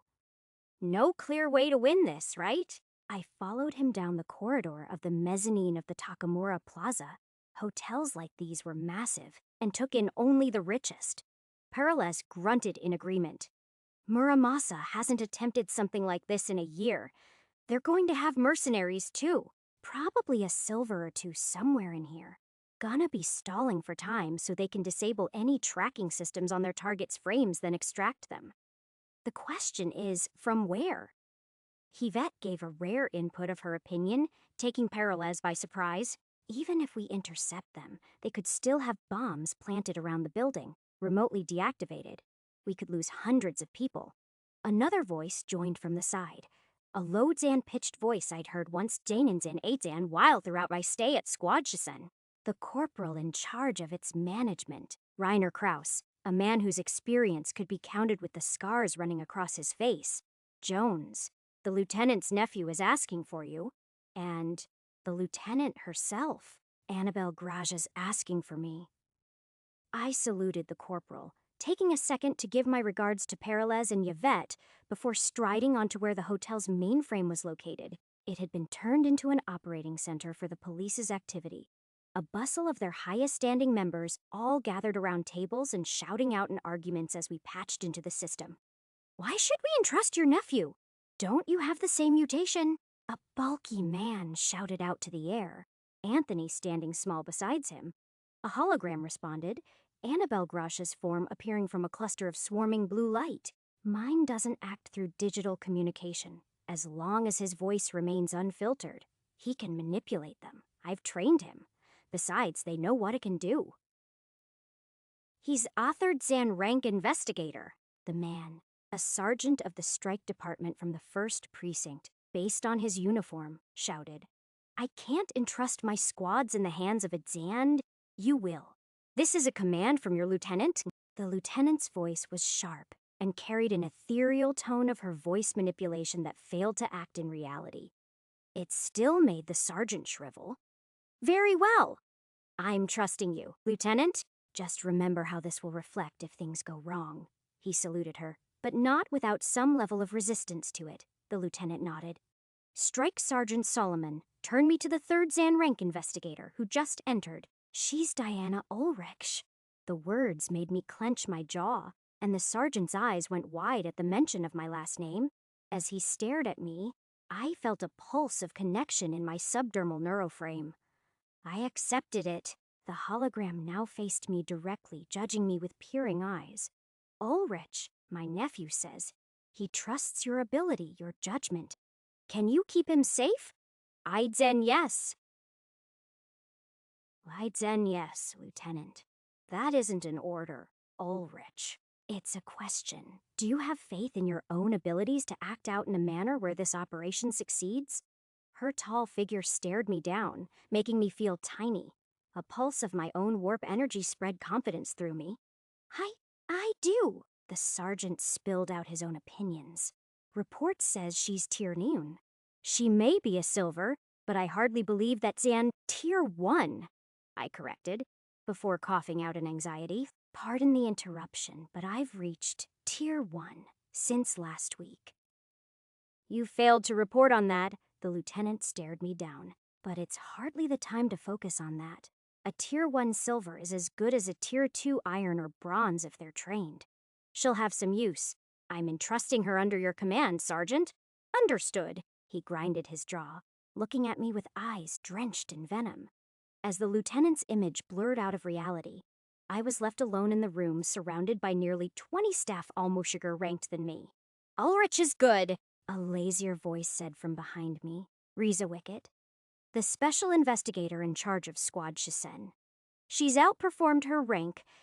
I've been tasked to act out in your command as well, Sergeant Solomon. Also, Staff Sergeant Brinks has just gotten access to the plaza's network. You should have a report of it. Very well, Special Investigator. The sergeant clicked his tongue. At least someone here who Igno can actually perform special intelligence operations. Strike and the intelligence departments were all working in synchronous clockwork. 7 special investigators. 15 first Dan ranks, 20 and 8 second Dan ranks, 50 and 2/3 Dan ranks, and 20 and 2 officers, and 3 mercenaries on the police payroll. Yelar Sid police staff all worked through the hotel for the last hour, scouting out or evacuating the rest of the plaza's vacuants.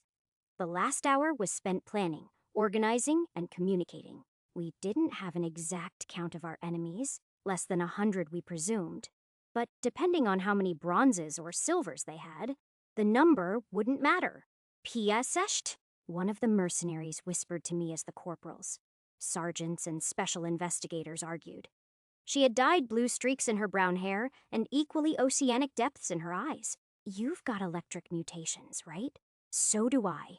They call me Storm Spinner. Nice to meet you. I'm Diana Jones. I nodded warily. Before wondering how she knew about my mutation, she laughed as the confusion visibly settled over my face. Don't worry. I'm hired by Scio Sergeant Brinks. She gave me a list of the investigators under this operation. You absorb and emit electricity from what I read. I'm a little different. I can control any metal charged with it, levitate, or throw it at people, just pointing it out since we synergize well. Thank you, I quietly whispered, not wanting to disturb the meeting going on. Third investigator Grash. Sergeant Solomon raised his voice. Masa has agreed to negotiations. Message came in a minute ago. You'll need to plug in via a direct system jack into the Sapphire Heart subnet, which means we won't be able to protect you if your frame is attacked. I could see Anthony's confidence shrink like a water balloon popping. Don't worry, Wicket grunted with a cigarette in her mouth, a light puff of smoke sneaking around her words. You're allowed to be guarded by 2 people. He flashed a smile towards me. That'll be Rorsch and Harmony. They can directly shield you from any cyber hacks. Wicket cited. Anthony's smile cracked like a stick stepped in half. Almost ashamedly, he asked about me. What about Diana? I mean, Investigator Jones? The 3rd investigator. This came from the sergeant. Has scouting capabilities with her ability to detect electricity. It might be able to detect the bombs. Your girlfriend's better used elsewhere. We're not Zan, I began. But a flash of the reminder that in 2 days I'd be posing as one to get into his aunt's birthday froze my lips. Just keep him safe. It's you who'll need protection. The sergeant snarked, shuffling out his fingers in a dizzying pattern of swishes. Teams are out. I trust that you're all satisfied with your assignments. A scribble of words etched into my view. Team Delta, Tertiary Extraction Infiltration Groups. Dan, I'm on an infiltration team. That's Dan No. It made sense. If they wanted me to use my scouting ability to detect the bombs, I'd need to be there before things could get worse. What you get? Storm Spinner peered over my shoulder, as though she could see the screens directly projected into my eyeballs from beneath my eyelids. Extraction, infiltration, tertiary, I whispered, anxiety clinging to my breath. That's good. Means you'll be close to me. She patted my shoulder. I'm an Alpha, countermeasure force. Just us 3 mercs, 2 specials, and a bunch more first investigators from the CO. You're going in first. I stared at her warily. A fight is going to happen. A little tids and bit. Muramasa feeds on police casualties. Like pigs, even if they call you guys that. They fended off Shandian security by taking their bosses as hostages. And by now, your own top brass are probably being screamed at by a snobby Yujo Gold or something like that. She scratched her chin with the barrel of a large pistol. Massa's playing a big move, trying to breach as many frames as possible right now. Sooner or later, some exec will give the kill order and unleash hell with their private forces. They'd rather keep their information safe than their employees. From then on, it'll be your job to secure the hostages left and disable the bombs. Hell, Most of Muramasa aren't planning on leaving alive today. I bet. They're here to die? I couldn't imagine anyone willingly surrendering their life like this. Maybe, maybe not. They've got good connections with prisons, enough clout that they'll survive if they're caught. Some of the big ones might even be let out sooner than you think. But Muramasa goons are fucked in the head more than any other gang. They live and breathe the notion of an honorable death, to die fighting until they fall with a police heart clutched in their hands. I've heard. I stared at the meeting falling to an end. The time to act was upon us. We've got to save the civilians first. That's where my priority lies. Sheesh, she scoffed. Not mine, not even the police's, really. Shandian's a big investor into the NCPD's inventory, more than the civvies. Protect the corporates. That's how you'll get promoted from tonight. I can't do that. Then kill as many Muramasa as you can, because sure as hell, I ain't saving a single suit.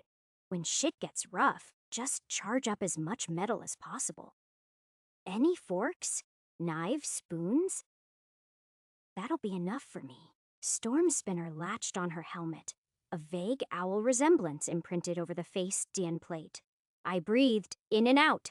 This wasn't my first big emergency, but it was the first time I was expected to play an active role, and not just securing evacuation. That still fell on Yvette. I had other responsibilities now as an investigator. All units, Sergeant Solomon roared. To stations. Jian Jian Jian, Chapter Wushar, Jian Jian Jian, Chapter Sishaba. Escalation number of bombs. Unknown. Type of bombs. Unknown. Number of civilians in the Sapphire Heart Ballroom. Estimated. Sensiba number of Shandian executive hostages. Shar priority. The list of hostages pulled down in my view to reveal old faces I'd seen pop up in the news every so often. My earpiece tuned into Anthony's voice as I crept behind Riza Wicket and the rest of Team Delta. Epsilon's reporting in. Solomon's voice overtook my head. Miramasa's gathering the brunt of their forces behind the stage of the ballroom. They'd taken the hostages one at a time. Presumably, it's where they'll have their bombs located too. Understood, Sergeant. Riza's voice came through, her oversized metallic claws tearing open a door sealed shut like it was spoiled bark. We're entering through the emergency staircase. Management said this one was sealed off, right? Too many honeymooners, sneaking off into the stairwell. The sergeant, as stiff as he was, seemed more personal with Special Investigator Wicket. There must have been some history. Then Anthony's voice broadcasted to us all, his shifted hypnotic tone dulling me ever so slightly. We're here to keep everyone safe. Tell me, how can we do that for you? A rougher voice responded. A thick Asian accent hung on every word. You can start by giving us what we want. Just 12 corporates and everyone else lives. These corporates, they're important to you. Very, the voice responded. We're being paid good. Who's paying you? Maybe we can renegotiate your payment. Give you a better deal. No, this is personal. It's why we're doing this. These coin pouches don't deserve any better. As we snuck in through the hall, the back Zan and Zanforth continued aimlessly. Neither Anthony nor the criminal were getting anywhere, just constant deflecting from one side to another like a stale tennis volley. It droned out in the background, Anthony's voice growing more hollow, the criminal spinning more dream Zan-like, until the criminal's voice broke to Anthony's power. We'll let out a third of the hostages. That was our sign to move in. We were already near the ballroom, so within a few moments we turned a corner near one of its entrances. I stopped early, whispering aloud as I faintly picked up the prickling sensations of various neuroframes along the corridor. There's people, 2 of them. Then we take them out. The group followed through Wicket's orders. One of the first investigator's guns, pre-Zand, aimed as she turned past the corner. 2 electric flashes, signaling 2 fallen bodies. Good job, Investigator Torian. Riza followed up. Sergeant. Confirmed 2 Masas down, awaiting order for entry. The sergeant's voice peered into my ear. Affirmative. When the hostages start leaving, send in Jones and Rebeck. Initiate Phase 2 of Delta Team. Delta 1 and Delta 2, assume your positions. Riza nodded to Noon, but the affirmed understanding seemed to slip through the advanced neural connection. Delta 1 would be led by Riza Wicked, as part of the immediate retaliation force from a backstage staircase, used by the staff, or for emergency purposes, while Delta 2 was to split up and join in with the other investigators escorting the hostages out. Of course, that wasn't the whole plan, as apparently, a distraction was set to take place, during which we were expected to slip into the chaos and scout the bombs. Moving aside to join the quickly maneuvering Delta 2 group, we received updates as Delta 1 snuck up the staircase deeper into the heart of the Muramasa operation. One of the investigators, Leopold, whispered out, "This is dangerous, right? I can't be the only one thinking this. It's a suicide mission." "That's what half my missions are," Choirman snickered beside me. "True," I chimed in. "You leave half your missions riddled with bullet holes. Your blood powers are tough." He didn't seem pleased at that, but still managed to chuckle. "I'm a sponge. They can't seem to dry out. You're armed with a holoshield. You'll be fine." "Delta 2 leader," Rebek added. It was true. As part of the immediate task force infiltrating the ballroom, we were given some upgrades. A holoshield for one, like the one Cannon Arm had used. They weren't as big, and certainly wouldn't manage to take the brunt of damage that military-grade shield had, but it was both equipable and deployable as cover. Plus, the police shields had reactive permeability. I could shoot through the shield without worrying about being hit back. But at the same time, it was an inferno resting on my arm. The sheer density of electricity caged in the bronze-grade tool was enough to power my apartment for a week, with all the lights turned on. "You all have your neurocuffs ready?" Rebek jangled, a polyhedral plate in her hands, identical to the ones I'd been given by Rorschach when he controlled Indrath. "There'll be priority targets your lenses will pick up. Refrain from shooting them lethally." "They're key targets." "Understood. Investigator Rebek," I said solemnly. She only snickered as we jogged towards the entrance. The hostages were being gathered at. "Please, if we're going to die tonight, I'd rather be called by my name rather than my husband's. It's Josephina." "Understood, Josephina. I've heard you're a deputy leader at Squad Shitsi of Strike, right?" She was her squad's Rorsch in a way, but hopefully less disgusting. "Second deputy when Jacob isn't in charge. And you're the girl with the silver. Matches your eyes. Fancy that. Wonder who your implant will go to if you don't make it through." She chuckled morbidly. "I'll survive." I half-in smiled. "I'm more than just a silver." Bold words. "Wicked had faith in you, so that deserves a bit of respect," she added. And I could feel a genuine warmth spread across the blonde woman's words. That means something. There's a lot of responsibility on my shoulders. I had the electricity, and seeing eyes. There were plenty of variants of eyesight mutations, ranging from sharper vision to thermal sight, but very few allowed you to peer into the foundational laws of the world, like gravity, electron density, warp grades, and so Xanon. At Tier 1 anyway. "Ready up. Hope that you take combat as well as flattery. We're getting ready to go in," she assigned with a sharp wave of her arm, near to where several other police squads were located. They were meant to handle the exact extraction of hostages, whereas we had that as only half the job. It mostly consisted of officers, with a few third and second rank investigators sprinkled in. Most of the higher ranks were executed on infiltration operations. The doors opened a minute later. 3 large Muramasa goons, all wearing thick, solid masks that were vaguely Asian in origin. Oni, Kappa, and Tengu. Deeper in were faces resembling dragons, tigers, and phoenixes of various colors. Be wary of anyone with a black dragon mask, or worse, a crimson one. I remembered Riza's words. There was a command behind that, the kind she dressed on when someone broke protocol. Black dragons were the Muramasa's elite fighters, 10 officers. No one else, the biggest goon said, a curved longsword, heavy in his grip. "Or we blast this place." Josephina stepped forward, the rest of the investigators giving way to the first rank. "I assume you'll be letting us in for some tea?" "Only if the boss permits it." He appeared virtuously emotionless, devoid of any thought behind that mask. This is why I love Muramasa. Even the meatheads know big words like permit. Makes talking a whole lot easier. Josephina strided through, her assault rifle resting on her shoulder the whole time. We all took it as a sign to leave our own weapons unprepared as well. I had even been given a CyberGene pistol to walk in with, a ballistic kind with fancy ricochet options over my much simpler and covert Brayshocker. Apparently, I would bet a suspicious if I had no weapons on entry. We went in after her, walking through the grand marble doors to an even grander glistening floor of marble. Everything was some shade of gold or sapphire, from the chandeliers to the tablecloths and the floor. Somehow, none of it clashed, a testament to the eye who built this place. If only its sanctity hadn't been perverted by the sight we saw, hundreds of battered and beat guests at the mercy of Muramasa, rounded up in groups of 6 or 7 behind 2 to 3 Masa goons. My vision flinched under the massive onslaught of information, flooding it. Numbers appearing over each of the heads of the guests. The sergeant's voice commanded through the ears of the police force. Sights on the hostages confirmed. Priority numbers have been assigned. Anyone under Yobai is a vital target to retrieve alive and unharmed. Above that, alive. Anyone above Senbai is a low priority. Hotel staff are inconsequential, but the top 12 are to be extracted immediately.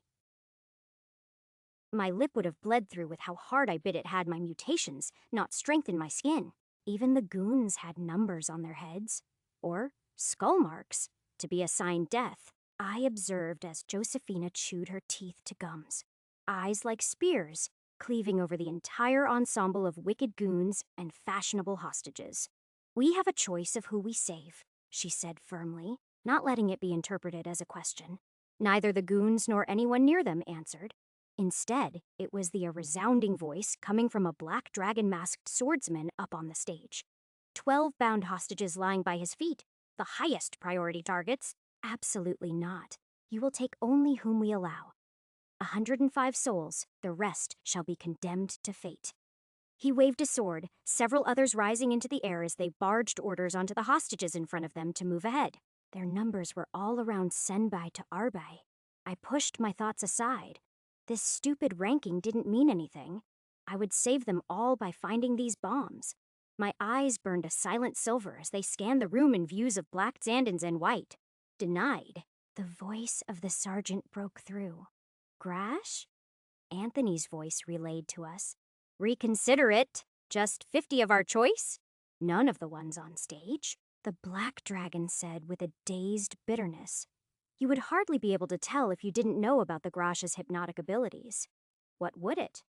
Anthony's voice cut momentarily. When it returned, it was noticeably more strained. What would it take for the 12 on stage? 15 million, Shardine. The black dragon spoke with a laugh. I tried my best not to focus on the conversation, but my search for the bombs came up with nothing. Why so much for them? You know why. The black dragon's voice echoed with malice. True. They're all High Zan standing executives, but why go through all of this? Because we'll be paid 3 million for this. Now will you raise the bet? A light chuckle filtered through. The sergeant's voice interrupted through our comms. Anthony now. The slight whispers of control echoed even past the barriers of his dittered voice. I felt a compelling rattle my bones into action. What if we offer up the investigators currently in the ballroom? An exchange? Josephina Rebeck? Godric Leopold? Toost Choirman. And Zan Anthony's voice was weak? Deanna Jones. The dragon's decision took a moment that lasted too long. An acceptable offer for 3 of them, the black dragon said. We choose which ones as you have chosen which officers to give up? Tell them it's agreed. The sergeant echoed in my head, a pit of nausea bubbling through me. Delta 2 is to be exchanged for the hostages. We agree. Anthony's voice sounded like it had been squeezed out of him. The dragon surveyed his bound hostages, pointing with his blade to the ones we had just been sold for. Very well. Asaki Turamaka, Han Xiao Libung, and Edward Horowitz, you 3 are free to go. Delta 2, the sergeant said firmly. They're going to cut off your comms. Before that, find the bombs. In 5 minutes, we're executing a raid. The order comes from Yujo. Muramasa's not budging. They don't want any info leaking out. The 100 partygoers who thought they'd be freed tried to lash out, but any rise in voice was met with a smack into their heads and loud shouts to be quiet. "You five, we're splitting you up." A new mask appeared, the female voice coming through the appearance of a demonically twisted monkey. "Rebec, with me." And one by one, we were separated, taken off into different corners where we would be surrounded by 100 different enemies. 4.5 minutes to find the bombs, even quicker once they disconnect my Zan neuroframe. But mine was now subdermal. Hold on, this one's odd. She doesn't have a frame on her neck, a rabbit mask said, his steel-clawed arm cold against the flesh of Nape. It sent shivers through me, and as more animal masks turned to me, I questioned my safety. "I'm unchipped," I said, biting my tongue through the lie. "You're an investigator without a frame?" Suspicion drew that cold grip tighter. Any more, and my neck would break if my mutations hadn't altered them. Then it released. The tension snapped away like a taut string placed against a sword. "Tetch, we'll see what to do with you." Josephina's voice slipped into my neurolink. "Jen, Diana. It's the hostages, Jen. They've Jan got Jan, then it was gone." The hostages? I focused my gaze on the hostages, slipping my eyesight into the realm of electrons. A condensed mass of electricity on their necks and shardware, but also, I spotted one.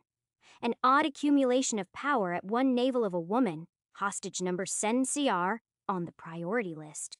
A similar bulge appeared on hostage RJ Chu, then Sen Yawar. They'd planted the bombs on the hostages they were planning to release to us.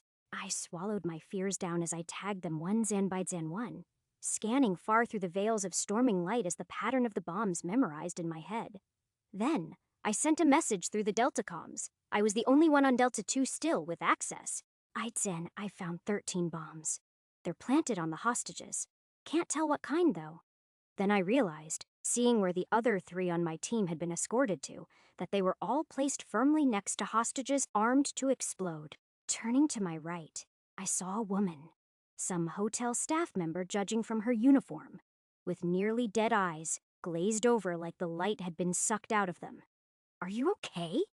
I whispered. She didn't utter a word. She seemed to not even register my question. I could feel that familiar presence on her, though. A bomb was nestled on her stomach. "You're unchipped?" One of the hostages, a handsome youth who looked to be around my age, whispered. "I can respect that. Don't worry. My dad'll have the security forces here soon. He'll save us. How about you stick with me and Zan?" "No talking." The rabbit-masked goon kicked him roughly, the man's face contorting in fury. "Do you know who I am?" He tried to rise up, but a rough grip pinned him down. "Yes, Mizuki Tanashi, son of Hisako Tanashi. And your sister is very pretty. Would be a shame if she didn't leave this place with your pig saviors." The rabbit's words sliced through the man's confidence, rendering him a quivering mess of a person.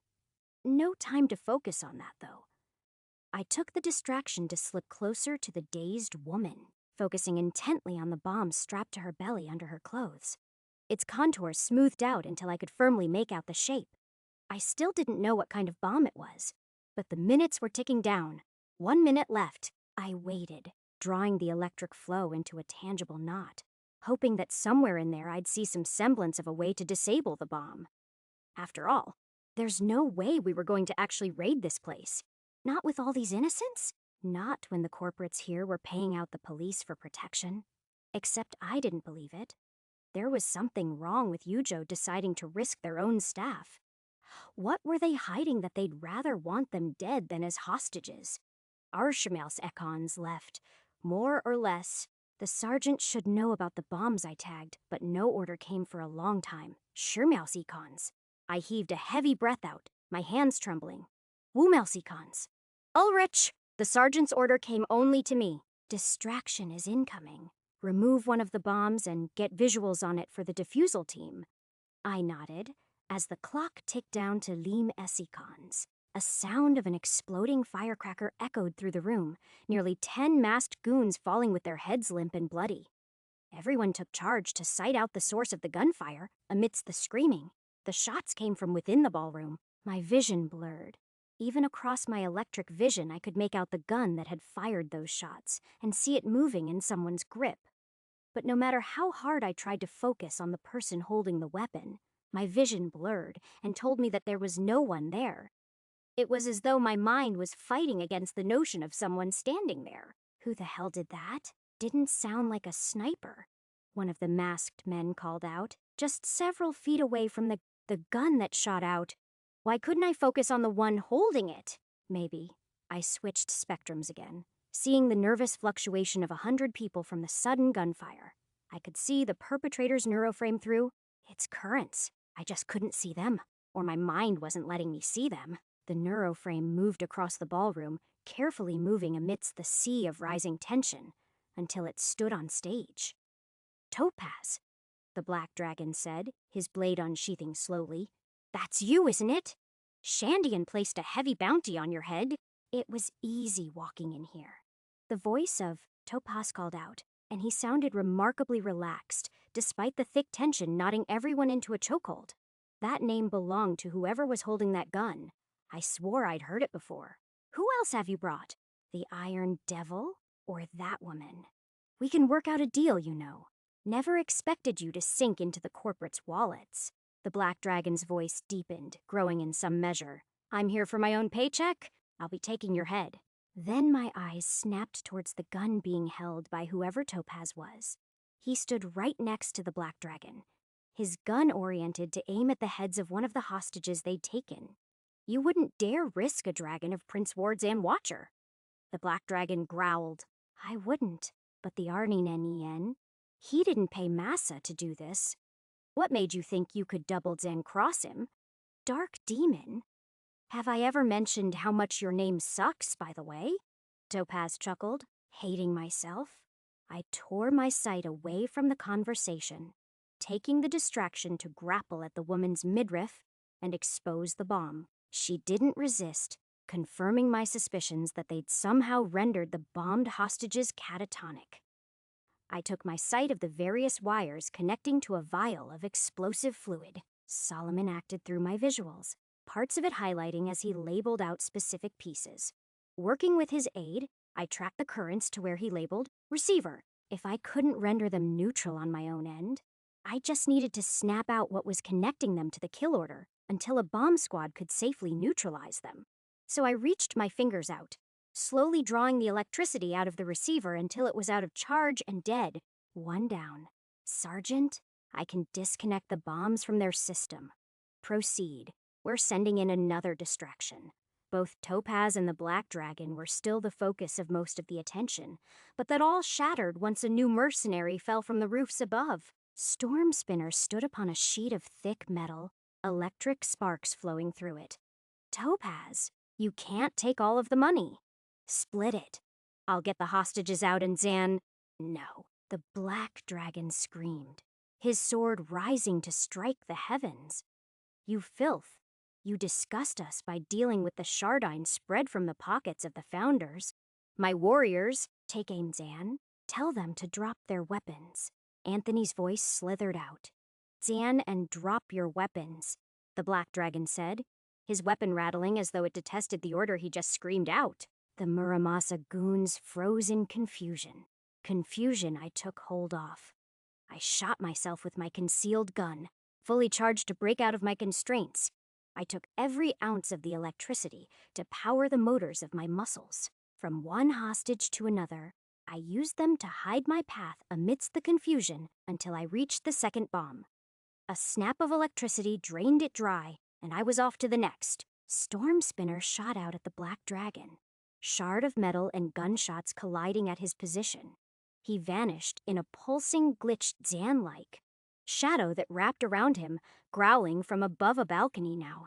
Zan, don't detonate the bombs, Anthony called out, and the next second spurned into chaos as something fell from Storm Spinner's hands.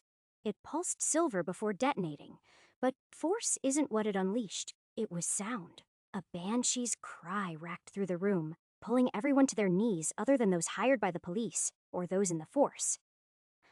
I'd heard of it, Long ago, when I was taken in for my body modifications upon becoming an officer, we all had implants in our ears for communication, and occasionally to block out specific sound frequencies, like the ones used in the police sonic grenades.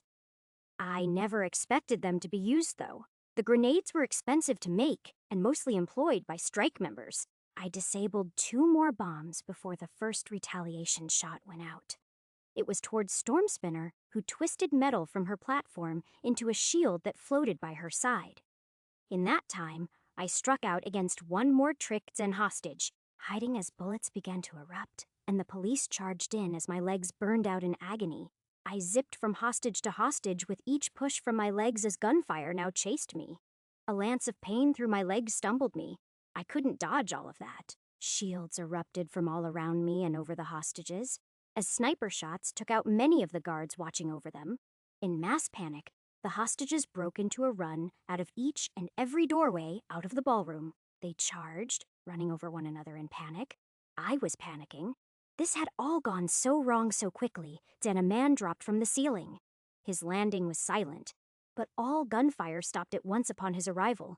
My own breath hitched at the colors beaming through the seams of his shardware. They shined with a golden glow, twisting in a sleek pattern, like ropes of black woven, upon white steel bones that curved unnaturally. What was most strange was how similar he appeared to the Muramasa goons, but like a twisted mirror version of them. He wore a long cloak I knew to be a kimono, simple cloth falling over most of his body, except for the 2 scabbards resting on his hip. One of the blades pulled itself out without his grip, floating until it sat in the air patiently for the man's orders. And that mask was reminiscent of the ones worn by the Black Dragon. But instead of a dragon, it was a crimson, curved and demonic face of a demon with 2 long horns poking from its skull. A yaksha I remembered from my historical classes in the cradle. The sergeant's voice shook everyone still. Ceasefire.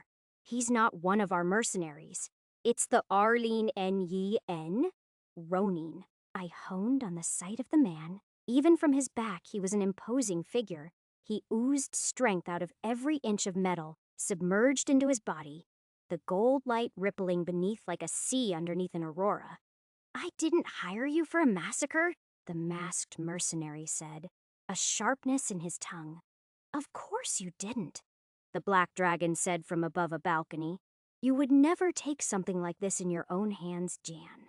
I'm doing it now. The floating blade connected to his palm, a circuitry complete that rewrote the future of this night. The job was simple. Wards and Watcher's motives got in the way.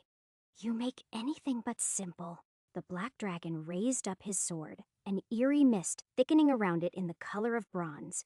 Take your problems to the Bladderfather. Now choose which side you'll stay on, the pigs or us. The blade in the Arnine N-Yen's hand flicked towards us. Our own weapons raised up as gold flowed from hilt to tip. You'll take the hostages.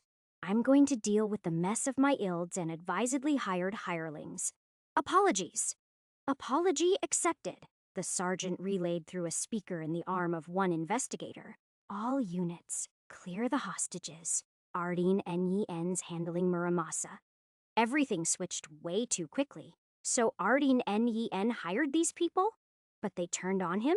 Or went about it the wrong way? Either way, we now had a gold shard adapter on our side, even if he was one of the most wanted mercenaries in the world. At least now, when the chaos erupted, it was all focused. The Arlene N-Yen dragged attention towards him, like a vortex, bullets converging at his position, where he vanished in a twist of air and light. The bullets that had been embers of light were now fallen shrapnel, like a ghost. He disappeared from his position in a blur of his form, appearing next to a squadron of Muramasa members like the Reaper before Stubborn Souls. For the first time, I witnessed what a gold adapter was. 减减减, Chapter 53, 减减减, Chapter 49. The Arling N-Yen official Yujo statement regarding the gold and grade mercenary known as the Arling N-Yen. The R-N-N-E-N is to be neutralized at first sight. His crimes against Yujo demand death, first appearing in the year Laoncen Sibai Bashatsi in Central Asia as a silver. He has since attained a gold grade and is considered one of the largest threats to the stability of our nation. His list of crimes includes the following. As of 2046, he is expected to be in the territory of America and is targeting numerous Yujo and Shandian facilities. Alongside this, he is known to be affiliated with anti-Dan Yujo terrorist group, Muramasa Dynasty. In what capacity is unknown, as his allegiance to the terrorist group has been both of an alliance and a rivalry. His combat ability is immense, and his speed even more so. We have tracked him moving at over Maymao Bashawumi, and wields 2 blades of high silver Dan grade, one of which is confirmed to be a former weapon of the Bladefather, and forged by anti-Dan Syntech terrorist Hammersmith. For his crimes, we have put out a bounty of 6 million Shardine. Should you come into contact with any information regarding him, you will be considerably compensated. Diana, in one clean swipe, 4 people died as blood flashed into the air. I blinked, and another 7 limbs came loose from a few meters away from where I last saw the Ardeen Nyen. The machinery of his limbs were light, barely uttering a sound as he disappeared from one location to another, blood spraying out from the machine of death he'd become. How fast was he moving? Jones!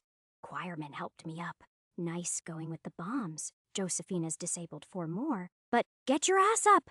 I charged electricity through my leg, blood stitching together for Choirman to see in person, his eyes in awe, but only momentarily as one Zanbaizen 1, our shield started cracking away. I took a hold of my own shield, hating myself for the sacrifice I was going to make. It was like a nuclear reactor erupted through me, a wave of pure energy pulsing me into motion. It had been just 1/3 of its charge, but that much had stuffed me to the point I could barely stop my arms from shaking. My vision flew through the room, taking in all the sights unbeheld by my previous confusion. I'd missed 4 more bombs on the mind Zen-numbed hostages. They were standing out in the open compared to the other crowds in police protection or huddled behind tables. A tag on all 4 of them was sent to the sergeant.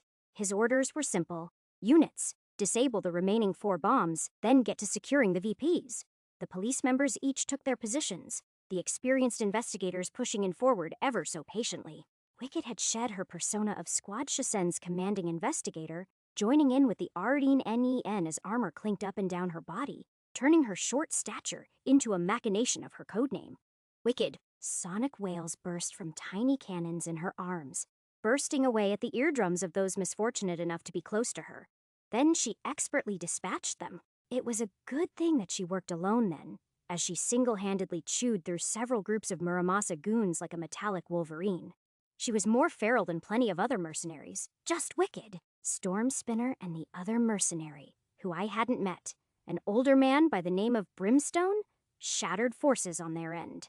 The former raising up a whirlwind of shrapnel gathered from the broken remnants of shardware, the latter doing the breaking with precise shots from his revolver, with bullets that burst apart the metal like it was sandstone. Then, of course, there were the strike department members. Each of them tactically organized themselves around the firefight like it was a game of chess, taking precise shots with Josephina at the helm of it. Her large rifle came into play, breaking apart cover that the rest of her fellow strike members exploited without a second of communication. Finally, there was the Ren, who single-handedly tore through Muramasa irons and bronzes as tempest of sharpness. He was efficient, simple. Where he appeared, death occurred, and when there was no more life for him to take, he switched to another group in the blink of an eye. Half of them didn't even realize he'd moved behind them. I processed all of that in less than 10 seconds. We were outnumbered, and Muramasa had already moved to secure the VIPs in the back rooms of the stage. But numbers didn't mean shit when we had a gold mercenary on our side. And I was gold too. Ardeen Nen alone was the spearhead of our advancement, a part of me feeling like his appearance here had been orchestrated. Jones, choirmen tugged me from the side as I observed. Then, before another word could come out, I moved, condensed muscle fibers pushing me into the air towards a wall that I kicked off of. Then, I hopped across the tables to leap at the stage. They were getting away. I wouldn't let them. 3 shots from my gun had landed by the time I joined the main cast, the max Dan-powered shots disabling 2 irons, but tickling the bronze mutant. His engorged arms came down swinging, But they were so slow. It was painful waiting for them to come down, and then another blast of electricity shattered across his face with my fist. It wasn't enough to take him out. His bones had felt like metal, but I'd already managed to dent steel. His wild strikes came down like a rain of cannon fire. Mine responded in the form of precise, quick rapier flourishes. A final pulse at his neck, taking him down. With that, I'd saved the last 3 hostages from being taken in. The remaining Muramasa goons were retreating now. I could feel the racing work of their limbs growing dimmer behind the curtains. Ulrich! The sergeant's voice stopped me before I could move. It's a death sentence. Hold your position. They're retreating Zan into Yujo corporate security forces. They've already lost. The sergeant's voice cut out, not pushing out any further explanation. I gritted myself, absorbing another third of the shield's charge as I pincered Muramasa from behind. Everything became a blur after seeing the Arli Nanyian. He was so precise with his work. Calm as a feather with every heart he impaled, his demeanor was sage Dan-like. It inspired me, but I could only imitate him as a crude copy. He wasn't teleporting or anything like that, he just moved that quickly. With my eyesight focused in, I saw him split apart bullets mid-Zen trajectory like they were annoying flies. A single footstep carried him meters, and some function in his boots clinged him to the ground when he needed to stop. Yeah? I was only imitating. I didn't know how many more goons I'd shot at or punched before a stray bullet caught my shoulder. Another one, striking through my knee. The pain was horrifying, not as terrible as when I tore out my nail, but it wasn't easy getting used to pain. They cornered me. 3 Muramasa masks heaving breaths as one raised their gun to finish me off. I reached for the remaining third in the shield, but the voice of my gold had quieted down to a meek whisper in my attempts to wrestle my previous 2 charges. A shard of metal dug into my wood Zan bead Zan killer's neck. Just as quickly, the other 2 were torn up by scraps of steel. Stormspinner raised me a thumbs up as she launched needles through a bracelet in her arm at some other person. I used to use that same gun back when I was an investigator. She covered me, a table flipping over as steel pushed it towards me. My own voice was ragged, like I'd chewed nails. You were in the police? A decade ago, left it. They caught me selling drugs to the juniors. She merrily chatted as she expelled a dust cloud of iron powder at somebody who'd snuck up behind us. The swarm of iron clung to his eyes until a final blade sunk into his chest. Do me a favor. I'm running low and there's plenty of cutlery here. Charge it up for me? I obliged. My own body was in tatters from how much I'd pushed it. Reaching out with my blood-Zan-stained arm, I flooded all my remaining energy into the various forks and knives cluttered around me. In seconds, they flew up and speared into eyeballs or throats. Thanks, sweetie. I'm paid per body. I'll be seeing ya. Stormspinner flew away, metal clumps under her feet rising. I didn't say anything. The fighting had died down now. A majority of the hostages were now secured, but I spotted blood-Zen soaked formal wear too often. I scanned the numbers. They were mostly all above Arbeiwushen. Pushing my legs up, I placed my hand over the shield.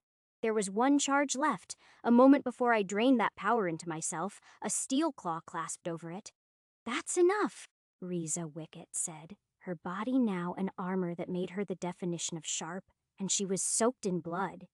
You're being ordered to get off the field. I can still fight. I believed it despite the weakness in my voice. My knee was mostly together now.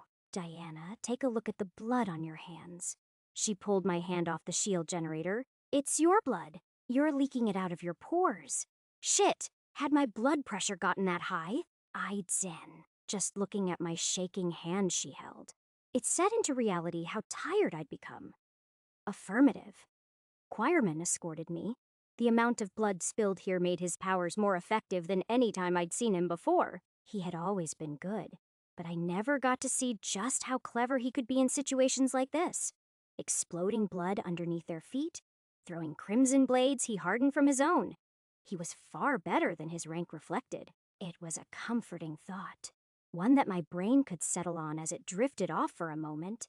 When I woke up, it'd been 10 minutes later against a wall of the ballroom. We'd succeeded. Muramasa had been intercepted by Yujo security in the tunnels underneath the hotel, but their Black Dragon leader escaped. Death toll was relatively low in comparison to Muramasa Dynasty's forces, and among the hostages who died. Only 18 of them. Was it a miracle? I didn't know. I still had an off feeling about today's mission. There were facts I didn't know, a recurring notion about many things in my life. As the police regrouped themselves, Shandy and security came storming through the room. I caught myself at the sight of them. They wore thick metallic armor that concealed their bodies, colored black and red, and the electric waves radiating off was like a furnace was beaming at me. Their thick guns raised up at one person in particular, the Ardeen Nen. I'd wondered why he didn't leave, but he sat there patiently, alone, as none dared to approach him. The private security forces were a league unto themselves. Power wafted into the air the second their thick suits came rolling in. Heavy and imposing, they were easily far more terrifying than even the Muramasa goons. R-A-N-E-N, their leader called out, his body buried beneath a large suit of smoothed-out metal that made him stand at a humble 8 sand feet tall. You're wanted by Yujo. Come quietly, drop your weapons, or we'll open fire. I disagree. He cleaned blood off his blade, not even staring at the suited man who could crush a head easier than an egg. Connect me to Himiko. I want to know what she's trying to hide from me. Enough to sacrifice these people. Himiko. I remembered that name. It'd been one I stared at often in my notes. Miss Himiko was the woman who tried to buy the gold mal my implant came from. She died by exploding her own frame. Except maybe she didn't. It made sense to use a proxy for deals where your life was in danger. You can talk to her from a cage. I'm sure she has a lot to say to you. The armored man growled. Arlene Nen stood up, his blade shiny and ready. Except now he unsheathed his second blade as well. A katana like his first one, except it had been formed out of silvered and glinted scales that looked as though they'd been hammered together. It shivered through me. I'd never felt anything with that much electricity. The shield I'd been carrying was an ember compared to the contained wildfire rumbling within that blade. All units, clear out, the sergeant said in our ears. This is a Yujo company matter. 1 Zanbites in 1 we filed out. Though I did catch Stormspinner chatting up one of the Shandian guards, him nodding at something she said. Surprisingly, she approached me, a happy smile plastered over her. Hey Jones, what would it take for you to stay back and charge up some metal for me? She held my arm, supporting it. Why? My head was aching, like my skull had caved in, and the rest of my body felt like it'd been thrown into a blender. Helping Shandian secure Ardeen Nen. Do you know what kind of bounties a gold gets? She waved off as though it'd been obvious. How much? That would be a little bit good to know. Arlene Nen's got a bounty of 4 Zan 100 Zan and Dandin 90 Zan million. Yuja really wants him dead. And his implant. Yeah, but I really don't have anything left in me. My body is just... I could barely raise my arms up. Warp burns. She scoffed before a sly smile replaced it. Don't push it then. You know, you're not Theon Lyon with a bioelectric organ. Slowly, her fingers revealed a momentary thin snap of electricity between them. Ain't much, but it'll do me good. Stay safe and also Zan. She took a gun out from her holster. It was a similar model to mine, except it wasn't covert. Plus, it was Shandian made. They're giving me a new gun as a down Zan payment. Was thinking you'd do better with my old one. It's served me well over the last couple of years. Maybe you can make up for a lot of the bad stuff I did with it. She laughed. But behind her eyes was a pain. I stared at the revolver. It was a heavy electric piece called a Shandian Leizhou. Stormclaw, if my Chinese was right. I was a bit out of practice, and favored for its ability to manipulate the strength of the shot, depending on how long you held the trigger. It was iron grade, but an extremely well-Zan built one, and Shandian specialized in weapons manufacturing. Thank you, I whispered, my throat a little clearer now that some of the dried blood in mouth had broken down. Soon after, I left, and the duel occurred. The sounds of fighting lasted around a minute. Bullets, whistling metal, cracking furniture. They slowly dwindled down as screams tore out for a momentary note. Once everything went silent, police found the bodies. 6 dead Shandian forces and a single dead mercenary. The Arlene N.Y.N. was nowhere to be found. July she th Arlene N.Y.N. The mask clicked off his face. A Yaksha mask, unlike the one worn by Black Dragon Lifey today, the Dark Demon. It had been the one part of him that remained across the decade. This shabby hotel barely even had running water, but that didn't stop him from rubbing the scar over his eye, as though trying to clean it off from the sight of himself in the mirror. It had been the duel he ever lost. Now, Muramasa wouldn't stop ingratiating themselves with him.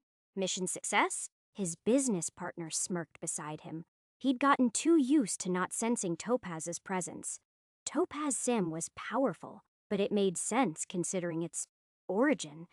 Unfortunately, yes, the Arlene N.Y.N. sighed out, thinking as to when this war would end. We have the personal access codes of Tanya Wang, but it astounds me. The stupidity of Muramasa to take the party hostage. It would have been easier if they just cornered him in the bathroom. Topaz rubbed his buzzed hair. You don't make things easy for them. That's true. I think Ward's End Watcher used this as a moment to spite you. They demand my presence, only to make a mockery of it. The RANEN gritted, and the Blade Father wonders why I've rejected his empire. Should have just hired me. Topaz blew from his lips. You may be right about that, but I needed the police there. You're too quiet. The Arlene N.Y.N.'s jade gaze flowed over Topaz. The shirtless man was covered in scars that were painted over with tattoos and piercings. Have you found which of the police are on Yujo's pay? Topaz pulled out a souvenir from today's battle. A neurocuff, personally belonging to Sergeant Throm Solomon. Mirage is working on it. How are you finding the building layout she got? It's going to be even more heavily guarded after today. They know I'm trying to do something. It's likely that Prince Wardzan Watcher is trying to impede my progress. He doubted. Maybe it would be smarter to delay it. You sure? Topaz's eyebrows curled. Bladadotter's already pulling a few strings to get us a distraction for that night. And I don't know what exactly is going on with Masa, but who knows how much longer she'll stay in charge. Unless you, Zan, I am not playing to that senile man's wishes. The Arlene N.Y.N. rose his voice in a rare moment of emotion. Regardless of my affiliation to him.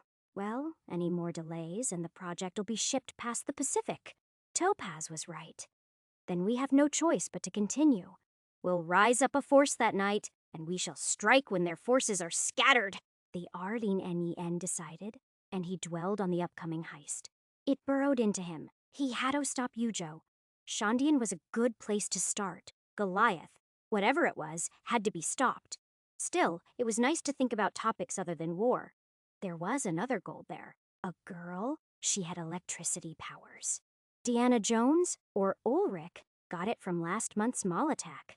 Funny you mention it, the bug actually went to Missy's newest adoption. One mutt wasn't enough. He stared at Topaz, an infrequent smile crawling on his face. Please, he's a pup. Been in crime only since last month, but he's growing quickly.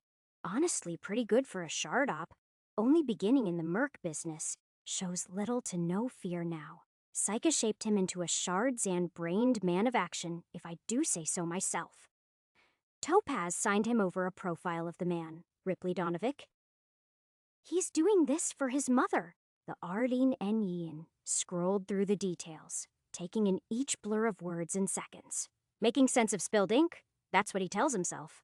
Topaz slid nearer. The Arlene N.Y.N. didn't reject it. He needed some warmth in his life after all the cold death he offered. Is he good at fighting? Topaz left his hand parallel to the ground, shaking it lightly like a swaying boat. At Shardware, the RENEN clarified. Oh yeah, Anderson's been raving about the kid. His grandfather used to work with him, or like, against him or something. I didn't really listen to Dee's rambling. Topaz's hand slid over the man's chest, only half focusing on the questions. My legs need tuning. If he's as good as you say. He slid the screen close, turning his attention over to Topaz. His own hands slid around the bare muscles of Topaz's back, drawing their bodies closer. Topaz chuckled as his lips skimmed the Ardeen Nen's neck, who would have seen little Ripley getting such a powerful benefactor. Shit, you're going to make him come harder than I will. 简简简 Chapter 54, 简简简 Chapter 55. Family dinner excerpt from a news report on the Sapphire Heart Raid in the NC Insight News Channel. Written by Jinpei Yazaki. Edited by Cole Springstone. July Shi-th struck tragedy when notorious crime, Zin family Muramasa dynasty, raided the celebration of the engagement between Sheldon Corwelly, author of the beloved Knight's Heat trilogy, and Jeanette Wang, daughter of Tanya Wang, Shandian's assistant, vice president of experimental development for Westbrook. What was supposed to be remembered as the start of a beautiful communion turned horrid when men in animal masks tore through the luxurious Sapphire Heart Ballroom. Muramasa took several key figures hostage and even snuck bombs into their clothes. However, thanks to the quick response of Westbrook's first precinct crisis was averted, spearheaded by Sergeant Throm Solomon of Squads. Shi Yueshitizer, the police under his command, quickly controlled the situation. However, it was in defusing one of the bombs that a police officer by the name of Harold Nelby was shot, causing it to detonate and kill Shabasasher hostages and sea investigators and officers. Other injuries have also been reported. Our condolences go to the families affected by this tragedy, but it does beg the question, why has such an attack happened? For more news about this event and others, please read from our net site. New Californian site. Sao Sedan Arsharfen. July Shasen Diana. It was bullshit. The article and all the others that spun out of its lies were bullshit. No bomb went off. We played that about as well as we could, but it was the sergeant sending in that invisible, or attention permeable, mercenary that caused hell to break loose. There was not one mention of Ardeen Eden, and an NDA sent to our frames prevented us from leaking any more to the press. The truth would be out there, somewhere. Surely the shadow be reported with evidence? And why was I even bothering? This wasn't the first time, and it sure as hell wouldn't be the last time the media and Yujo twisted events, playing out the deaths like they'd been a martyrdom. I almost died getting those bombs marked. My wounds still hadn't healed. I rubbed my shoulder, feeling the odd bulge of flesh there. It was odd how long it had taken to heal, but I couldn't deny that I was healing from gunshots by feeding on my energy bill. At least I'd be able to drink tonight. Just had to reel things in while I was with the lieutenant. Sighing, I opened my closet. Time to pick out a fancy dress for the lieutenant's birthday tonight. Sawaludan Wushabafen. I went for something classy, a simple ash tan gray dress that was cut off by my knees. I was still trying to make a good impression on her, on everyone really for whoever knows what reason, but I needed to. This system had to change, and I was the only one who could climb the ranks fast enough to do it. I'd made results. Tangible, massive results during the hostage scene. Diffusing the bombs and securing 3 VPs. I was arguably one of the most important people there. I sighed. Enough inflating my ego. I had to settle on my goals today. The head chef, Simon Jugosla, in the restaurant was of interest to Soul Killer, and it might be time to open up to the lieutenant. I'd hardly ever gotten the chance to talk to her since I received the silver implant courtesy of my dad. Focus, Diana, I repeated to myself. Focus! Everything would come out sooner or later. I'd blitzed over the heads of nearly 100 investigators just 2 days ago and possessed rare mutations. Playing into the accused nepotism was working out in my favor. I'd heard snippets of some of the higher-ups thinking I was doping with high-grade neurostims or mutation boosters. Let them believe that, for now. I'll be by your place in 15 minutes. I read the message from Anthony. I hadn't even started my makeup. Sawutsiren bai stick. Fantastic first impression we're making. Anthony grumbled as he drove. Late by 5 minutes. You couldn't just do your makeup in the car.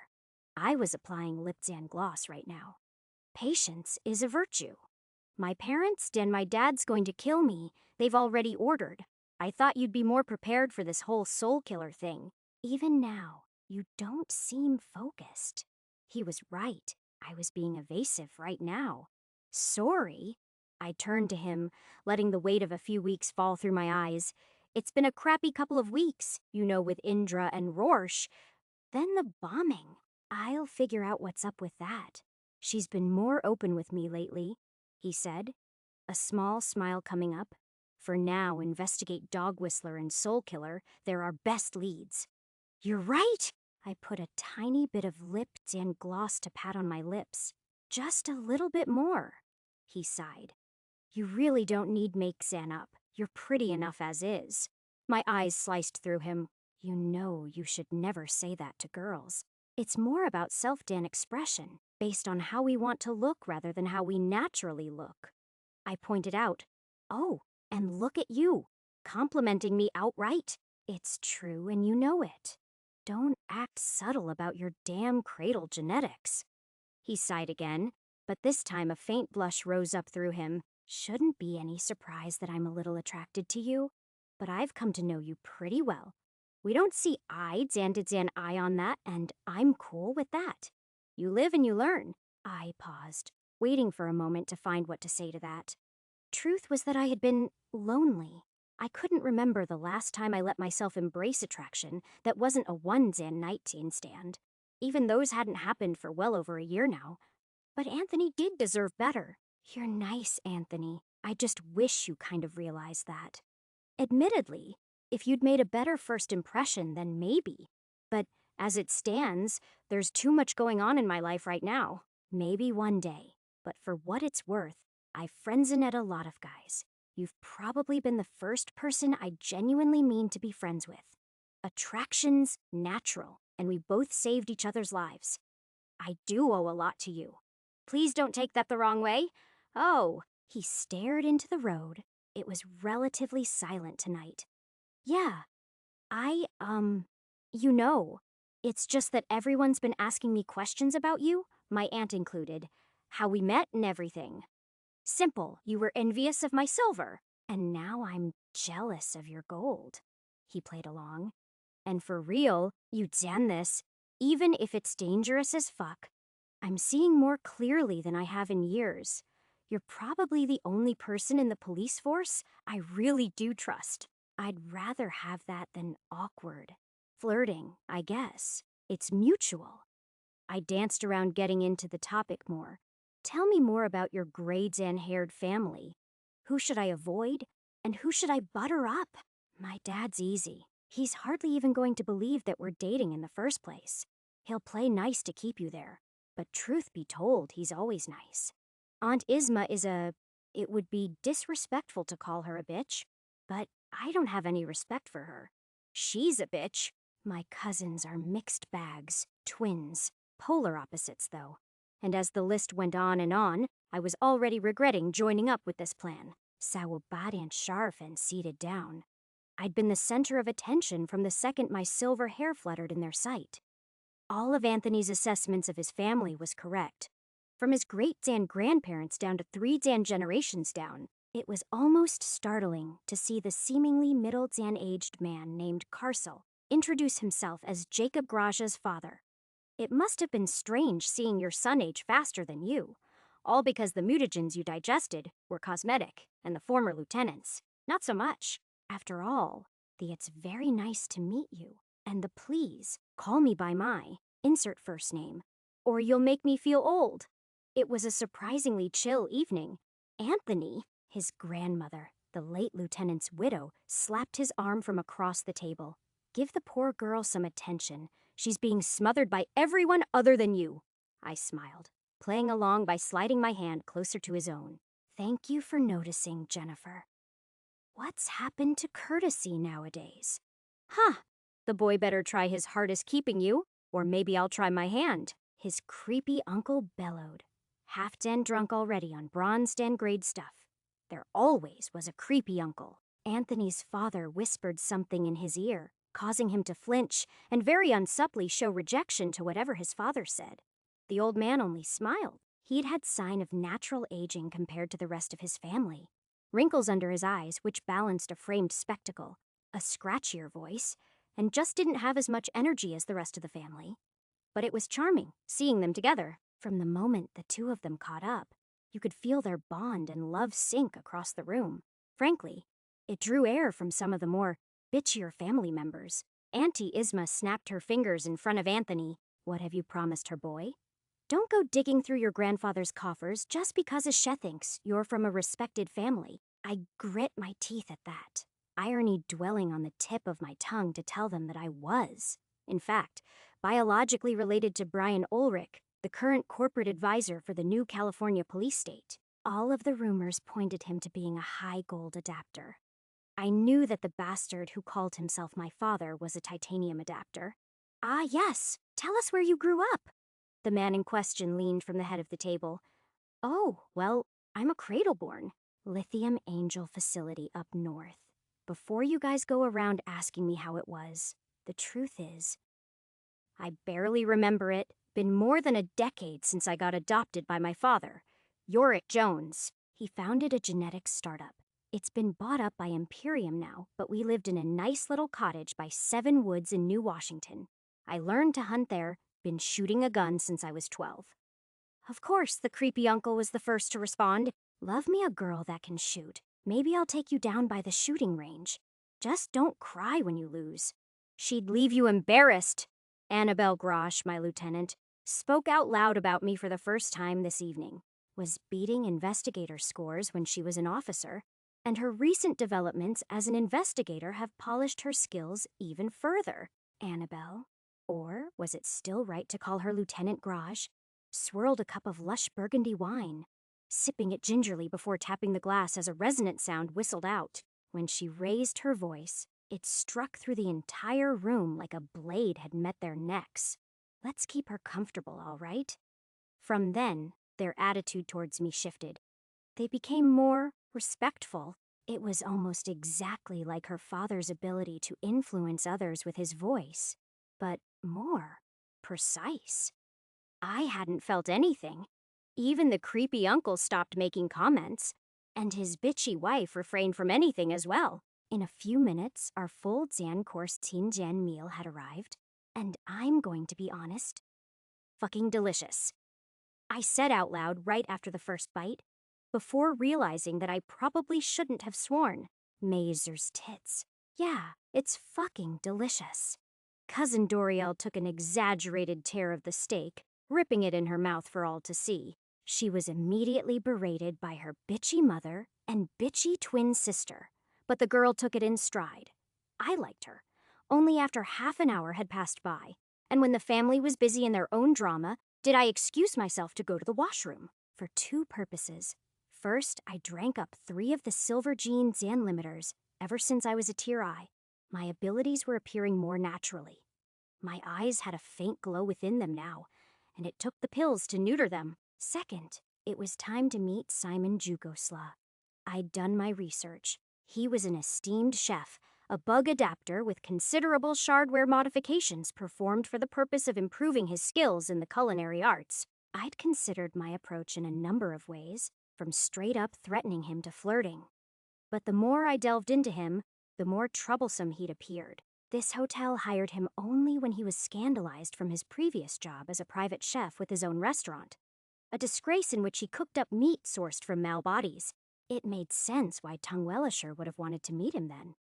The motive was unclear whether he wanted Simon to act as a chef or as the meal, but in both ways, there was a win. As for Soul Killer, from what I knew, they were a mysterious force responsible for disappeared persons for the last century.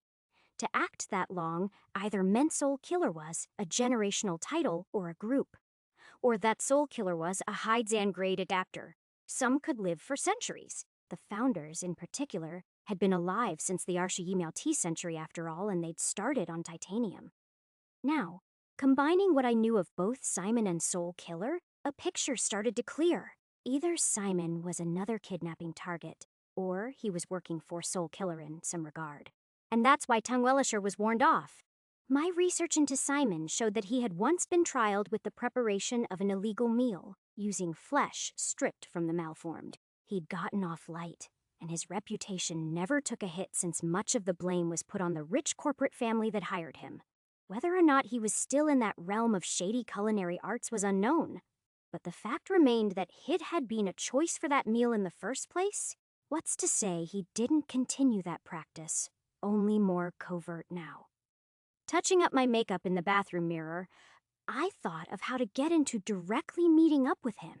Telling the dining staff that I'd like to give my thanks to the chef was possible. But in the event that Simon didn't come out personally, it was a dud. Waiting until he left was also an option. Or I could zen, "What are you really here for? Jones." A familiar voice shivered through me. Lieutenant Annabelle Grosh had entered the washroom with a bored expression directed at me. "What do you mean?" I caught my breath, time to play it cool. "I've been an investigator longer than you've been alive." She twirled her gray hair in the mirror, not looking at me directly. "You and Anthony aren't dating, aren't even sleeping together.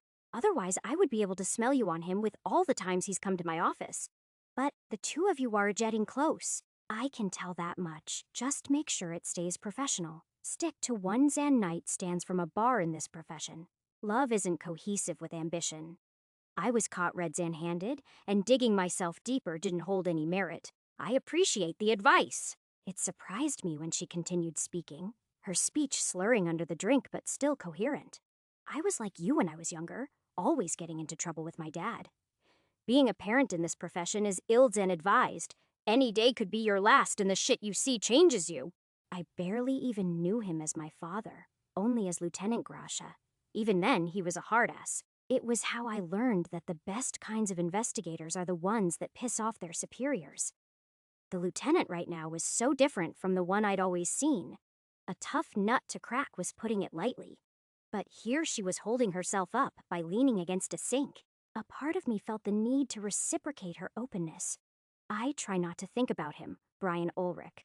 He's not my father, not really. Just the man whose sperm was used in the cradle where I was born, back when he was. I don't know, believed donating his seed was a righteous endeavor, when he figured out having a daughter and being a single Zan father would get him more popular with the public vote. That's all I became to him. Didn't matter that he took me away from a family I loved. The lieutenant grabbed a tight pull of air into her lungs. Some faint draw of warp energy I assumed to cleanse her mind. I'd never felt another's energy before, not with irons or bronzes, but with a silver. It was a tangible sense of the world slightly shifting. Like gravity was just a bit off. Crap. Was I just as noticeable? "You're not Silver, Jones." Her next words came true and quick. "Nobody above you is an idiot. There's enough of us sensitive to warp energy in the intelligence department who can identify you as a gold. Just be glad I placed you on a squad without them." "Thank you." I felt blank as the words came out. Her slate gray eyes pierced me, warp energy dancing across her tongue. "What's your goal, Diana? In life? Why did you join the police in the first place?" I didn't resist the urge to spill my secrets, to save people. I made a promise to be like my friend. Bullshit. Bullshit, I should have retorted. But my lips spilled out. To climb the ranks. Bullshit.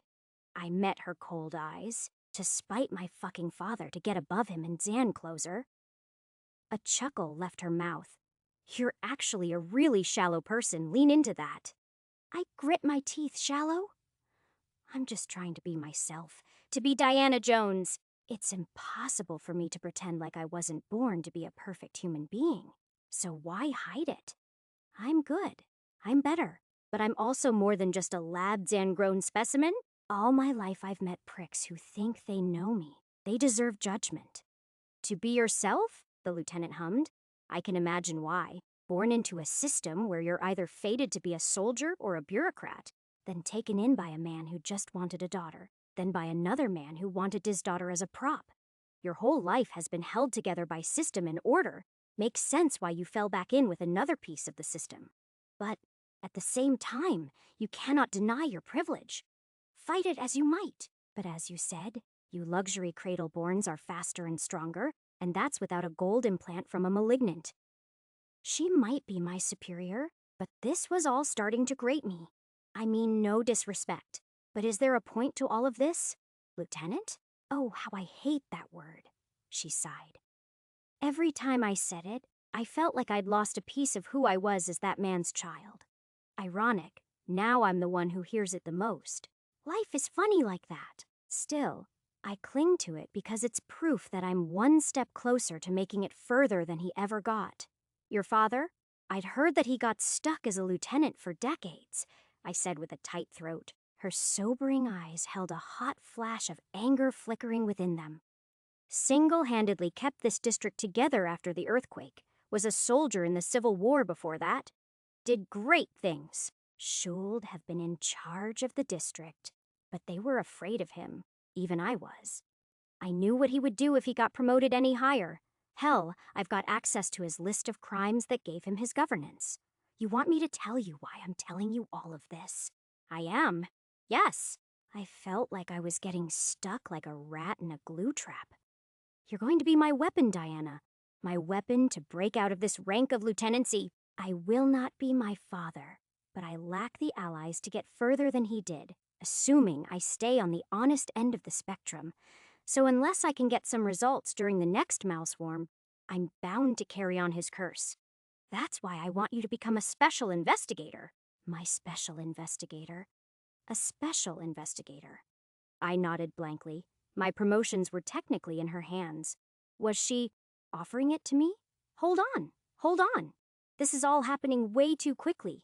What exactly do you want me to do? The Malswarm is going to upend this city every century.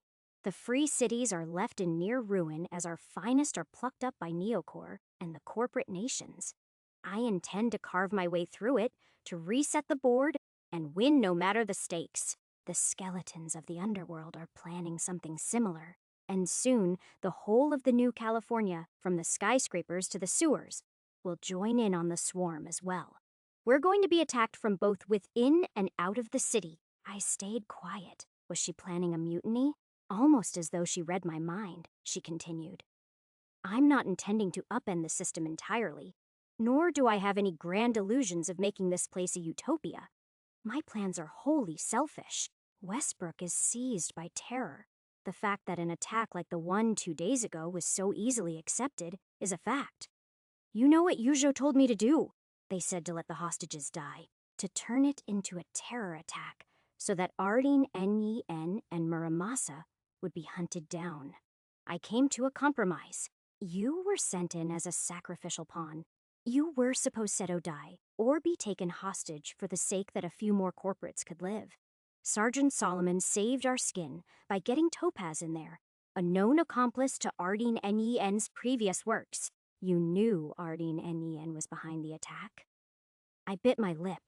Witnessing the masked predator execute dozens of people in seconds was. Eyed Zan opening. His speed and precision were leagues of their own. She sighed. A hunch from our sources. Ardeen Nyen never pulls elaborate stunts like this. Normally attacks Yujo facilities down Jan right. And the only thing that matters to him more than taking that corporation down is some fucked Zan up sense of honor. He would never condone Murmasa taking hostages. At least, civilians who weren't affiliated to Yujo anyway.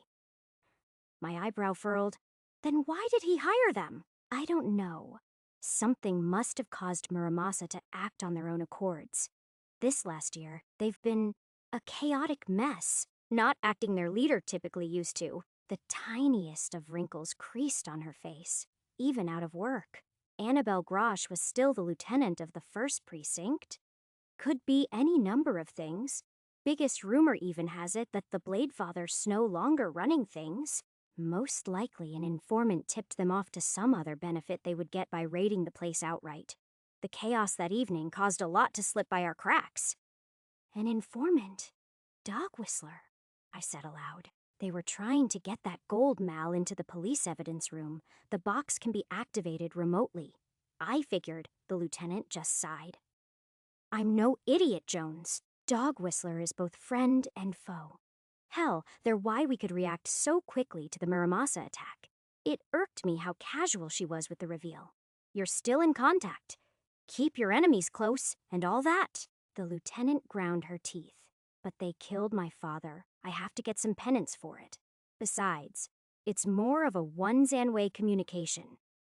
Zan, I'm trying to Zan. Stop. She stood her ground. You might be gold, but Dog Whistler was the source of your implant. They could have a multitude of golds out there and be a titanium themselves. Take this job on once you're ready. I'm afraid I really don't have a choice. I grit myself as I began to explain Archangel's inclusion in brief. That either she was going to take my implant, or information on Dog Whistler. Fucking Neocorp. Doesn't help they're already stealing 20-3 special investigators for the swarm. Now they're involving themselves directly, I suppose. Her eyes closed tight, as though the lieutenant was contemplating herself. You're here today on Simon Jugosla, right? I froze on sight. Yeah! Why? A smile curled on her lips. Because he's a lead. Archangel pointed him in my direction. I wasn't too keen on revealing Soul Killer just yet, knowing how the police tended to refer to them as a boogeyman. Simon Jugosla runs in a human trafficking ring, living and dead. Some sort of mutagen extraction program, hobbled up with a cabal of corporate cannibals. The lieutenant casually slipped, but it would explain why Tongue-Wellisher had an interest in Simon Jugosla. Been trying to take down that bastard for years. My father let him by solely because he thought the food was too good to give up. My dad had a loose sense of morals. Truth is, half the reason I'm here is to get info on him myself. Oh, so we were on the same mission. Did she not know about Soul Killer's involvement? Or was she not letting me in on it? Yeah, he's well, I didn't know that specifically. Runs in a circle called the Gourmet, she explained. A high society of corporate douches with nothing better to do than try exotic meat. Endangered animals, human flesh, malflesh, doesn't matter. I sighed. She shrugged. I'm just trying to correct his wrongdoings, following in my sisters. Forget it. You can't take them all out at once, but maybe you can implicate Simon. Get them to flush towards other similar groups, catch their sources. The lieutenant studied me. You could feasibly get in. Since you're an intelligence, your ID sigil by default shows you as a civilian. You'll help me out. I was frankly in shock. A trial run of my golden spear. She turned to the mirror, but her reflection stared at me. Besides, I only want you to get Simon. He's already agreed to come meet us personally. Him and my father were close. He'll pay his condolences. That certainly changed things. How exactly do you think I'm going to get in with this whole gourmet circle? You're an Ulrich? You have a gold. Her eyes were cold and unflinching as their gray weighed on me like steel. Use every advantage you have. With that, she left the washroom, leaving me to my own thoughts. When I joined up, the dinner was progressing smoothly and was quite enjoyable. I never had a family, not a big one like this. To see so many faces and know you could depend on them if things got tough, that must have been nice. Then he appeared, Simon Jugosla. The tall, blonde, tan-haired man was handsome and quite aged, perhaps in his late 30s. If it isn't my favorite family, my condolences to Jacob. I will sorely miss his critique. He had a fine taste and wasn't afraid to have me approach my faults. Please, tell me, is the food to your liking? We all gave our critiques. That bitch couldn't help but point out something wrong in her food.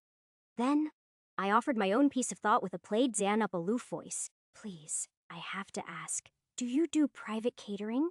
Anthony here promised me something nice for our 1-month anniversary? Anthony laughed it off, his entire family eyeing me awkwardly. Simon leaned in, a wizened smile on his face. I do, but be wary that my fee is quite high. I took the opportunity to stand up and greet him with a firm handshake. Oh, that's not an issue. Then I leaned in. A quiet whisper placing just the trap I needed. My father is Brian Ulrich, seated in Anthony's car. I stared at the message in my view. If you're interested in the real avenues of finer dining, then I would love to invite you to an auction some friends of mine are hosting late August. So, Anthony pursed his lips. Everything go well? About so. Looks like I'm joining your nepotism ride. My view flickered through the address Simon sent me. What do you mean? He started up the car. Your aunt figured out my implant, and she kind of had an idea about Dog Whistler. I think we're on the same side. I scrolled it down, my heart beating quickly. Simon Jugosla, the gourmet, dog whistler, soul killer. He stifled his voice. I'm not surprised she knew. Probably knows we aren't a couple as well. Yeah, but now half your family thinks I flirted with Simon when I whispered into his ear. It mortified me, but the truth had been far worse. Sheesh, he feigned betrayal. My girlfriend flirting with other men in front of me, guess that's bounds for a breakup. So, when do you want to do it? Let's give it another week. I smiled lightly. Any other family birthday coming up? You guys have nice dinners. Jianjian chapter. 55chapter 51. Caught in a Zan history of the Neuralink, according to Holopedia article, the Neuralink was first established in the 6th generation of neuroframes, within the late mid-Fu Arshisi 8th century, as a means to develop a new method of communications. The Neuralink was considered instrumental in the CTH swarm, where it is advanced speed and ability to directly transfer thoughts using an advanced neural translator allowed for continuous dispersal of information, despite the malswarm's ability to interfere with wireless communication. Due to the difficulty of transferring warp code, due to its natural destabilization when disconnected from an adapter, specialized equipment known as a neural relay is required to be established. However, this can be delegated to an advanced data delver for more covert usages of the Neuralink. Commercial usage of the Neuralink was first available in 7th generation neuroframes following the 4th swarm, and has since become an integral part of Zan-to-Zan day life for many societies, particularly in the establishment of modern policing forces who use it in a similar way as it was used in the CH swarm. However, the use of neural relays has raised privacy concerns throughout the years, often being cited as a possible method of monitoring or hijacking people's thoughts. Despite this common belief, evidence has shown that it is incredibly difficult to wiretap Neuralink calls due to the complexity of the encryption process between sigils. A common rebuttal to this claim is the use of the police having a separate neural relay systems with their own encryption channels, typically coordinated from their main offices with sub-Zan relays located within the vehicles of every police vehicle, as well as the use of the police breaching local neural relay mainframes within buildings for their operations. July Shuwuti another day passed by with me doing nothing but offering my plethora of abilities to the service of corporate spawn. This time, I was tracking down sneakers that had been lost during an aerospace transit. I didn't have good memories of the Westbrook airport, considering it had been one of the main culprits of my kidnapping to this place. But I was here on a job. I found them in the washroom. I don't know why it seemed like so many of my pivotal moments revolved around these places. July Shabbat th that. I told you. I repeated to Dr. Faltist. Gene development has slowed down to a standstill. Nothing getting above Biffinger Sid. Gene overview, Zan, and meta-Zan mutations. She eyed me, 1 or 2 in each. I scanned the list. Increased mental resilience and stimulation. Better innate muscle integrity and skin elasticity, higher metal deposits in bones and tissue, better electrocatalytic conversion and storage, increased gene development during inhibition. Normally, a SIM adapter can get to Biffinger Archer at Tier Yi before they need additional genetic material. Theoretically, they don't even need it assuming they give their mutations enough time to naturally grow. Then, her voice carried knives. Assuming their dietary needs are met, and you have decades to wait. I was immediately defiant. Decades and Zand? Have you seen how many calories are in the meal plan you sent? Do you know how much you burn in a single burst of electricity? She rose equally. Besides, what's most important are your mineral supplements. Yeah, but you said my body had 3 times the healthy amount. A single blood test revealed that my iron levels were well above a normal Tier 1 SIM adapter. I've done the tests, yes. It appears that your mineral assimilation mutation is causing you to deposit any additional non-Zan organic material in a way that strengthens your body. I would know if you let me take bone samples. She tapped her scalpel. Hell no. In the end, it turns out my bones were twice as hard as a normal human's. Also, I paid for iron, Zan grade gene, Zan stimulants. Hopefully, they would give me enough generic mutational material to get my development jump-started again. But until then, it was presumed I would have to find comparable tyrosine mutagen and assimilate them into my body if I wanted any proper progress. But one thing she said stuck to my mind, like an annoying holographic ad in the sky. Your mutational synergy. I may be wrong, but I'll see if I can secure an iron sim later this month. Something with muscle enhancement. I believe you might have an interesting method of consumption. July Shujo TH, what the hell did you do? Rorshi yelled at me as the offices were closing. Why did I get an alert you're getting? This case, Simon Jugosla. Because I worked on it. I firmly answered, my eyes planted on the screen in front of me. Bullshit. This is a personal case signed off by the lieutenant. Something like this is transferred to the Special Intelligence Operations, not to our department. Certainly not to a third investigator. Did Anthony do this for you? His rage was palpable, what I would have done to squish it. Maybe. I side-Xanide him. Maybe I just digged into him myself and sent some of my research to someone above you, someone who recognized what I could do. He scoffed. You're a fucking idiot. I digged into it myself? The gourmet? You know who they're backed by. Doesn't matter what criminal goons are securing their human trafficking networks, Jan. Not criminals. His gaze slammed into me like a hammer. The corporations. The Big Five. Maybe even Neocorp. My own sight reflected a thunderstorm brewing within them. All the more reason to bring them down. His voice turned feral. I can't let you. You can bring down this entire squad by getting us involved with something like this. Then I'll do it alone. Like you've been making me do all this time. Alone? Jesus. You're some self-Jan entitled brat. If you think Jan, a newer voice grated between us both from behind the booths of our office space. Special Investigator Riza Wickett's voice intruding on the conversation with an annoyed snarl. Will both of you shut it? I can't focus on my game with the both of you arguing like children. If the lieutenant signed it off, she signed it off. Rorschach shut his mouth, his jaw seething as he turned away. Bullshit, all of this. Watch yourself now, Ulrich. You pushed things too far. As he left, I muttered to myself. Eat shit, Rorsch, July. Arsha-sen, RD the last week had been hell.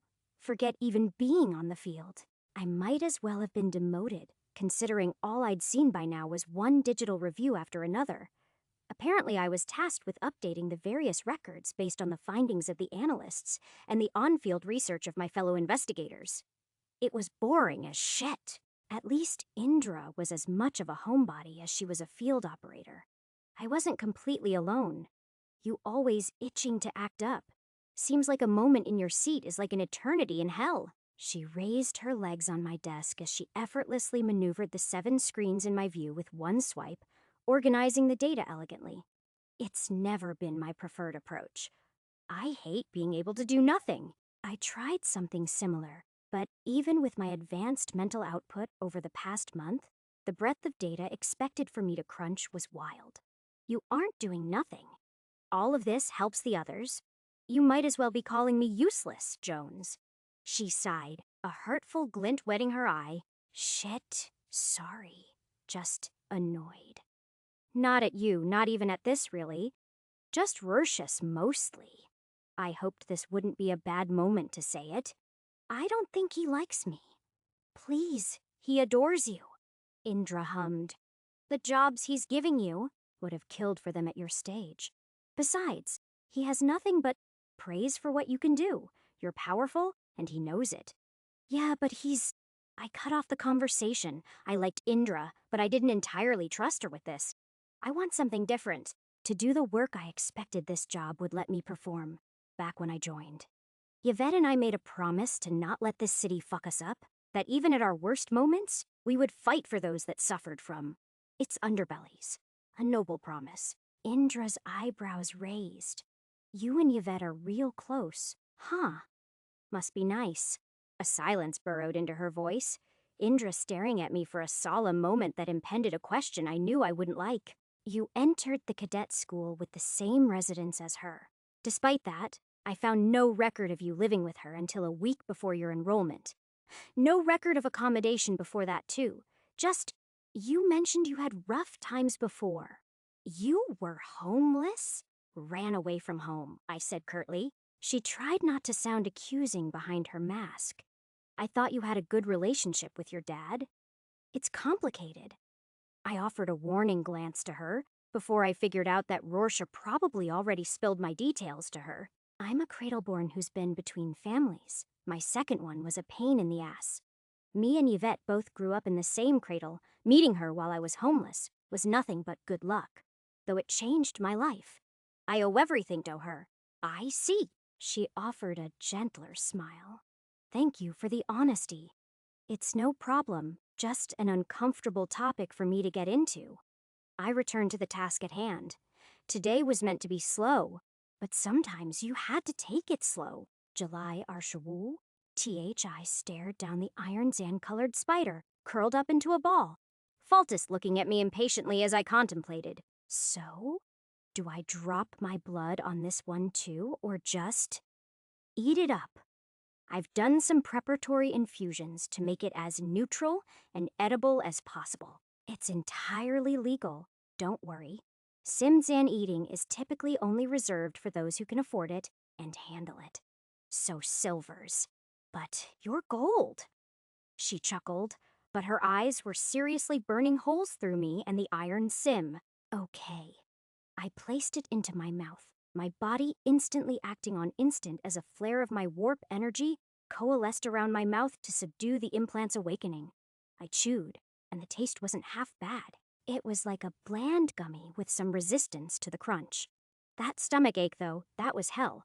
I toiled in her office as my alerts came one after another. High Zen density mutagen detected in bloodstream. Mutagen has been absorbed. Iron Zen grade muscle reinforcement. Mutation. Mutational synergy is showing activity. Mutation. Compact tissues has developed a meta-Zan mutation. Overall muscle strength is now innately higher. Mutation now partially acts as an integrity mutation. Development by Arshaliu, a big boost in compact tissues. Now it's bothulturation and integrity, not seeing any other changes. I said, a few minutes after ingesting the sim. Already? She puzzled over me. This should take hours, if not days. Mutation. Mutational synergy has developed a meta-Zan mutation, reduced adversal effects from mutagenic digestion. Development. Bifinger Arsharar in a soothing lull. My stomach pain lessened, and my head began to clear. Never mind. Mutational synergigote a boost, too. Interesting. Let's give you a week to adjust. Monitor any additional growth of your mutations.